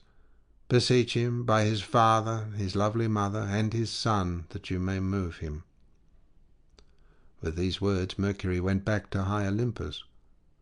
Priam sprang from his chariot to the ground, leaving Idaeus where he was, in charge of the mules and horses. The old man went straight into the house where Achilles, loved of the gods, was sitting. There he found him with his men seated at a distance from him. Only 2, the hero Automedon and Alcimus of the race of Mars, were busy in attendance about his person, for he had but just done eating and drinking, and the table was still there. King Priam entered without their seeing him, and going right up to Achilles, he clasped his knees and kissed the dread, murderous hands that had slain so many of his sons. As when some cruel spite has befallen a man, that he should have killed some one in his own country, and must fly to a great man's protection in a land of strangers, and all marvel who see him, even so did Achilles marvel as he beheld Priam. The others looked one to another and marvelled also, but Priam besought Achilles, saying, "Think of your father, O Achilles, like unto the gods, who is such even as I am, on the sad threshold of old age. It may be that those who dwell near him harass him, and there is none to keep war and ruin from him. Yet when he hears of you being still alive, he is glad, and his days are full of hope that he shall see his dear son come home to him from Troy. But I, wretched man that I am, had the bravest in all Troy for my sons, and there is not one of them left. I had 50 sons when the Achaeans came here. 19 of them were from a single womb, and the others were born to me by the women of my household. The greater part of them has fierce Mars laid low, and Hector, him who was alone left, him who was the guardian of the city and of ourselves, him have you lately slain. Therefore I am now come to the ships of the Achaeans to ransom his body from you with a great ransom. Fear, O Achilles, the wrath of heaven. Think on your own father, and have compassion upon me, who am more pitiable. For I have steeled myself as no man yet has ever steeled himself before me, and have raised to my lips the hand of him who slew my son." Thus spoke Priam, and the heart of Achilles yearned as he bethought him of his father. He took the old man's hand and moved him gently away. The 2 wept bitterly, Priam as he lay at Achilles' feet, weeping for Hector, and Hector now for his father, and now for Patroclus, till the house was filled with their lamentations. But when Achilles was now sated with grief, and had unburthened the bitterness of his sorrow, He left his seat and raised the old man by the hand, in pity for his white hair and beard. Then he said, "Unhappy man, you have indeed been greatly daring. How could you venture to come alone to the ships of the Achaeans, and enter the presence of him who has slain so many of your brave sons? You must have iron courage. Sit now upon this seat, and for all our grief we will hide our sorrows in our hearts, for weeping will not avail us. The immortals know no care, yet the lot they spin for man is full of sorrow. On the floor of Jove's palace there stand 2 urns, the one filled with evil gifts and the other with good ones. He for whom Jove, the Lord of Thunder, mixes the gifts he sends, will meet now with good and now with evil fortune. But he to whom Jove sends none but evil gifts will be pointed at by the finger of scorn. The hand of famine will pursue him to the ends of the world, and he will go up and down the face of the earth, respected neither by gods nor men. Even so did it befall Peleus. The gods endowed him with all good things from his birth upwards, for he reigned over the Myrmidons, excelling all men in prosperity and wealth, and mortal though he was, they gave him a goddess for his bride. But even on him too did heaven send misfortune, for there is no race of royal children born to him in his house, save one son who is doomed to die all untimely. Nor may I take care of him now that he is growing old, for I must stay here at Troy to be the bane of you and your children. And you too, O Priam, I have heard that you were aforetime happy. They say that in wealth and plenitude of offspring you surpassed all that is in Lesbos, the realm of Macar to the northward, Phrygia that is more inland, and those that dwell upon the great Hellespont. But from the day when the dwellers in heaven sent this evil upon you, war and slaughter have been about your city continually. Bear up against it, and let there be some intervals in your sorrow. Mourn as you may for your brave son, for you will take nothing by it. You cannot raise him from the dead. Ere you do so, yet another sorrow shall befall you." And Priam answered, "O king, bid me not be seated while Hector is still lying uncared for in your tents, but accept the great ransom which I have brought you, and give him to me at once, that I may look upon him. May you prosper with the ransom, and reach your own land in safety, seeing that you have suffered me to live and look upon the light of the sun." Achilles looked at him sternly and said, "Vex me, sir, no longer. I am of myself minded to give up the body of Hector. My mother, daughter of the old man of the sea, came to me from Jove to bid me deliver it to you. Moreover, I know well, O Priam, and you cannot hide it, that some god has brought you to the ships of the Achaeans, for else no man, however strong and in his prime, would dare to come to our host. He could neither pass our guard unseen nor draw the bolt of my gates thus easily. Therefore provoke me no further, lest I sin against the word of Jove, and suffer you not, suppliant though you are, within my tents." The old man feared him, and obeyed. Then the son of Peleus sprang like a lion through the door of his house, not alone, but with him went his 2 squires, Automedon and Alcimus, who were closer to him than any others of his comrades, now that Patroclus was no more.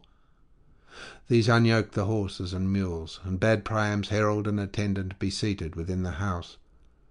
They lifted the ransom for Hector's body from the waggon, but they left 2 mantles and a goodly shirt, that Achilles might wrap the body in them when he gave it to be taken home.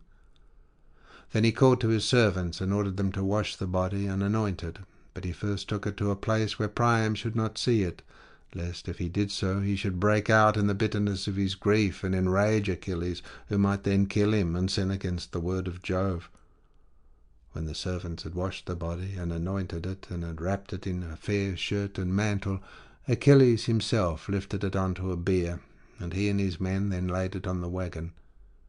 He cried aloud as he did so, and called on the name of his dear comrade. "Be not angry with me, Patroclus," he said, "if you hear, even in the house of Hades, that I have given Hector to his father for a ransom. It has been no unworthy one, and I will share it equitably with you." Achilles then went back into the tent and took his place on the richly inlaid seat from which he had risen, by the wall that was at right angles to the one against which Priam was sitting.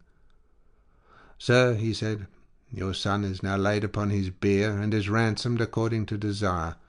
You shall look upon him when you take him away at daybreak. For the present let us prepare our supper. Even lovely Niobe had to think about eating, though her 12 children, 6 daughters and 6 lusty sons, had been all slain in her house.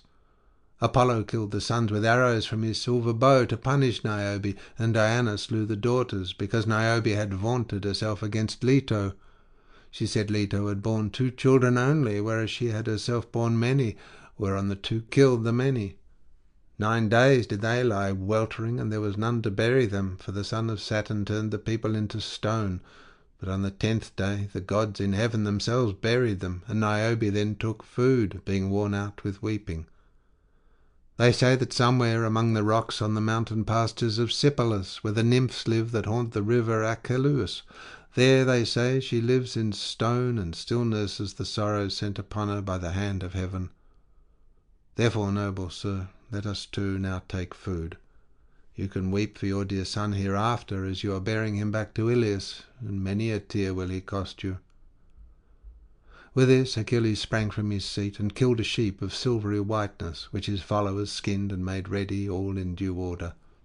They cut the meat carefully up into smaller pieces, spitted them, and drew them off again when they were well roasted.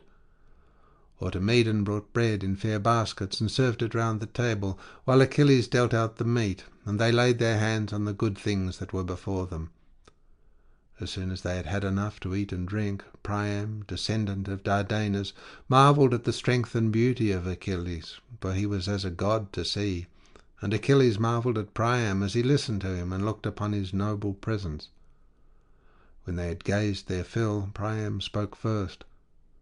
"And now, O king," he said, "take me to my couch, that we may lie down and enjoy the blessed boon of sleep.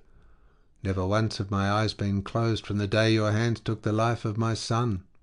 I have grovelled without ceasing in the mire of my stable-yard, making moan and brooding over my countless sorrows. Now, moreover, I have eaten bread and drunk wine. Hitherto I have tasted nothing."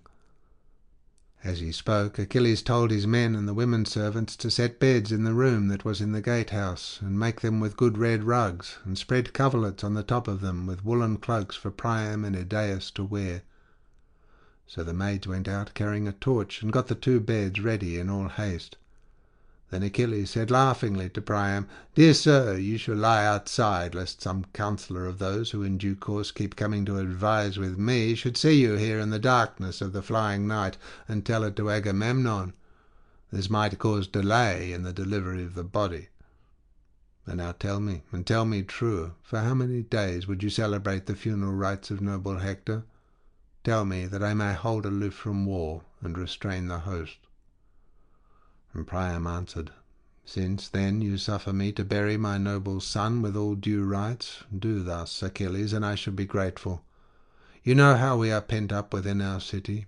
It is far for us to fetch wood from the mountains, and the people live in fear.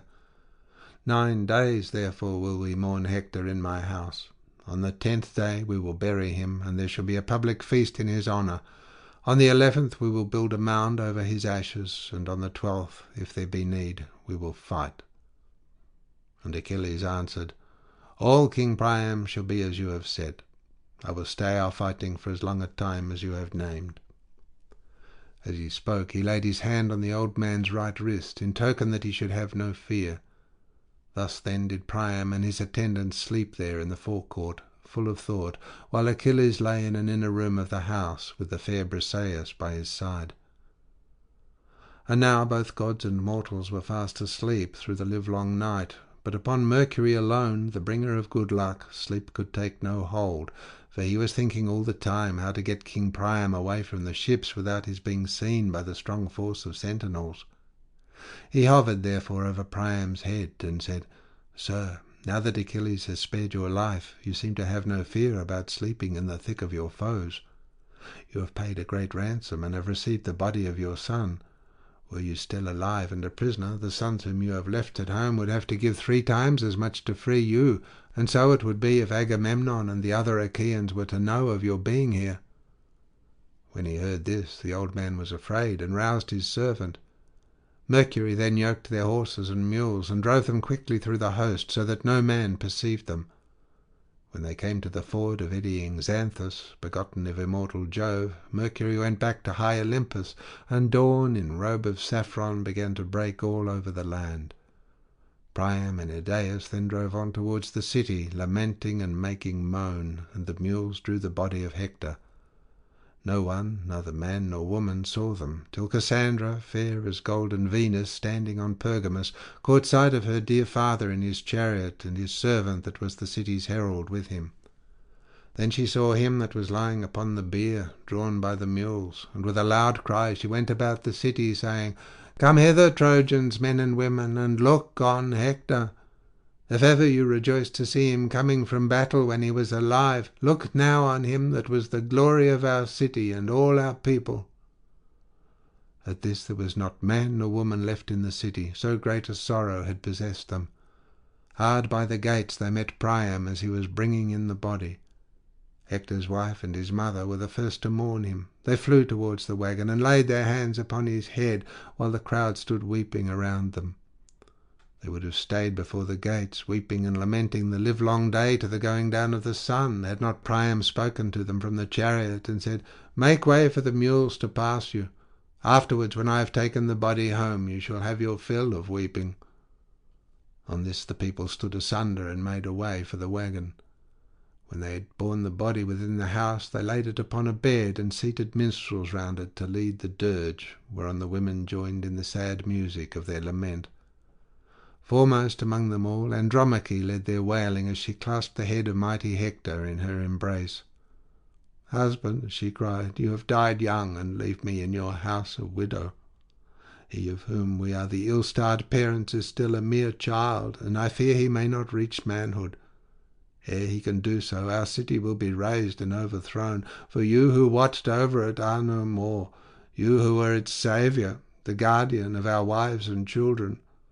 Our women will be carried away captive to the ships, and I among them, while you, my child, who will be with me, will be put to some unseemly tasks, working for a cruel master. Or may be some Achaean will hurl you, O miserable death, from our walls, to avenge some brother, son, or father whom Hector slew. Many of them have indeed bitten the dust at his hands, for your father's hand in battle was no light one. Therefore did the people mourn him.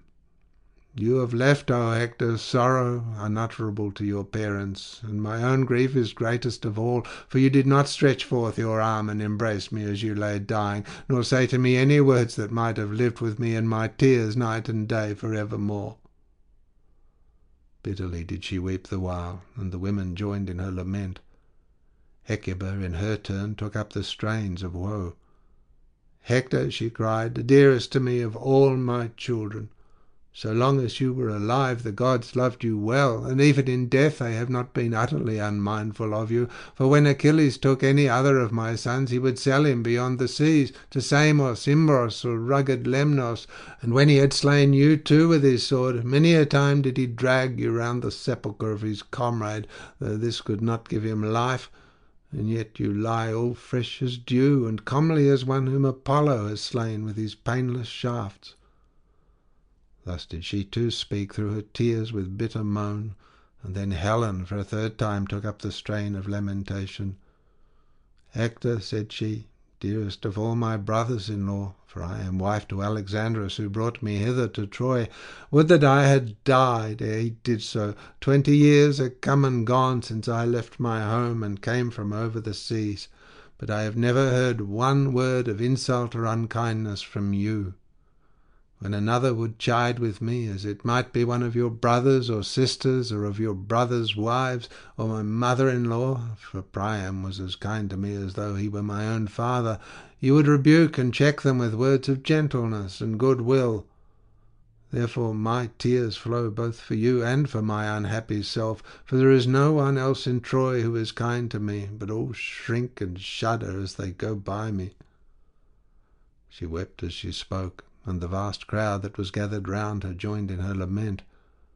Then King Priam spoke to them, saying, "Bring wood, O Trojans, to the city, and fear no cunning ambush of the Argives. For Achilles, when he dismissed me from the ships, gave me word that they should not attack us until the morning of the 12th day." Forthwith they yoked their oxen and mules, and gathered together before the city. 9 days long did they bring in great heaps of wood, and on the morning of the 10th day, with many tears, they took brave Hector forth, laid his dead body upon the summit of the pile, and set the fire thereto. Then, when the child of morning, rosy-fingered dawn, appeared on the 11th day, the people again assembled round the pyre of mighty Hector. When they were got together, they first quenched the fire with wine wherever it was burning, and then his brothers and comrades, with many a bitter tear, gathered his white bones, wrapped them in soft robes of purple, and laid them in a golden urn, which they placed in a grave and covered over with large stones set close together. Then they built a barrow hurriedly over it, keeping guard on every side lest the Achaeans should attack them before they had finished. When they had heaped up the barrow, they went back again into the city, and being well assembled, they held high feast in the house of Priam their king. Thus, then, did they celebrate the funeral of Hector, tamer of horses. End of section 24. End of the Iliad by Homer, translated by Samuel Butler.